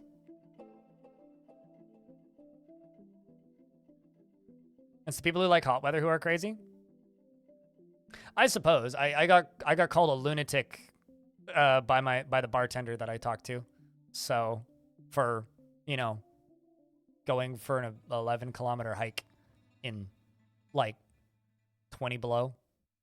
Granted, I have this weird habit of like deciding to go on hikes like the worst times, because like when we had the heat domes a few years ago and it was like 47 degrees Celsius, me and my dad went on a hike that day. That was fun, although it was around a lake. So whenever like we get too hot, we just go stick our heads in the lake, which was kind of okay.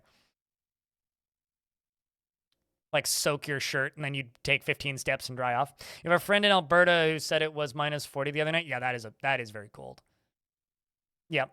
Yeah, no, minus 40 F and C are the same.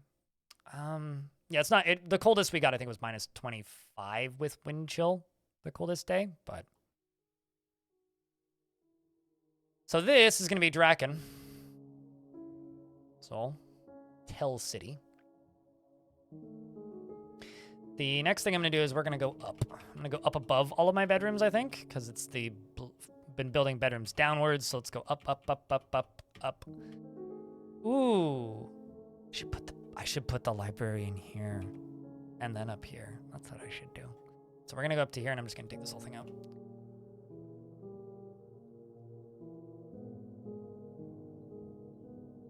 So we're just gonna wait until most of the dwarves are done dumping items.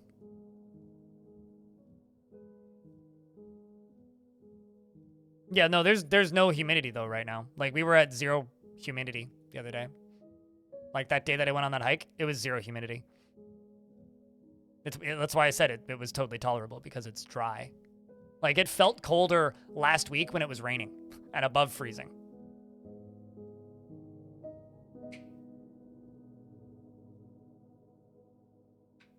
I don't tell people what my computer stuff is, because 1, it feels like bragging, and 2, then it makes people spend money on computers when they shouldn't. So that's why I don't advertise it, because I'm not a tech tuber. I don't see the point in like showing off what I use. But honestly, it's like if I now Twitch is giving me notices of when the ads are coming in. The reason my frame rate is so high is or part of the reason why my frame rates are so high is the Ryzen 7800 X3D, which is that stupid fast Ryzen 7 with incredibly high single core clock speed. I over the weekend actually set up my old computer, which is the one I used to stream on, which has a 970 in it and a i7 7700K, I think. No, it doesn't have that one in it anymore. I can't actually remember what the CPU is in that one. I need to look. I think it might be... Anyway, I installed Dwarf Fortress on it, like this version, to see how well it ran. And this Fortress was running at 40 frames a second, which, like, is significantly slower. Did I make the spire? No. I found it. Random luck. I wasn't looking for it specifically. We are in an ad break, so I will wait.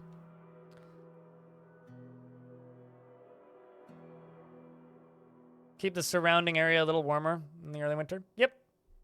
Lakes are interesting that way.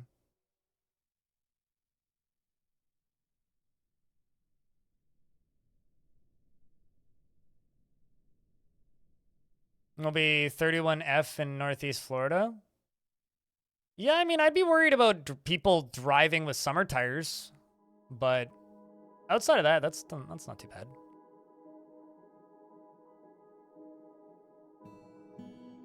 Yeah, when you find a cool spot, you take it, right? Coldest you've ever had was -4C. The coldest weather I've ever been in was -40 with wind chill. It was about -30 in the air, and that was camping. And that was fine. We had a proper shelter and everything. I don't have any issue with cold as long as I'm aware of how cold it is and dress appropriately. I don't like being caught out in cold. Like if I'm outside and then suddenly it gets cold and I'm wearing the wrong type of clothing, yeah, I'll bitch and complain like anybody else. But like, you know, if I'm aware that it's below -10 outside with wind and I know to put on my long underwear and like thermal layers, and yeah, I'm fine. Just need gloves, thermal layers, and a scarf. Cover your mouth, because otherwise breathing hurts.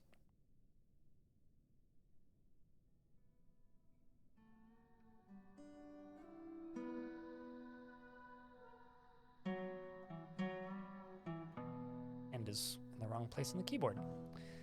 Unforbid that. Down to here, unforbid these. Unforbid the extra jobs. All right. These jobs are unforbidden.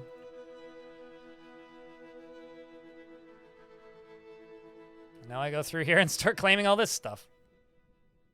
And now we just get to watch literally every single dwarf in the entire fortress just run to one area all at once.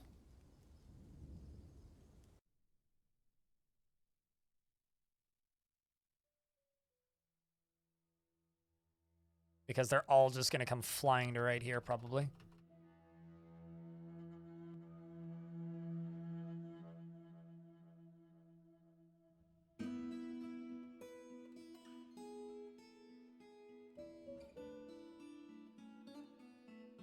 Kind of surprised that they haven't yet. Well, I guess it's because some of them are doing other jobs for some silly reason.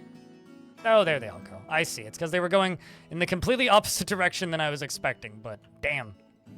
That is a lot of dwarves. Madness, man.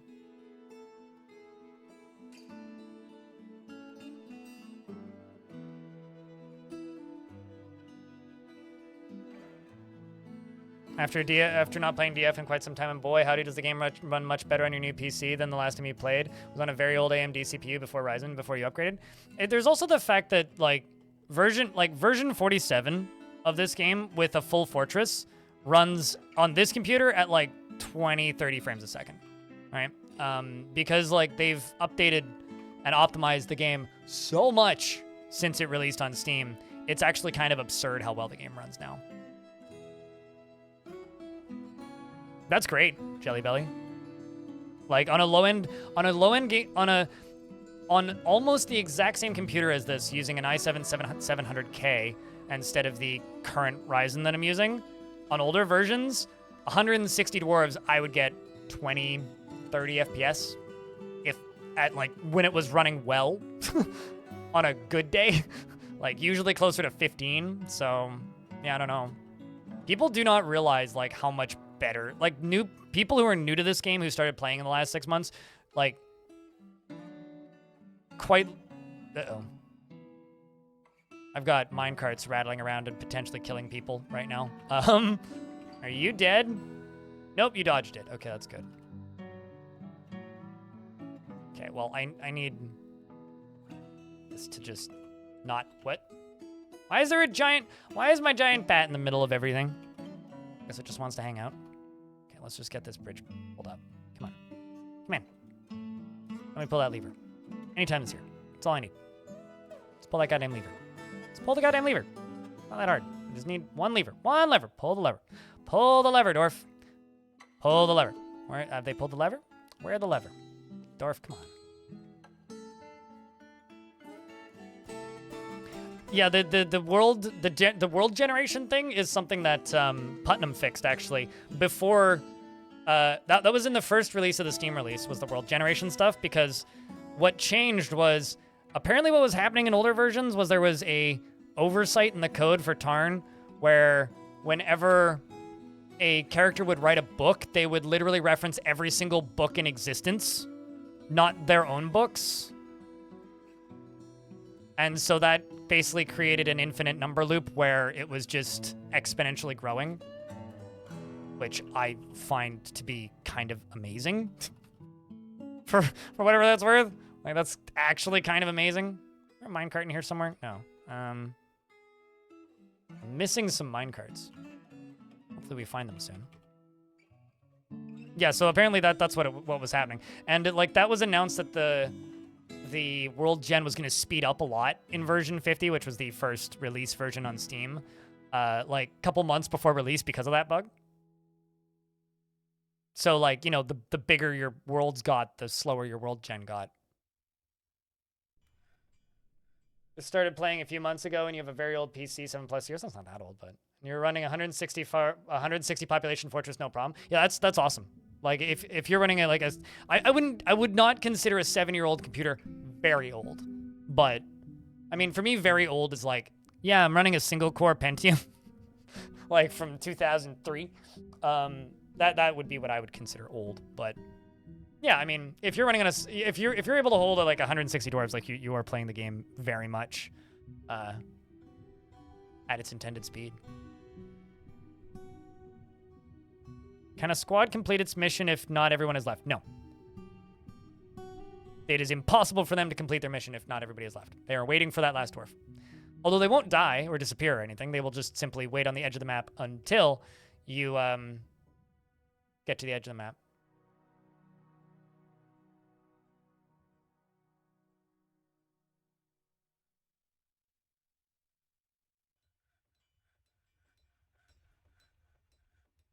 Let's forbid that. Got both of those. I don't know where my extra minecart went.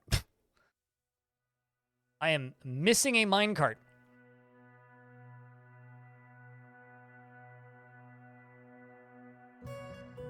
I'll just unforbid all the minecarts, because got to unforbid the other ones anyway, but I don't know where this one is. Well, it's going to take a little bit for them to fill up, but... What if your dwarf somehow manages to die before they leave? Well, then everybody's left the map, because that dwarf no longer exists, right? So if a dwarf dies before they leave the map, they've left the map. They're no longer on the map. So they're no longer a member of the squad, so it doesn't matter. Then they will go off and complete their task. As requested by the player. Here we go again. So what I really should be doing is I should be going out of my way to end these sieges. because this is getting a bit absurd.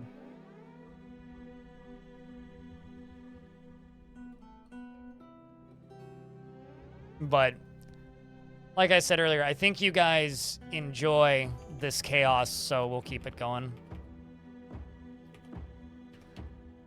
So once again, they've given us an opportunity to not die, which, frankly, I will thank them for.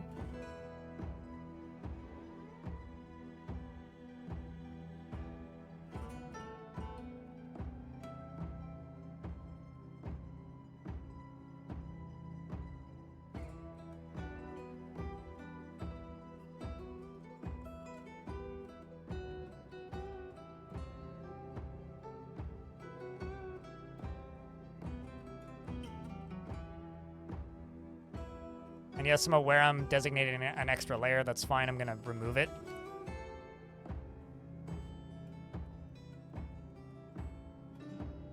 Okay.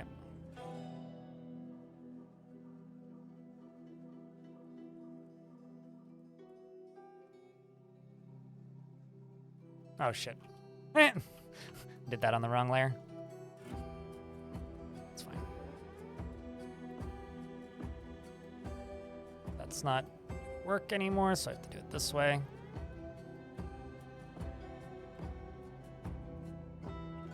Let's see if I can get this done in time. Should have a bit of time.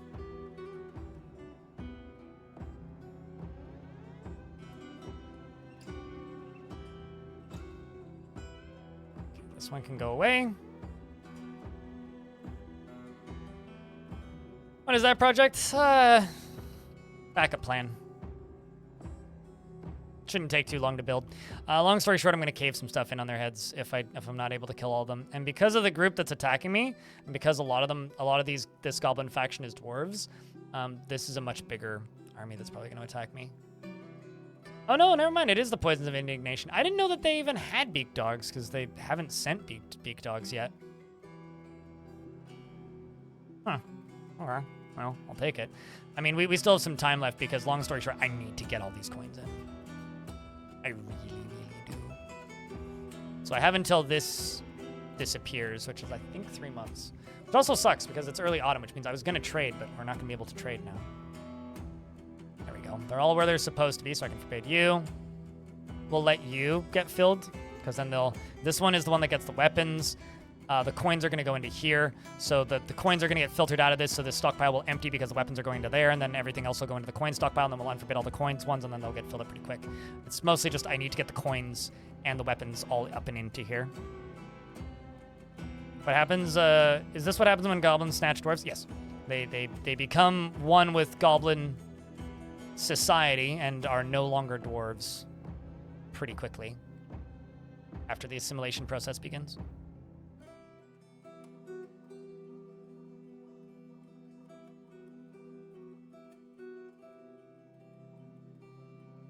Okay. I'm also, like, sort of starting to make a library. So let's go up to where I was starting that. Up here. And, you know, while they're working on other things, start queuing this up.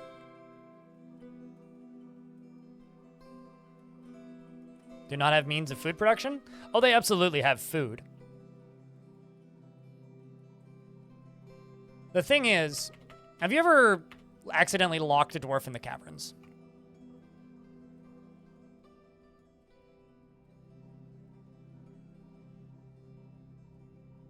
Because when you lock a dwarf into the caverns, there's a task that they do, which is search for small creature.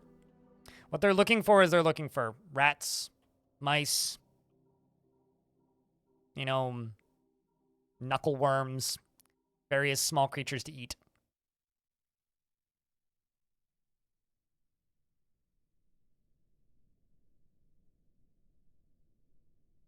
Cockroaches, you know, scrounging for scraps.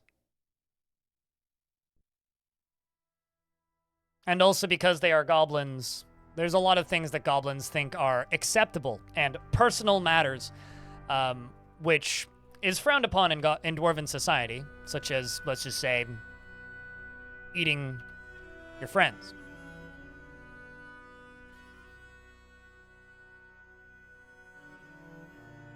It's like they're not actually directly against cannibalism. They just believe it's a personal matter, which means it's fine.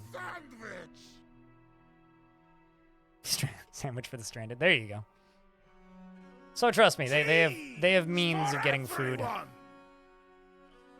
And just because they don't get food in the dwarven sense. Should also give them even more reasons to go and sack and kill everybody in a village to go get the cherished, rare, once-in-a-lifetime opportunity to feel the euphoria of inebriation instead of the slow descent into madness of not having alcohol and being forced to drink probably piss. Because, let's be honest, do goblins even have water? Unless there happens to be a creek nearby.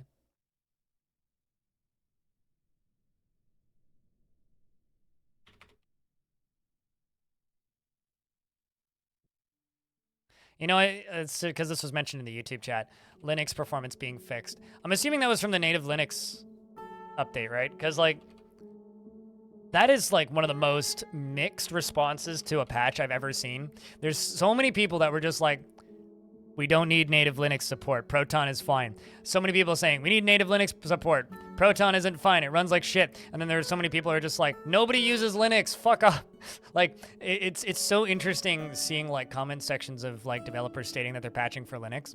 And then, like, once the patch comes out, it's again the exact same thing, which is a group of people saying, why'd you waste so much time developing a feature we don't need? Combined with, who cares about Linux? Nobody uses Linux. Combined with, what's the word?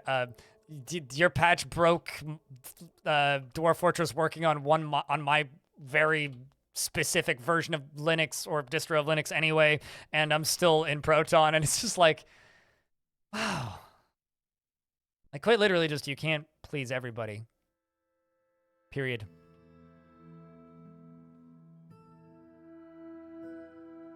I'm just happy that it runs natively for the people who want it and runs in Proton for the people who don't care. I think it's fine regardless.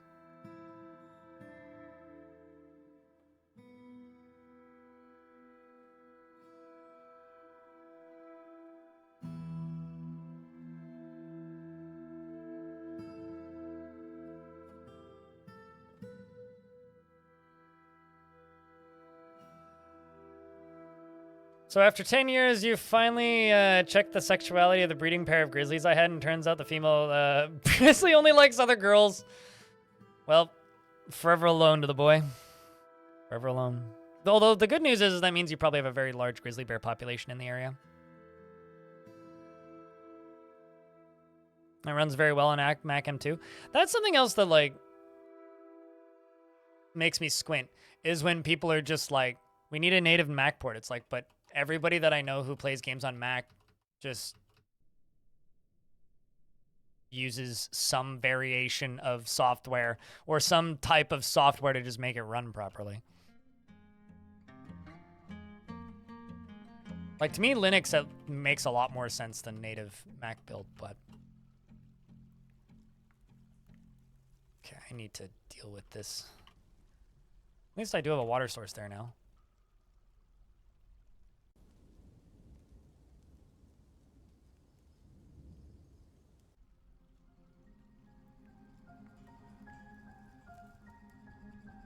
I read that as a native macros client, and I was like, what the hell's a macros client? But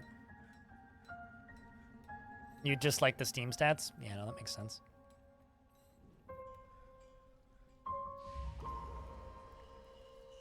So long the dwarven child withdraws from society. Keep an eye on that child.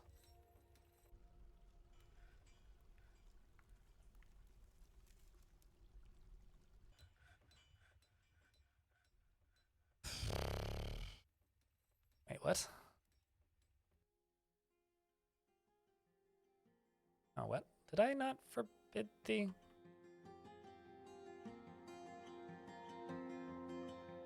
Oh, I guess I didn't. Okay, well. It's not exactly what I wanted them doing, but that's okay. It's less efficient that way.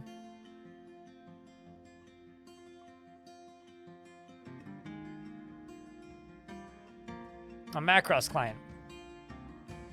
And it screams at you in Japanese. You know, I'm down. I mean, that's like me. I used to name all of my computers growing up after Transformers.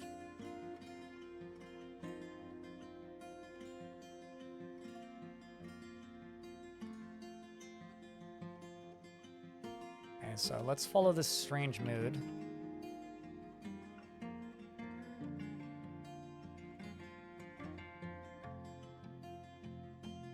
Shining bars of metal, stacked leather. Wait, what? Skeletons. You probably just want me to butcher something, don't you? Don't you?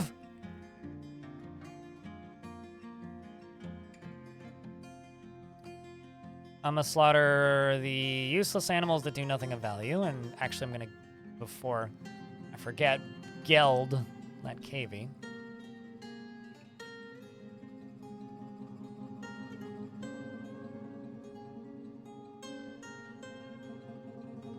Welcome back, Elfie. And goodbye, Devilish. Also, hey, Nasty, what's up, dude? If you can run Doom, you can probably run get REF running at some level. That's the thing that I've always said about Dwarf Fortress is Dwarf Fortress is one of those games that I think people are just going to eternally complain about its performance, but it's one of those games where it runs on literally anything. It just doesn't run incredible on almost anything. But, you know, we may also be getting to a point in Dwarf Fortress history where that is less of an issue.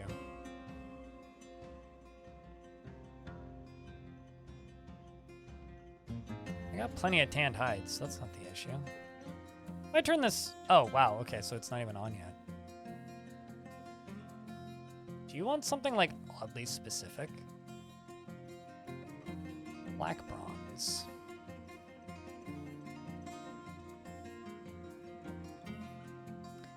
Oh. I'm out of fuel. Let's make...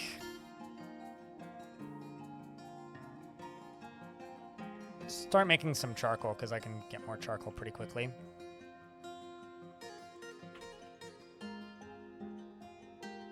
That's not what I wanted to do. Okay, well, I still have plenty of coal, which is all right there, so I just need to wait for coal to appear. There we go.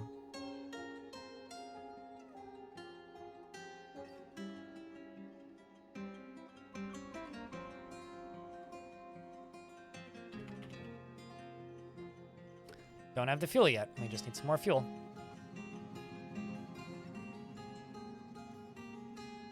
I'm aware that I clicked the repeat button. Thank you for telling me. This is the second time somebody has told me a thing that I did, assuming I didn't do it intentionally, when I very clearly did it intentionally. I wouldn't have clicked the repeat button if I didn't want to click the repeat button. Like earlier I was told, you just canceled the parlay. It's like, yeah, I know. Like, this is why I clicked the button to cancel it. I wouldn't have done that if I didn't want to.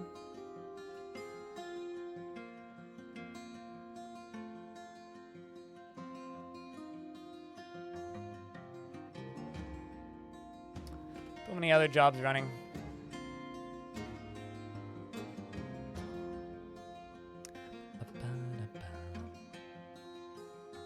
Actually better.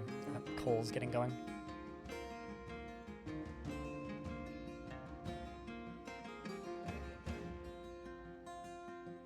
Yep, exactly, Shadow.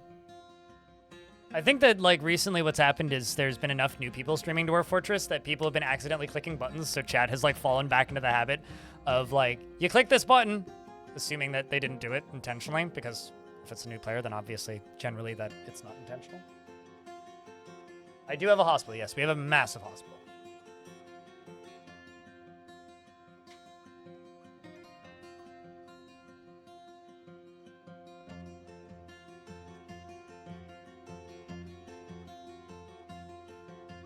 It's Pablo by force. Hey, that stuff's kind of fun, though. Technically, I have all of the ingredients to have a tavern brawl. I'm kind of surprised we haven't had one yet, to be honest.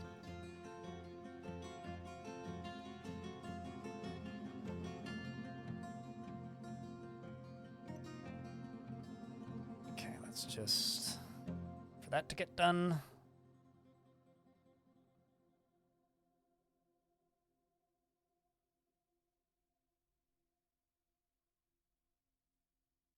Okay, that's... Oh, I see. Problem.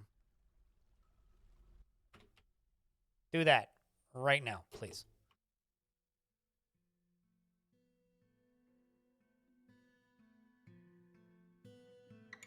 I can pause the game. This might get canceled.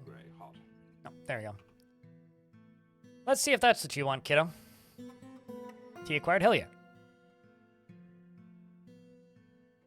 I mean, I had 2 for a bit. I think I have 1 now. as far as tavern keepers go. Maybe I just need more goblets, I don't know. I wouldn't mind a tavern brawl in this fort. 2 per year. It really depends on how often your dwarves argue, right? But yeah, this child learned weaponsmithing, basic weaponsmithing, in the guild hall because they're already a novice weaponsmith. Otherwise, they would have become a crafter. Bellinair, thank you much for the raid. What's up, dude? How you been? What are we up to today? Guys, if you don't know Bellinair, he's a friend of mine. Plays video games on the internet. Speaks Finnish. You can hear him roll R's. His text-to-speech is very funny because it's a Finnish lady. It also rolls R's a lot. I don't know what this kid wants. I'm convinced they just specifically want, like, one very specific thing, but...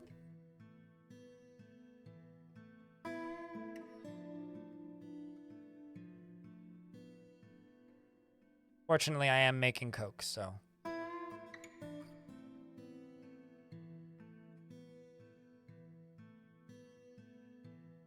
Takes a bean to know a bean? Healthy bean? Yeah, go give Bellinair a follow if you haven't. I'm sure he'll come back to Dwarf Fortress once Adventure Mode comes out.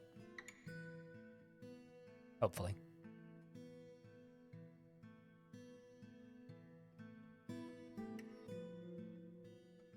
Oh yeah, I mean that's just I don't want to instigate a tavern brawl. I was more just commenting on the fact that I haven't had one.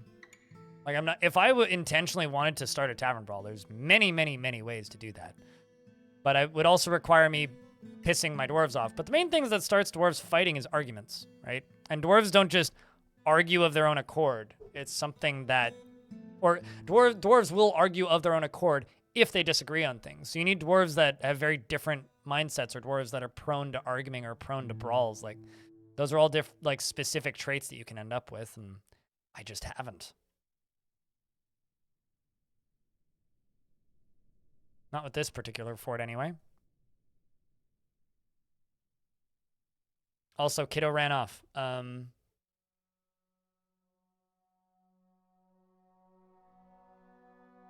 wood logs. All right. What was the first thing you grabbed then?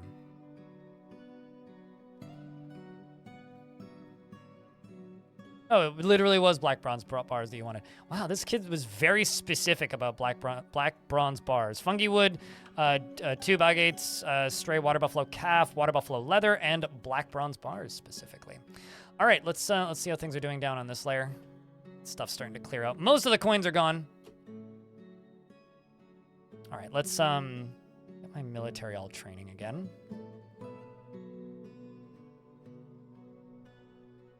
Let's get dwarves locked inside. Let's go into tasks.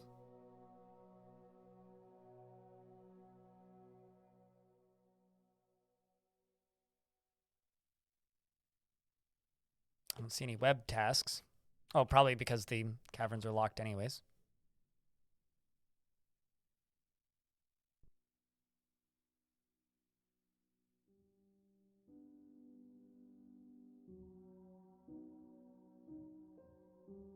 I'm really curious to see how big this siege is going to end up being.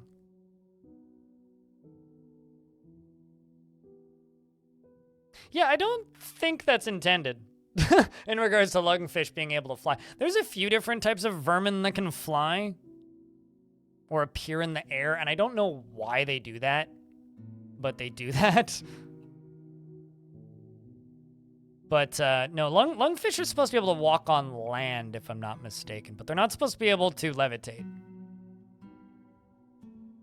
It's never stopped them, though. I guess they've just decided to fight the law, you know?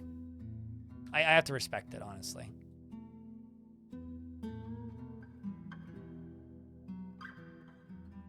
Okay, now that all this stuff's running back inside, we can pull this lever. I'm also just going to get this pot out of here. That pulled. Uh-oh. Ugh. Gloves. You're stressing me out here, dude. Okay, let's try this again. All right, well, this one's taking a long way in. Same with you. Let's reopen this. I didn't realize this dwarf hadn't gotten in yet. There you go. Okay. Gloves, you're gonna be my marker. When you move into the when you decide to move into the fort, I will at that point start the fight. Ooh. The dwarven child has created Dal Igeb, a black bronze crossbow, and claims it in the name of the family ancestor, Zaneg Wheel Treasure. Zaneg Wheel Treasure.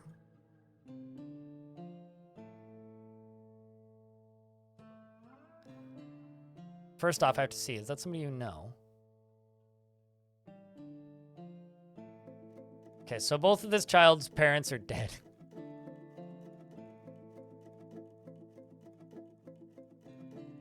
Well, you don't have any immediate family members, but...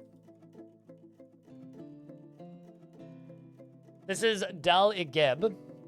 This is a black bronze crossbow. Our craftsmanship is of the highest quality. It is encrusted with oval leather oval level in this object menaces with spikes of black bronze and fungi wood. On the item is an image of a circle in water buffalo bone. I don't believe you did, no.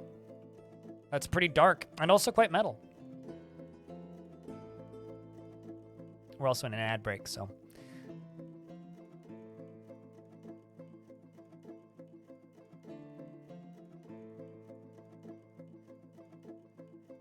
I prefer licorice over mint, if I had to be told to pick one.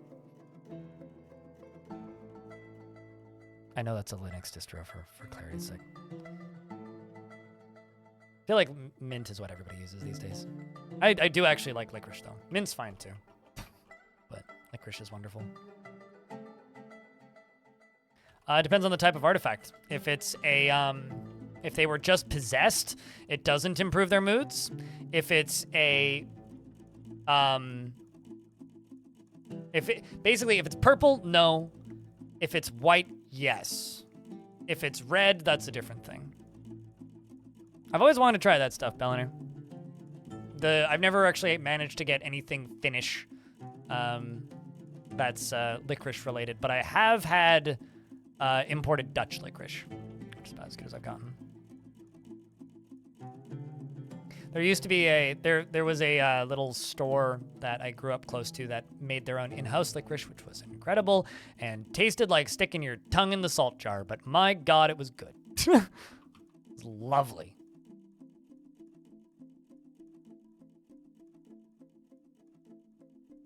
Yeah, we've talked about this a couple times. You actually have my shipping address. You could. I'd pay for whatever the shipping costs are if you decide to. Just let me know. Alrighty, kiddo. Get inside. Come on, gloves. I had to pause the game for 1:30, so they're not taking that long.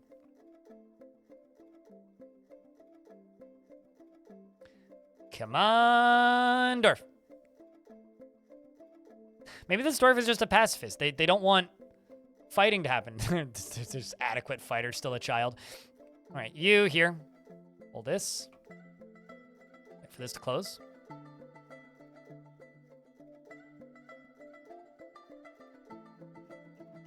And then, where are you going?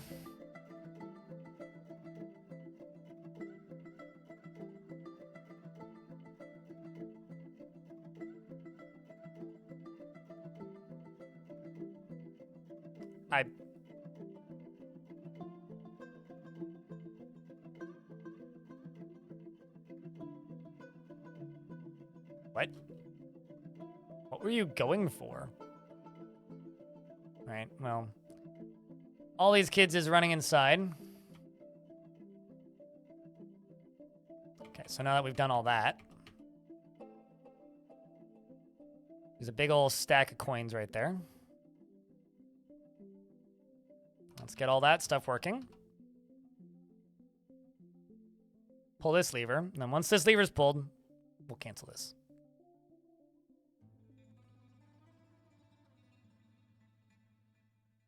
All right, let's fire some cannons. So chat room, if you've been lurking, we're just prepping to fire some cannons in a moment here. If you've missed the previous shots, you may want to look up.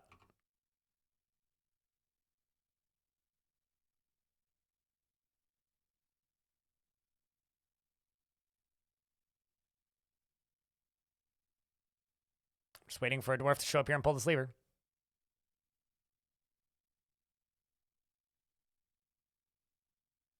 that really the route that you chose to take, Dwarf? Okay, you know what? Cancel this. Pull the lever. Somebody else pull the lever. Somebody else who's closer, please pull the lever.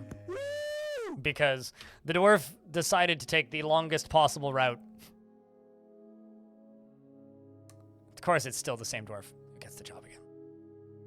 How can people be so glum, says Shutterbug. It does feel wondering after communing with their god. Okay, where are you guys going? Okay, you know what?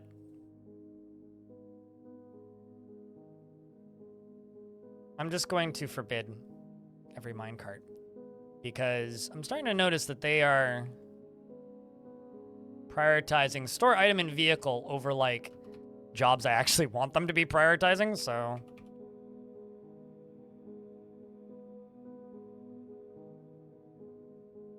Although these coins are significantly safer for us because they're all right here. All right, so now I wait once again. These dwarves are making this take way longer than it should. Well, at least you're in the underground now.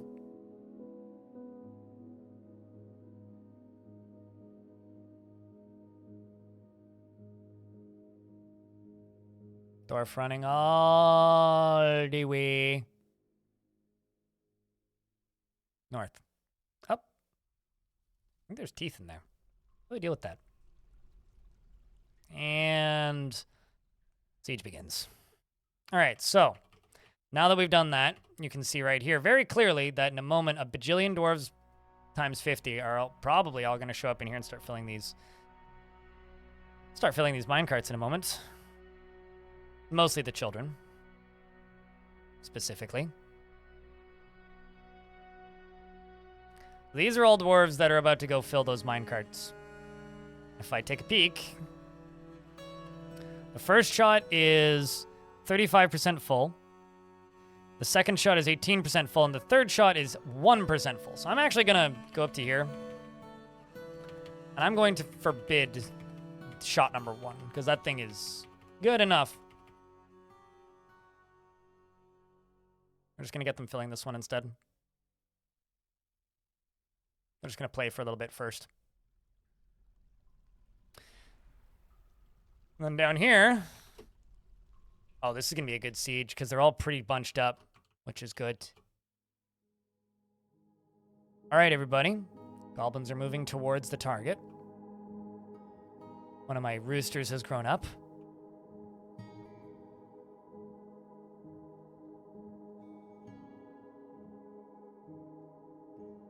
Goblins moving forward. Dwarves in tow. So I'm going to wait for them to hit, like, here, basically. The problem with using something like this against the circus, while it's pretty effective, is reloading. But that's kind of part of the plan for this fort if I actually make it to endgame. Although I have to survive all these sieges that they're sending at me. But I don't know, I've only broken into the first cavern layer, so we'll see. I have to keep this fort stable. Somebody else was just born. Rockwell and Hardline have given birth to a baby girl, by the way.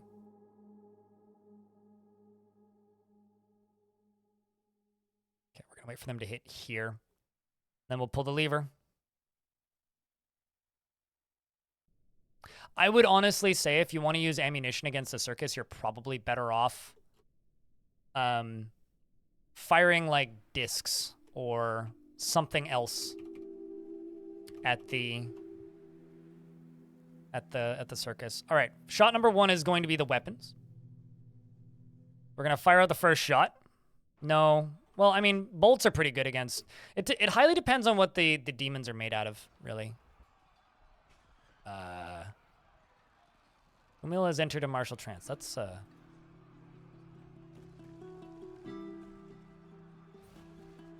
All right, well, one of my dwarves decided to be outside at the wrong time. He's attending a meeting, oddly enough. Kumil has 13 kills, none of which are notable. If this dwarf lives through this, I will crown this dwarf Baron. Okay? The first cannon is about to fire. But they might mostly miss him.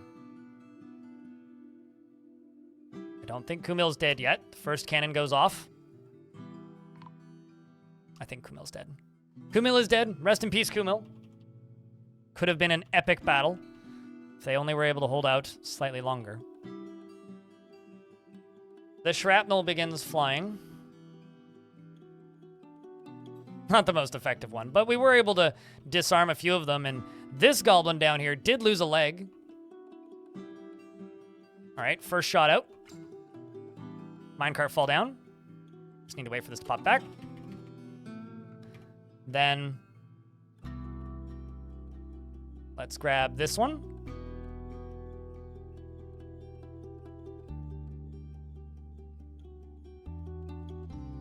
We just have to wait for a few seconds. Let's also pull... Ooh, no, I don't want to do them so close together. Oh, there you are. Shot number 2. About to ricochet off. Uh-oh, there's way too many dwarves right here. Why are you... I need to block this side off.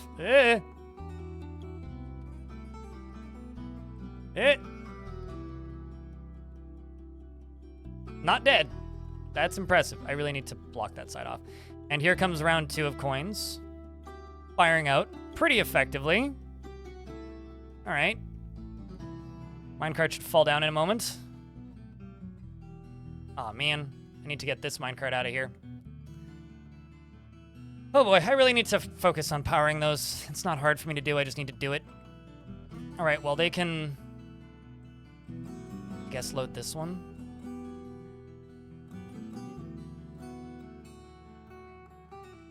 Better just not worry about it. I also didn't get this done. We did start it. It's pretty solid start. We'll be able to use it the next time. Wait, Das Tactic got hijacked?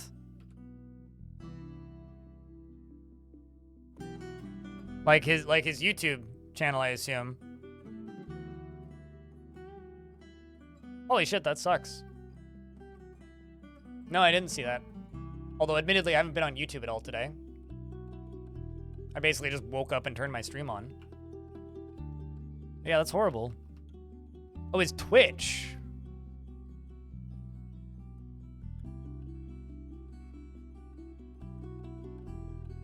I don't believe I've ever seen that.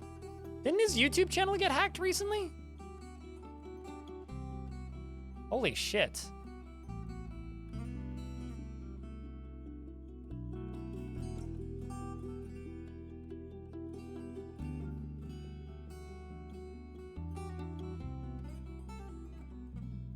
Okay, I'm thinking, wait. I'm very confused for a second.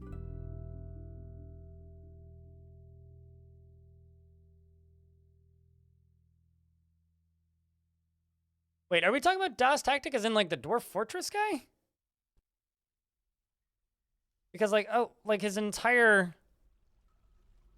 channel has been swapped. I don't want to put this up on stream because that's scary, but why?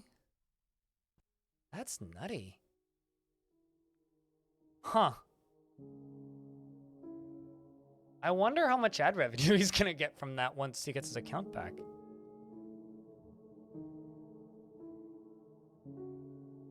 Like, genuinely. Twitch is not stopping the stream for some reason. Well, he can stop the stream. You swap your stream key. Done. I mean, if you're in a chat room where he's speaking, like, tell him to reset his stream key. Just go into the dashboard and reset the stream key. That'll shut the stream down. Like, literally, that's all you have to do.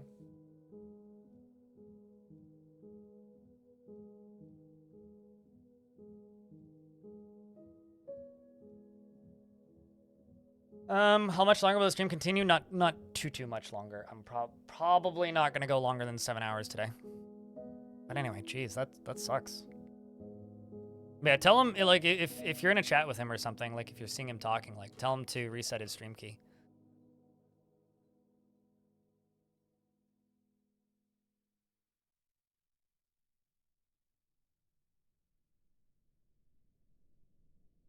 There's a exploit that lets people hijack your login session if you open a PDF. Yeah, that happened. It's happened to a lot of people because what happens is they send out contracts and stuff, like fake contracts or fake sponsorships, and then you open it from your email and bang, then suddenly your accounts are compromised. There was a really big YouTube channel that got compromised like yesterday or something, which was a similar one of these. Also, did I just fire off coins and miss it? I think I did. Because I was talking about that. Yeah, they just flew out. That was the smaller one. Right, no, we need to wait for this to get moved. That's what we're waiting on. And also this.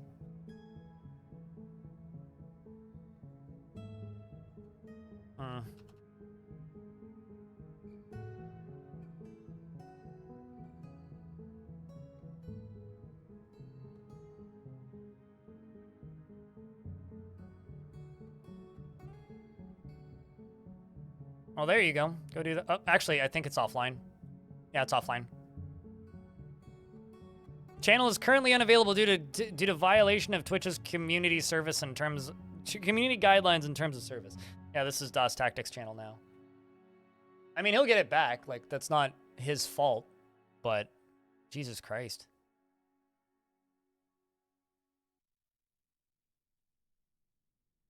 I got your report. Generally, when stuff like that pops up on Twitch with 30,000 like concurrent viewers, Twitch notices themselves. Like, you almost don't even need to report it. But yeah, that sucks. Yeah, I basically don't open anything from my email if I'm being honest.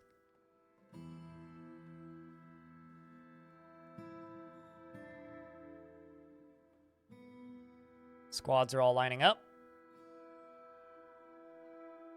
Getting the melee squads lining up.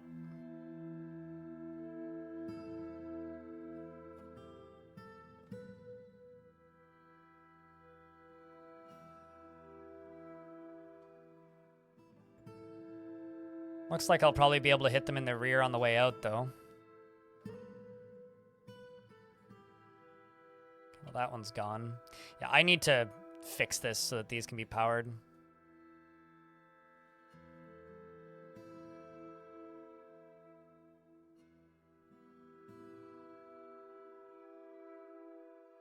Yeah, at least it's down. Yeah, that sucks. I hope he gets his account back quick.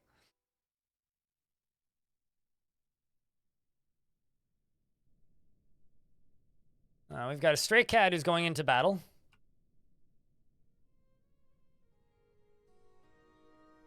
I'm gonna do something I haven't done yet because I really want to.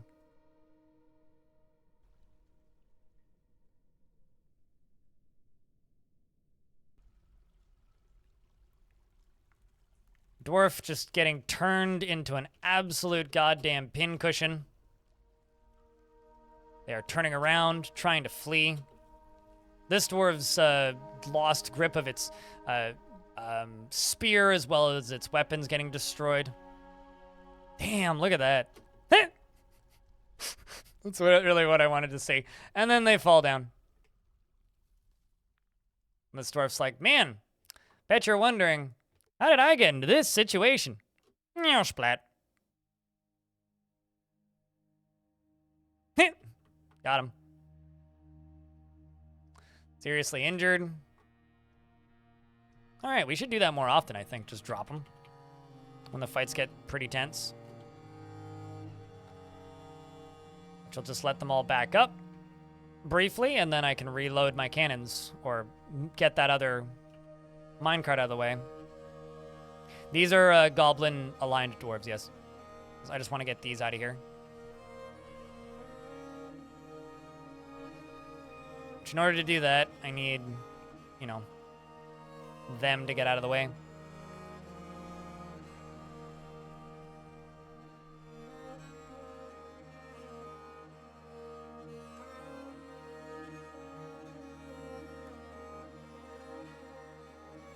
So we'll just let them run off. Yeah, it's no longer online. Yeah, no, we were talking about it, run bottom.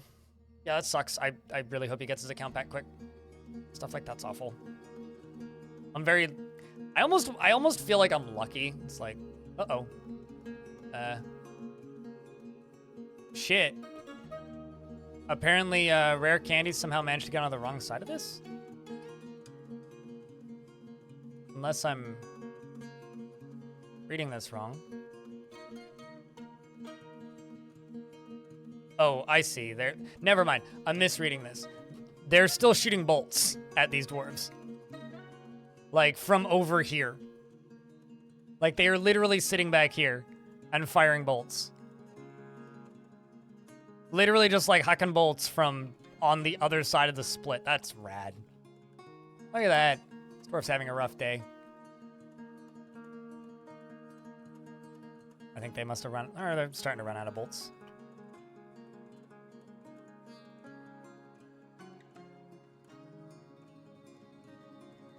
We had a chance to get this out of here. Nope. Dwarves are trying. How far is crossbow range? I'm not sure. I don't actually know. It's probably, like, I guess, the line of sight that the dwarf has. Chuck's Buck Snuck has been missing for a week. Oh. Well, I'm assuming that's bad news. Did you fall? Well, nobody's seen it yet. Science time? I'm pretty sure you could just look. I guarantee you someone's already done the science. I just haven't looked at the wiki. It's one of those, like, someone just needs to go look.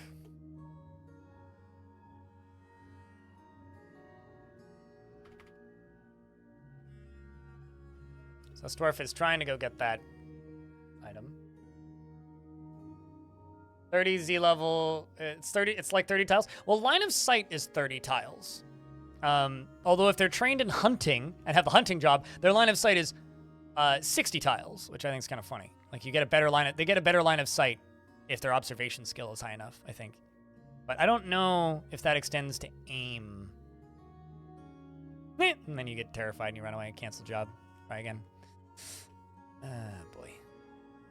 Yeah, I like this setup, but I really need a... Oh, I see what's happening here. I see what's happening here. They're just getting fired off. It's like, why do they keep resetting? Duh.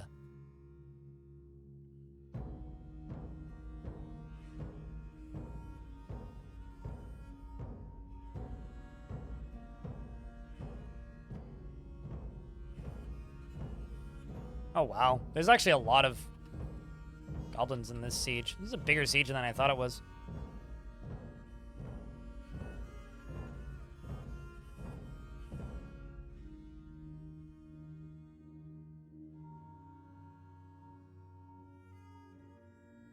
Well, I guess I could just fight them. I could just fight them. That would be the much easier way to do this, but I want to fire the last round of coins, damn it. I want to give them insult to injury. Nope, not muted. Just hadn't said anything in a minute. Maybe you're muted, but that's not a me problem.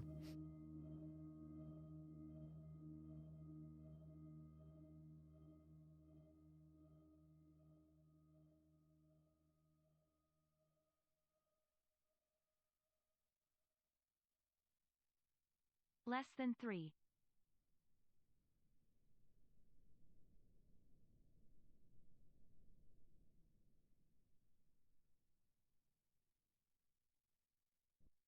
Potato Godzilla, thank you very much for the second month. Welcome back.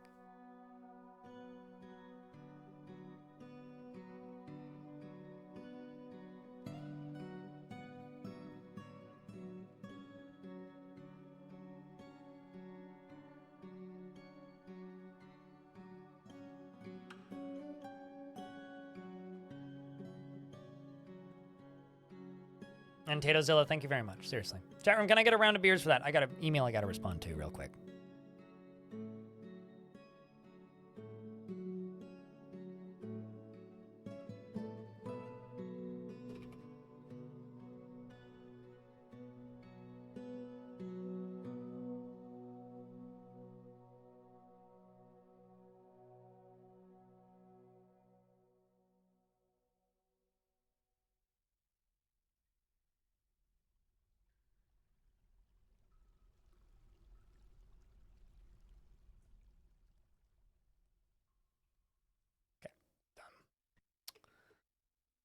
All right, let's see how many goblins still need to run down.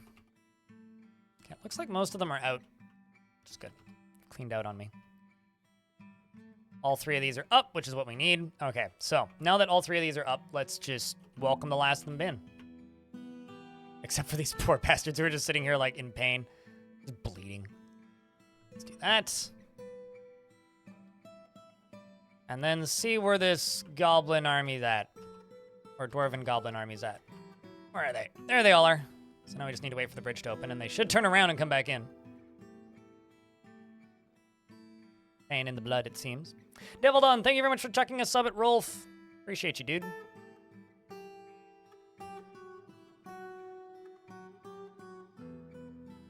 Dwarves running around. Corner. Into the baseline.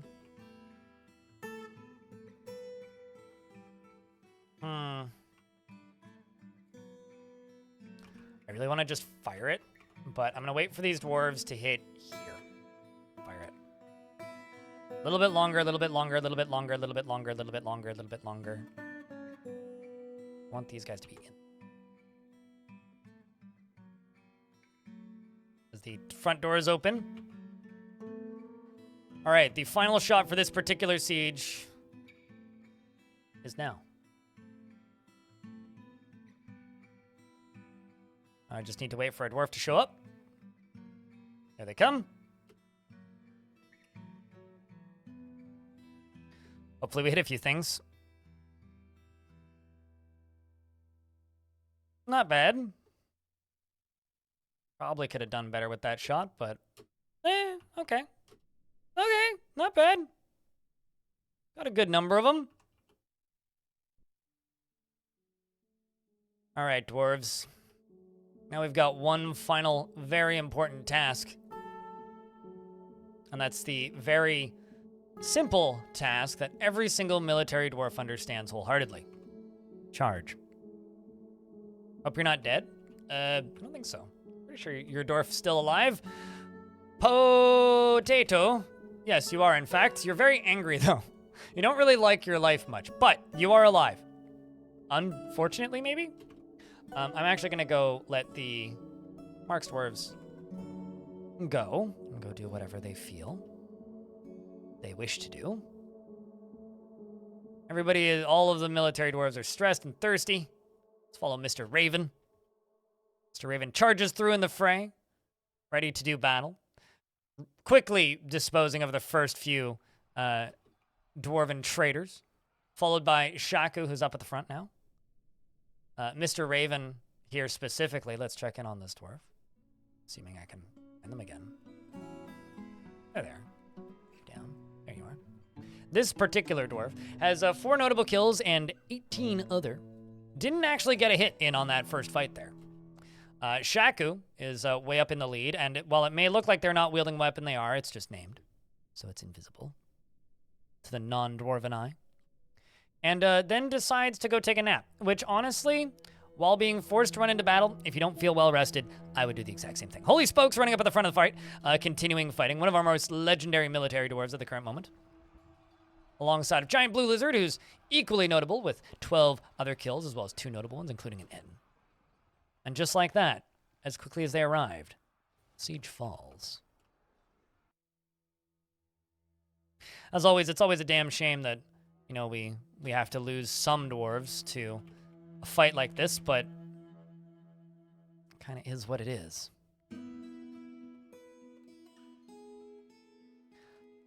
Oh, at this point, they're traitors. But, yeah, it's always a sad tale. All right, let's,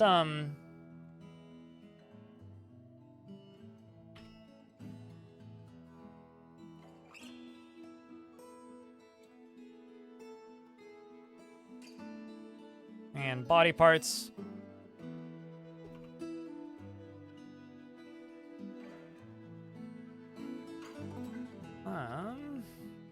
And now I've got to get all of these squads unstationed. Unlock this door. Jump up here and flop that down. And then I've got that one military dwarf that went in and died. Full mill, yeah.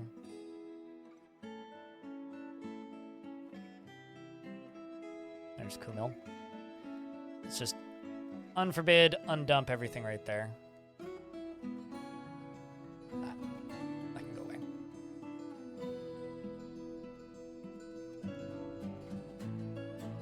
Oh, trust me, the military is not happy, but no, it's a mix of everybody. There's also the problem that, like, not everybody in the fortress has... I mean, yeah, the military is pissed, but, like, not everybody in the fortress has a bedroom yet, which is pissing the dwarves off because, like, sieges happen and then I have to reset the defenses, right? And then siege happens and then I have to reset the defenses. And then siege happens and then I have to reset the defenses. And it's, like, it's making it difficult for me to actually, like, properly take care of these dwarves. Doesn't help that the military is pissed. Like, I really, really, really, really need to just, like, give these the military some R&R, but I haven't had time. I haven't had the chance. I may actually just, like, set them all to off-duty for a little bit, because, frankly, they need it. This squad down here needs to be training, though.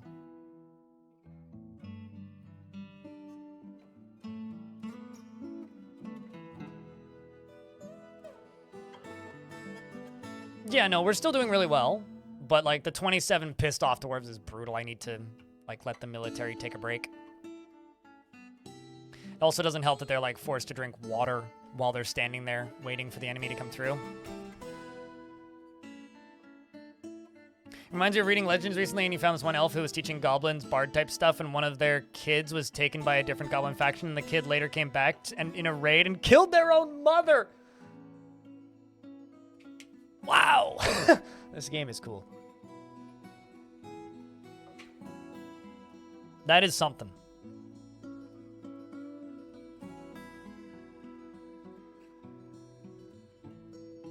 I could absolutely seal this fort up. I might do that. But not today, though.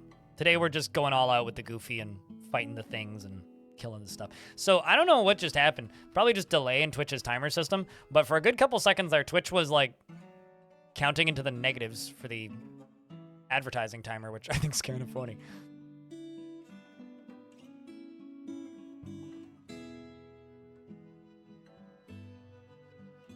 Excuse me? Oh, I see. That's why. Like, why is nobody dumping items? Well, always going to be a reason for that. Here come the dwarfs. Do-do-do-do. Yeah, I mean, this fort's been a lot of fun and very entertaining, right? Like, you know, the last few forts, I've just been trying to keep things interesting. I don't really care if I actually complete the goals or not. I'm just happy I was able to actually build... Like, building cannons was also a much easier prospect in this fort than it was in the last one. Let's just forbid all of the coins for right now. We'll worry about the coins after these bodies are done. Done, dusted, dealt with, dead.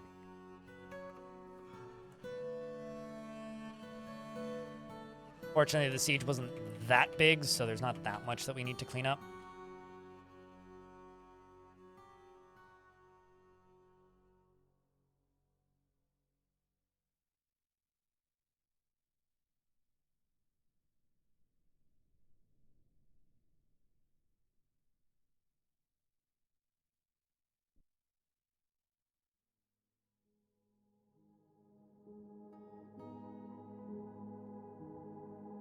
I think I'm actually just going to go into the full orders that I have. This one.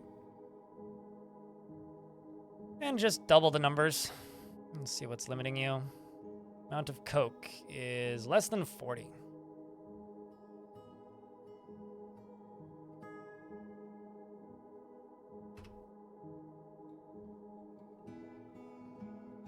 You know what? Let's just, like, get rid of that. Just tell them to queue it up. As long as they have at least 30 bituminous coal, just do it. Just work our way through it. And then I'll just kill it once we run out.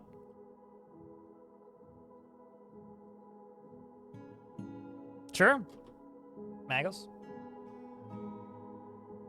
Yeah, you haven't had a dwarf. You don't have a dwarf currently, so.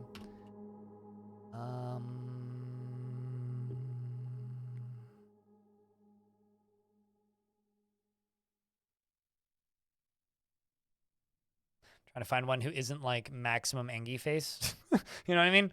How about Servish, the farmer, who's happy because he's a farmer, which means he doesn't do anything aside from leave the fort, or aside from farm.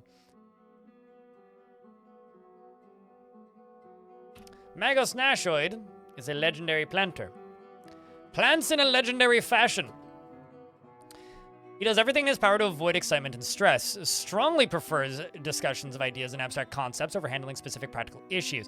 He only rarely tries to assert himself in conversation and intends to make a small mess with his own possessions. He thinks he is fairly important in the grand scheme of things, and easily can fall in love or develop positive feelings. He is grateful when others help him out and tries to return favors, is somewhat uncomfortable around those that appear unusual or live differently from himself, and he occasionally overindulges and rarely feels discouraged, can occasionally lose focus on the matter at hand, and is moved by art and natural beauty, and dislikes the natural world, taps his feet constantly when he's nervous and needs alcohol to get through the working day, dreams of raising a family, and personally views decorum as a high ideal and is deeply offended by those who fail to maintain it, would have the world operate in complete harmony without the least bit of strife or disorder, believes that the acquisition and use of power over others is the ideal goal in life, and worthy of the highest respect, and believes that the idea of war is utterly repellent and would have peace at all costs, respects the law, and finds the pursuit of skill mastery off-putting, and doesn't particularly value the truth. How is capturing beasts going? I need more. I need more! More! Mostly. Actually, look at this. That's how it's going. It's all right. It's been a bit since we've had a forgotten beast show up. The last one we had to fight, and it kind of killed some of my dwarves because it had webs, and I forgot that it had webs. That's my fault, but, you know.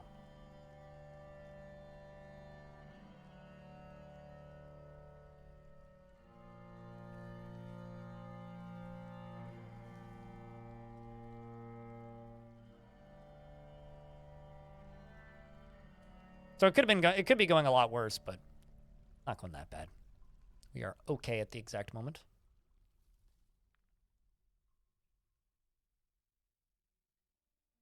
I've got a dwarf stumbling. I'm actually like very surprised, like moods aside, how stable this fortress actually is. Like these dwarves are actually really mentally stable, all things concerned, and that is impressive as hell to me.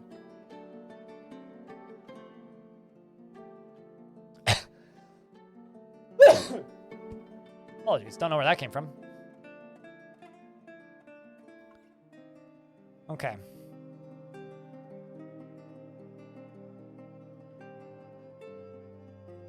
Thank you, Night Dweller.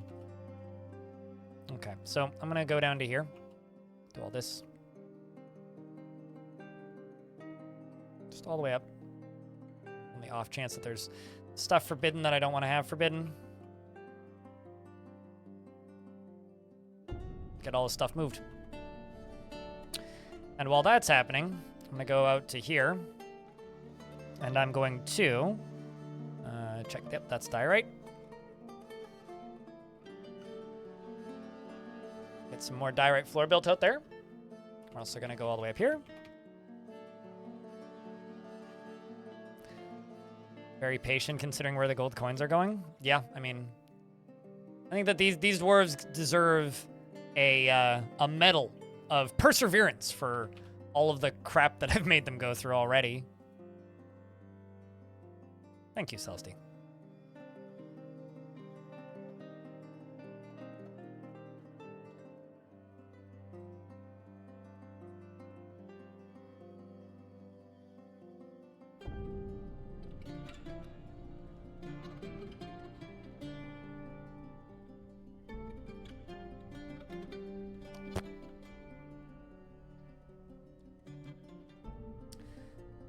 Popping into lurk and say hello and how's it going? It's going all right. Today is a shorter bonus stream because, well, it's short because it's what, 3:45 right now? It's 6, it's either 6 or 6:30. I have an appointment at the bank, so I have to walk to the bank, which is a bit of a walk. And on Thursday, the stream is going to be half length, so. Now, the question is, I guess, for tomorrow, chat, do we start the stream off tomorrow with adventure mode or with fortress mode? Is actually kind of an important question I have for you guys. Because tomorrow's going to be a normal length. Wednesday's going to be a normal length with a weird interruption at 10:30 in the morning. Because my landlord's doing a visit. And, so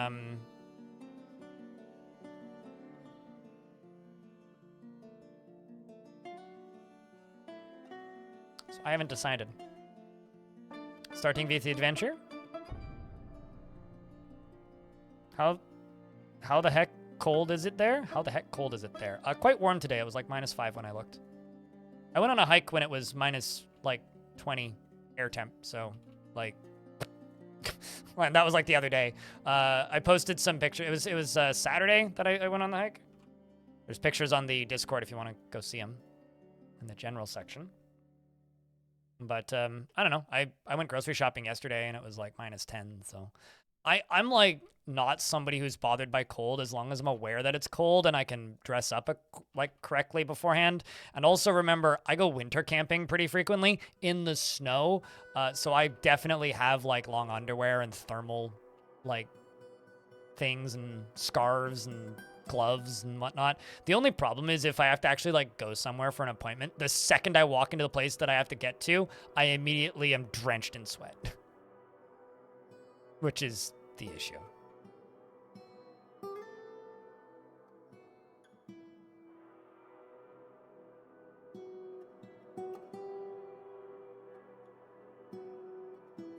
This up here is just going to be my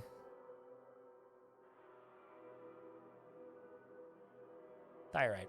Oh, also tomorrow, I will have that interview with Putnam out. I've got to record footage for it tonight, but the audio's all edited, and I should get the audio up onto the Patreon tonight. So for $1 on my Patreon, you can get audio for an interview with Putnam early, if that's something you're super keen on. I also need to come up with some sort of like streamery and reason for people to buy merch because, well, I mean, it's January. Nobody buys anything in January. Maybe I'll do a coupon or something. You have a dentist appointment tomorrow? Ooh. I might have a root canal I need to get done in sometime in the next few years, which I'm not super keen on, but is what it is. You bought stickers? You're excited for them? Hell yeah! If you bought something in like the last 24 hours, I haven't looked, but it's certainly January, I'll put it that way. It's actually kind of funny just seeing all of so many streamers I know just like talking about, oh no, like chats have been very, very dead. It's like, well, yeah, it's January. Happens every year. It's almost like this is a consistent thing that happens.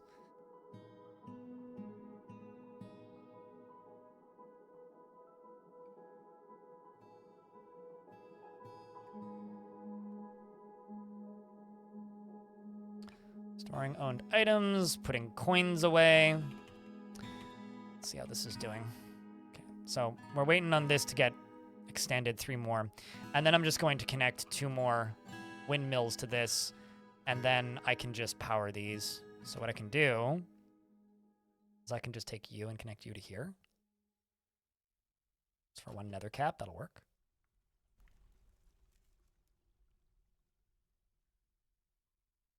You know, it's really funny because, like, my industry is kind of backwards. Like, most entertainment industries are like this.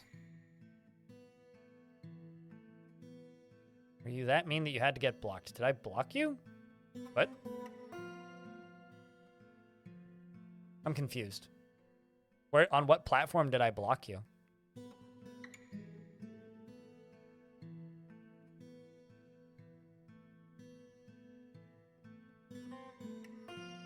Which is funny, because like I don't recall blocking anybody recently, at least not intentionally. Can't see Discord. Like, are you banned on my Discord? What did you post? I mean, I don't know. I don't think it was anything that I did, at least not to my knowledge. Unless, like, if you randomly DM'd me, I might have just blocked you on impulse. Because I tend to just block people who DM me because 9 out of 10 times they are an ad or like somebody trying to sell me crypto. At all. Then you're banned from my Discord. Yeah, I don't know what you did. Did you do anything silly? Did you post any super edgy memes?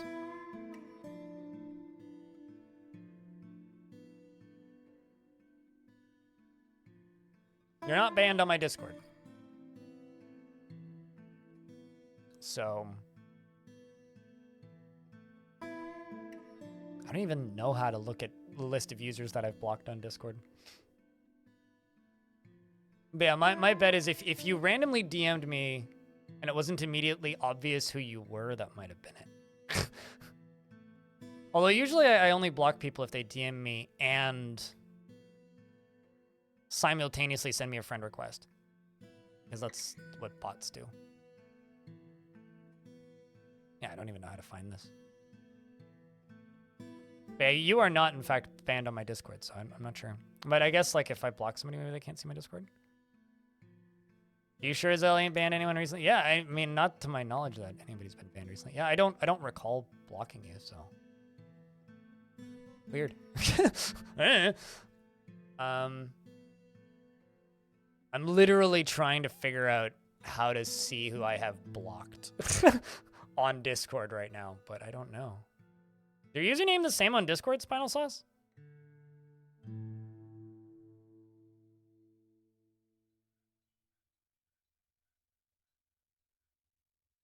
Yeah, no, you are not blocked on my on my Discord. Google how to unblock someone on Discord. How to unblock someone on Discord. Profile icon, account blocked users. There's a thing under account. Why didn't I see that? My account. Where the heck did it say that?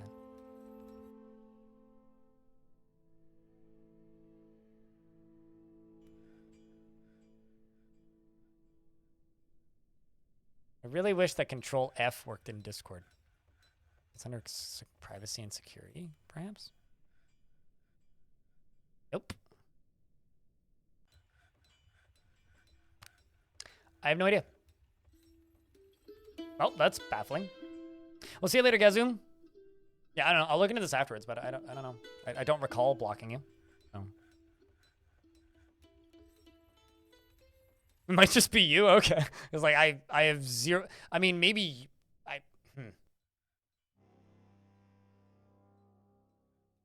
A vile force of darkness has arrived. Well, this is actually just a vile force of darkness.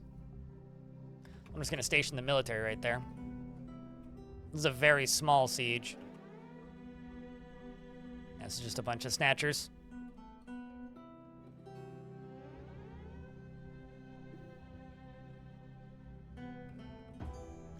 I have a question.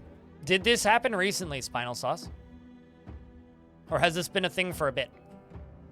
Because if it happened recently, there's a very real chance that your Discord might just be offline.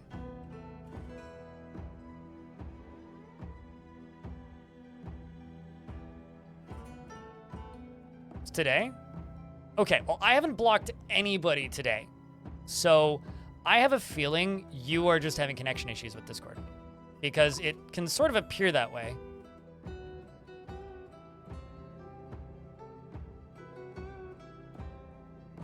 Mr. Raven gets into the fight first and starts beating the ever-living crap out of the first goblin he sees.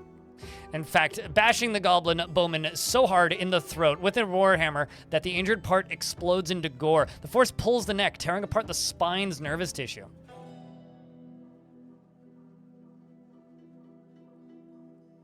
Ripping his way through every single goblin. Running forward with Shake Break in tow. Taking them out so quickly. There's a turkey bone coffin here. There's an artifact turkey bone coffin there that I didn't make. Dwarves are continuing to push through these goblins, and it appears that the goblins have retreated like the cowards that they clearly are. We shall let the dwarves return to whatever the heck they were doing previously.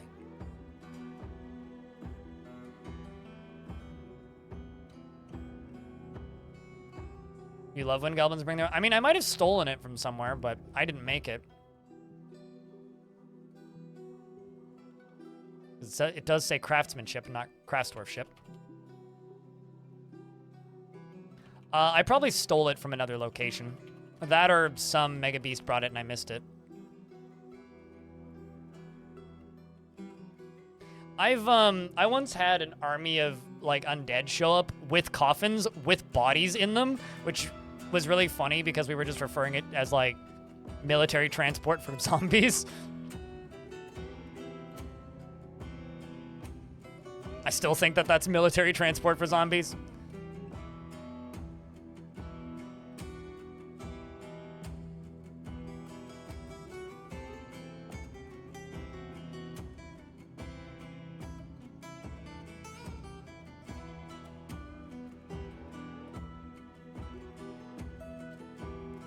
Like they just brought their own reinforcements.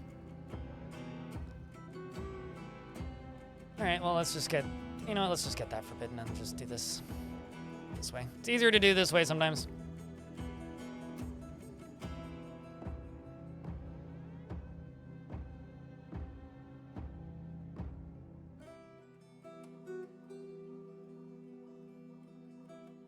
Where did the neck even come from? Oh, wait, the neck? Probably from a goblin or a dwarf, whoever got hit really hard in the neck. If I had to bet. Now, do I have bookcases? I do, in fact. Meaning I could just start building a library, because that's what I really want right now. I really want a library. Let's see what we have for bars. Quite a bit of gold, quite a bit of bronze, little bit of black bronze. It looks like it that we have it, but we are currently out of rose gold. Good evening. Too many those things.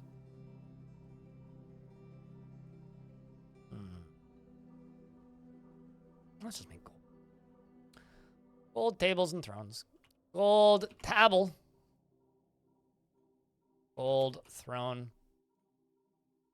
And gold bookcase. Let's do 20, 20, and 20. I will also cram a couple bedrooms into this area as well.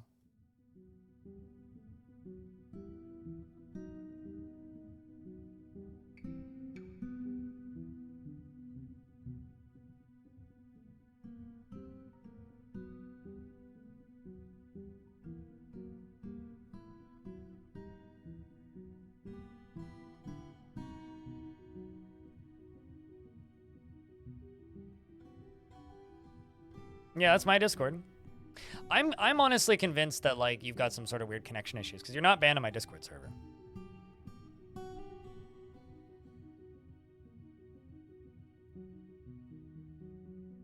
That or Discord's effing up somehow, but literally nobody has been banned from my Discord today. So it's something on your end.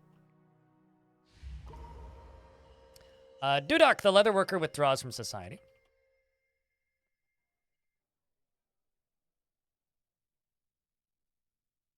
Like, I'll be honest, I don't pay that much attention to what's going on my Discord, but nobody's been blocked or banned. I'm pretty sure that if you get blocked or banned from a Discord server, it gives you a full screen pop-up that says that you've been banned. Like, it's very obvious that that's happened. So,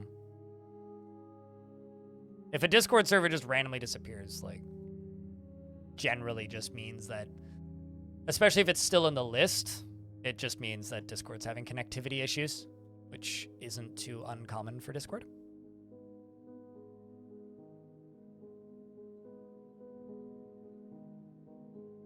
In fact, I've been noticing recently Discord's been pretty unstable, which is a shame, but it is what it is. It's weird. It happens.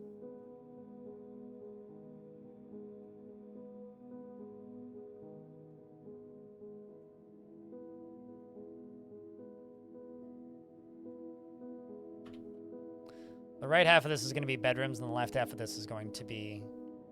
Sorry, left half of this is going to be bedrooms, right half of this is going to be a library. Just need to wait for some tables and chairs, though. Get done.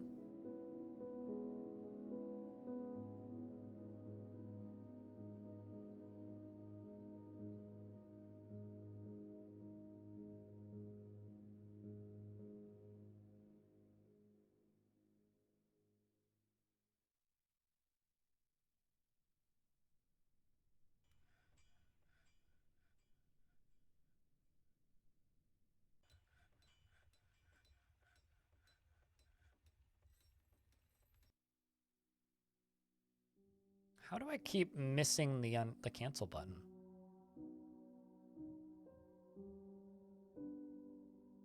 Now you've just got me wondering how often people leave Discords because they think they got banned from it when in reality, like, they just had connectivity issues for an hour.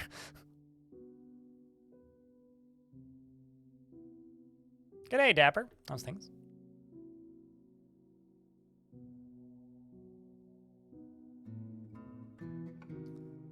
Suspend that. Couple beds in these.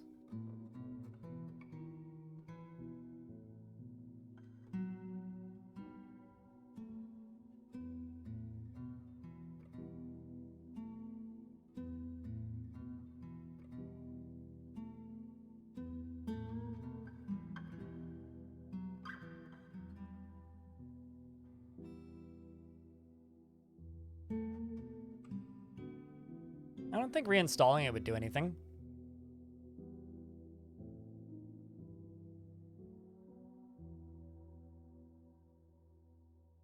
It generally just sounds like connectivity issues to me. Wish people use better alternatives. And name 5 better Discord alternatives that are widely used and easy to use for people who don't know how tech works. You know, Discord came into existence because there was no better alternatives, right? Every alternative was like, okay, yeah, sure, you could, in theory, you know, go host like a Ventrilo or a TeamSpeak server, but like realistically, people aren't gonna use a TeamSpeak server in the current year. Discord exists because there was no better alternatives for what they were trying to do. Discord succeeded because they were the best alternative. And fortunately or unfortunately, they are still the best platform for that kind of communication in that format. I used to host a local Ventrilo server for years. Way back. Yeah, well, they probably don't play video games. Discord is literally, it's just Slack for gamers, basically.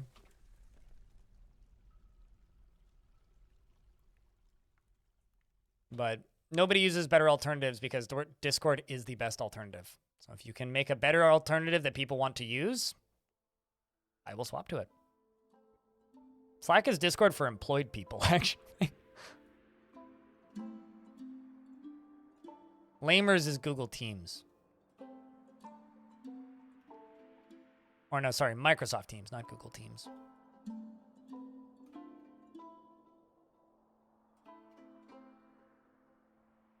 Everyone uses Teams at home. Definitely. Definitely what I just said. Does anybody willingly use Teams, or is it literally just because I've been of the opinion that Teams only exists for crappy bosses who like to helicopter manage and not actually decent platform. That and a platform that I would assume Microsoft employees are forced to use because it's Microsoft. We're going to build our first library, the home of Cole. Checks out. I don't know who Cole is, but I guess Cole lives here. You hate Teams? Yeah. I could see that. I've never actually had to use Teams, if I'm being honest. But I could see it.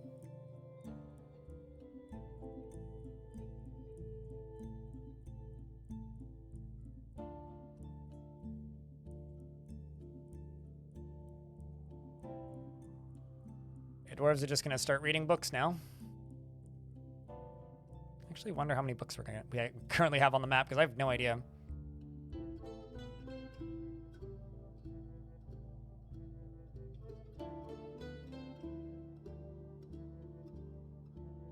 It looks like most of the coins are up and inside. That's good. They're still hauling them, so. Use all of the above, they all suck. Honestly, I think Discord's fine. As long as, like, you just ignore their, like, item shop because it's really, really bad and really, really dumb. As long as you ignore their really bad attempts to monetize the platform, it's fine. That being said, I actually quite like Nitro. I think it's a pretty decent service for what it is.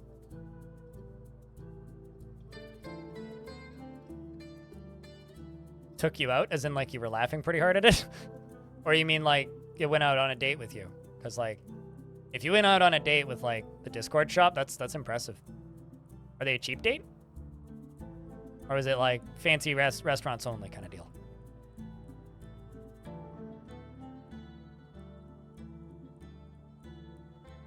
Well, this one's 50% full. What part of Nitro do I get the most use out of? The upload. Being able to upload way more is great.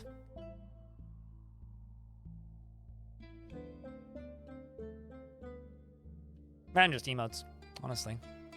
That's kind of like Twitch. It's like, well, what part of subscribing to a stream do you get the most out of? Well, I get emotes.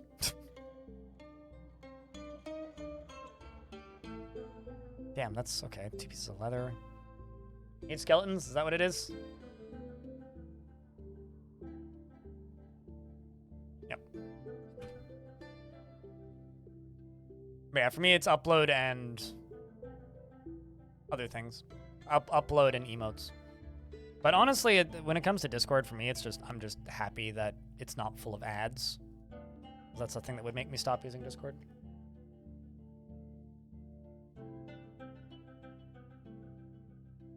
Because there was a while there where they were talking about maybe doing an ad-supported model, and when that was going around, I was like, I will stop using Discord if they do that. I feel the same way.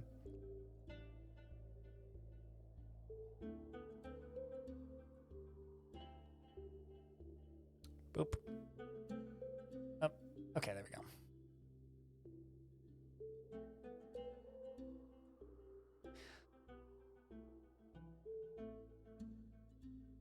Now let's get these unforbidden.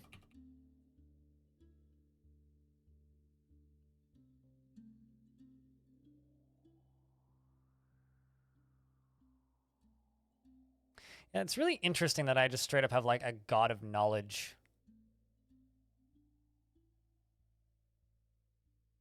Still training.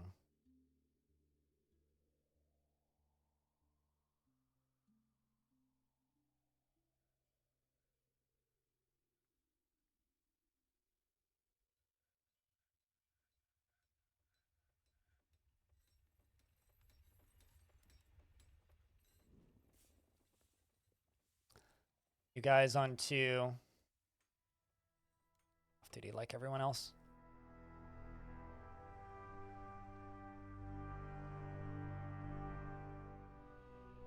You might have quit Discord if you had to change your handle. No, that's fair. Yeah, we have a god. One of the most popular deities in this map is the god of knowledge and scholarship. Not the most popular, but the god of laws is more popular, which I think is kind of funny. Fortress is a bunch of cops. We've got a very small library now. Although we do have 11 books, which is good. Feels wonder if they're learning about the solving of quadratic equations by the completion of the square. Traditional quadrics? I feel like I'm butchering that, but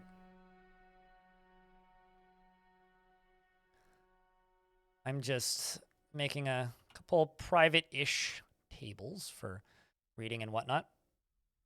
Random out of nowhere statement that I just feel like saying out loud because I told my mom about this last night because I thought it was funny. Do you guys know that Keanu Reeves' band put out an album for the first time since the year 2000? It's like they put out I think it was a single or an EP in the year 2000. Hadn't done anything since. They just put out an album.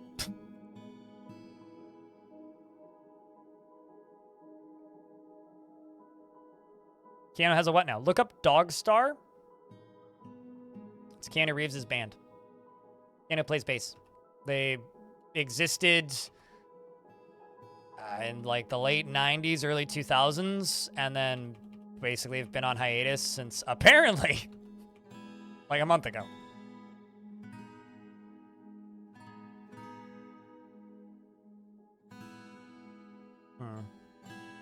I did that wrong. I don't want to use material. Turns out when you are a famous movie star, if you're a decent enough musician to get by playing, like, music, you can probably start a band and do okay. It's like Johnny Depp has a band, or had a band. I don't think they've done anything in a very long time. Similar kind of deal. Yeah, but yeah, it's very, like, late 90s, early 2000s, like, pop punk. Or not quite pop punk. More shoegazy-ish rock and roll thing. It's pleasant.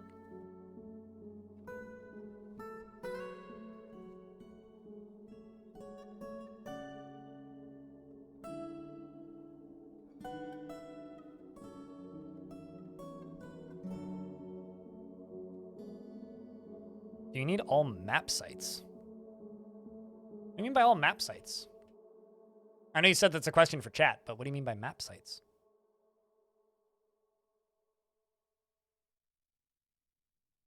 Traders will show up if you are on decent terms with your faction and they have the ability to get to you. I don't know what you mean by all map sites, though. Christopher Lee was in a metal band? No, I didn't know that. He does kind of have, like, the look of somebody who would play for Nightwish, though. Oh, you mean like you need them to all be open? I mean, it's impossible to completely block them off. You can't build all the way up to the edge of the map. But in order for traders to show up, you need to be on decent-ish terms with your home faction, and they need the ability to get to you through the overworld, which you can tell if it's accessible by, see, inaccessible from your location. 5 days travel. So, like, me being here, right? Not actually sure where the mountain halls are, but this is my faction, right? So they're all like a day's travel, half a day's travel. Over here would be like 19 days travel.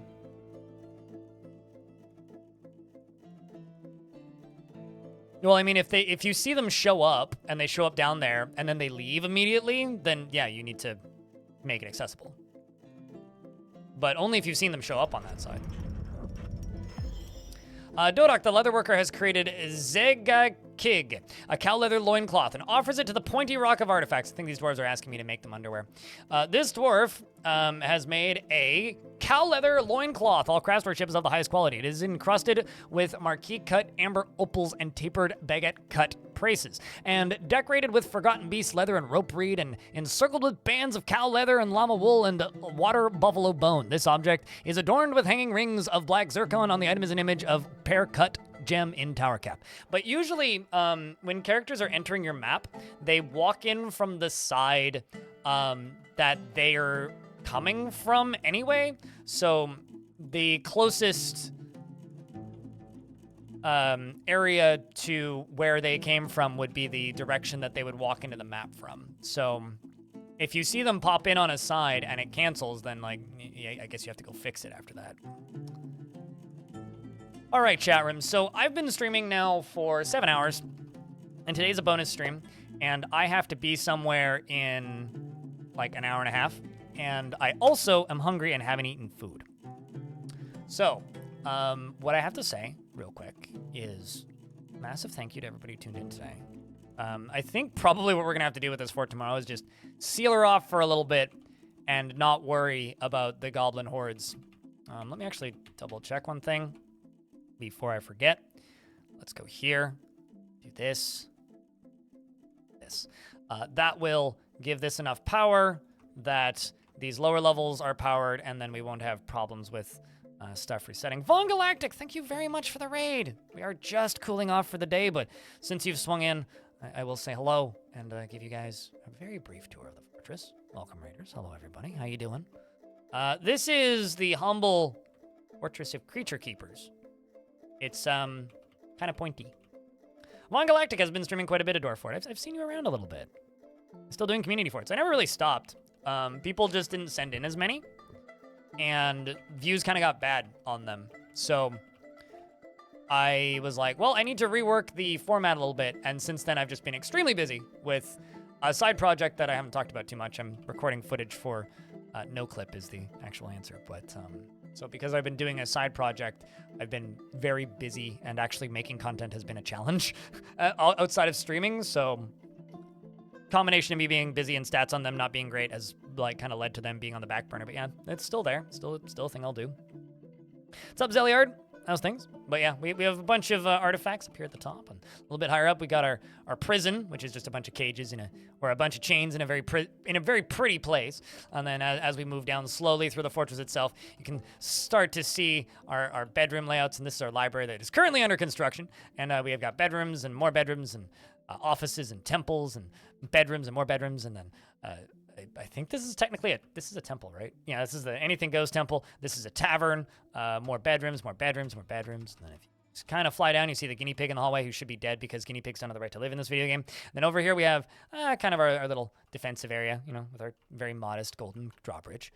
And then as we continue down, we got more spaces and things. The Hall of Champions who've passed.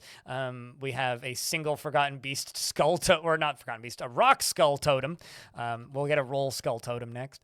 We got our military training area, as well as where we are forging all of our stuff. We've got kitchens. We've got farming area, which is running behind. We've got mine carts and various other goofy things, as well as random piles of stuff. And I got a lot of coins I got to unforbid, I think. And over here, we have cannons. Not the guinea pigs. The guinea pigs are terrible. Like they're like bunny rabbits. They have no right to exist in this world. Should also remove coins from this stockpile, I'm realizing. Turns out I got more coins that need to go away, which is great. Absolutely great. Cheers, Von Galactic. I hope your streams have been good. But yeah, then the dwarves take all of these coins. Apparently I had way more coins than I thought I did, because most of them were just in a stockpile I didn't realize had coins enabled. So that's on me, but yeah, the coins all go all the way this way. Up the side of this cliff. All the way to the right. Down into here. Up north. Sharp turn to the right. Up a very tight staircase. Into the stockpile. I can just forbid this one, because this one's just, full. But looks like we got more coins to put into here, so the next round of shrapnel is going to be even more intense. No, that would be a, what's it called? Bloodlines Fort, or a, I'm blanking on the name of it, but Community Forts is a series of YouTube videos that I was doing where I was just looking at people's forts that people made, kind of giving little tours, which, as I said, I haven't been doing them as much because, one, people very much just kind of stopped sending them in. So I started having to, yell. Succession forts, that's the word I was thinking. So I had to, yell to make people make more, basically. I had to specifically ask people to make more or send in more, and I don't really like doing that. So people stopped sending them in, so I had to ask for more, and then, stats just got real bad on them. So. And as YouTube goes, when number go down, you don't make that thing as much, because then you actively get damaged for making the thing.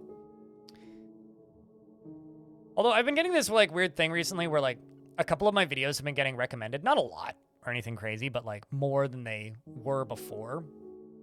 And I've had a couple of people be like, dude, I haven't seen you in months. Which is always a little bit frustrating from the creator's perspective, because it's well, I'm assuming you're saying I haven't seen you in months, as in, you haven't seen me in your recommended in months. So then, why aren't you, occasionally checking my channel to see when I upload things, god damn it. If you do that, then, well, you'd see me more often, because I've never left. Not at all.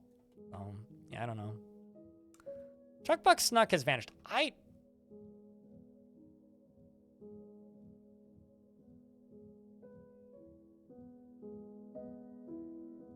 was about to say, I don't know where this dwarf is.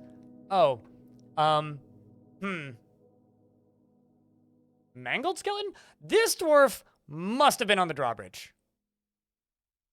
1000% must have been on the drawbridge.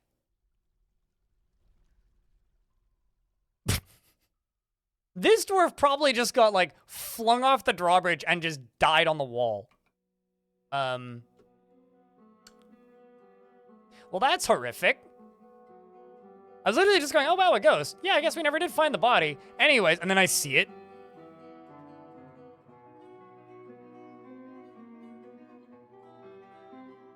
just received a voicemail?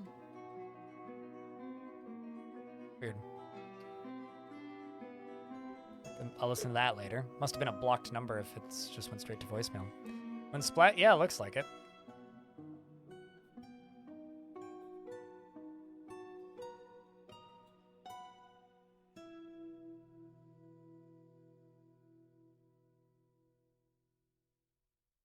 Let's just get Manticore Alpha up here to remove construction.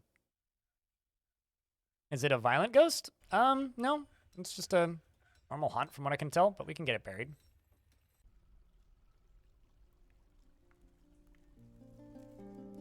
It's probably just one of the ones that's like confused about how he died, you know?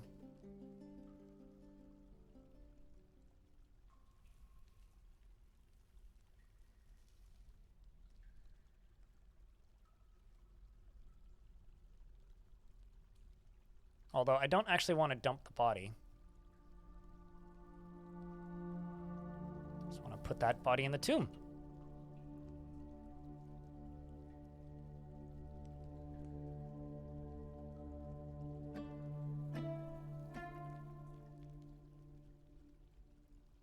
It's really kind of sad that like nobody uses the what's the word? YouTube sub box anymore.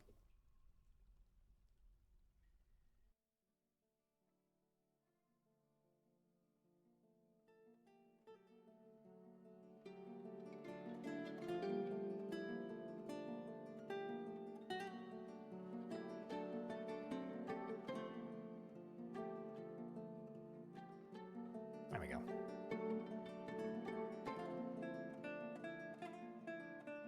Mabzith the peasant is... Go put this body in a tomb. Although of all the ways to die, getting flung by the drawbridge onto the side of the fortress is a pretty good way to go. Like, at least, you know, you didn't, like, get stabbed to death by something or something. You got flung. Although maybe they'd already died by the time that happened. Although it did say their body was missing for a week. Hopefully they didn't, like, starve to death on the side of the cliff, because that would have been unfortunate. All right, is this thingy powered?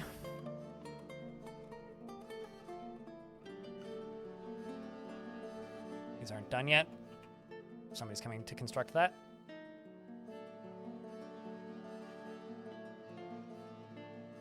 Okay, so first minecart is 50% full.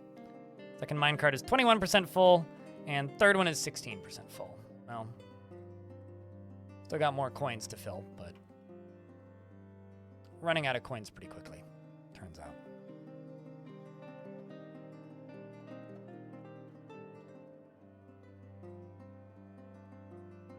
Guess it might be time for us to make more coins soon.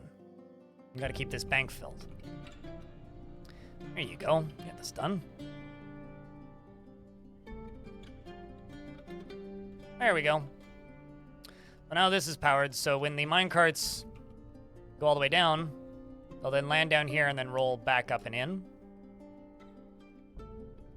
Which actually, I have to do this. I have to put a doorway there so that it doesn't go and get stuck. Although this is pretty low speed. So I'm actually gonna do something kind of dumb. I'm gonna test this. I just want to make sure this whole setup works. Let's just forbid everything right here. Hey dwarves, to those of you standing in this area, get out. Word of advice. Don't stand in here right now. Okay? There you go. See, the dwarves are smarter sometimes than you think they are. All right, so now let's see if they're actually that smart. I'm gonna fire the empty one. Let's just see if this whole setup works.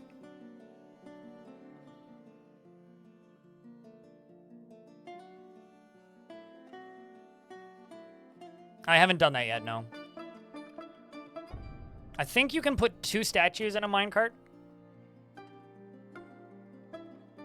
Okay, sweet. Nobody's actually in there yet. Oop.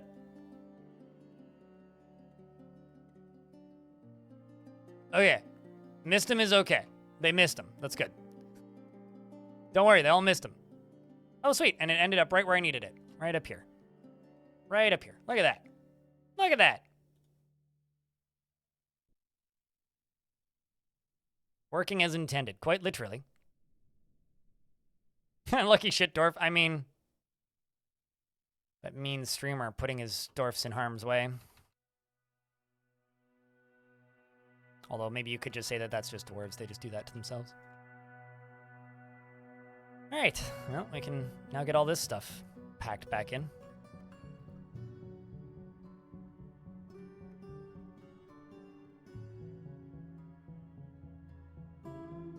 Sweet. All right. Well, chat room, like I was saying earlier, I think we're going to call it. I've been streaming for, well, it's 4:30. I need to eat lunch. Does Armach Vision work with the Steam version of DF? Yeah, it still makes the game crash constantly. Actually, wait, Armach Vision? I was thinking Stone Sense. I don't know about Armach Vision. I never liked Armach Vision, so I never used it. So you'd have to ask somebody who uses it. I know Rose, who's she made it, is in the Kit Fox Discord. So probably. I know she was testing it. But all right, YouTubers, people's over on the YouTubes. If you want to raid with us, pop over to the Twitch side of things. Twitch, stick around. We're gonna raid somebody. But now is that beautiful part of the day where you can say goodbye YouTube or goodbye VOD, and people on YouTube, the VODs go up on the @BlindExtras YouTube channel, and I will be live on YouTube tomorrow morning, normal time, 10 a.m. for you guys, 10 a.m. Pacific for you guys, and Twitch will be live at 9 a.m., an hour earlier. So if you want the pre-show, show up on Twitch. Otherwise, we will see you guys on the flip.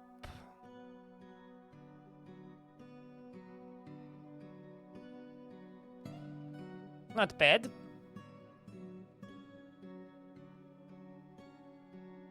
Little bit of a quiet on the YouTube side of things, but that's okay today, because it is a off day.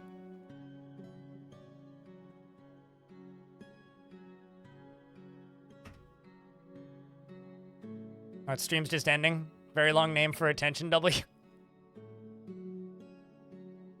Yeah, unfortunately,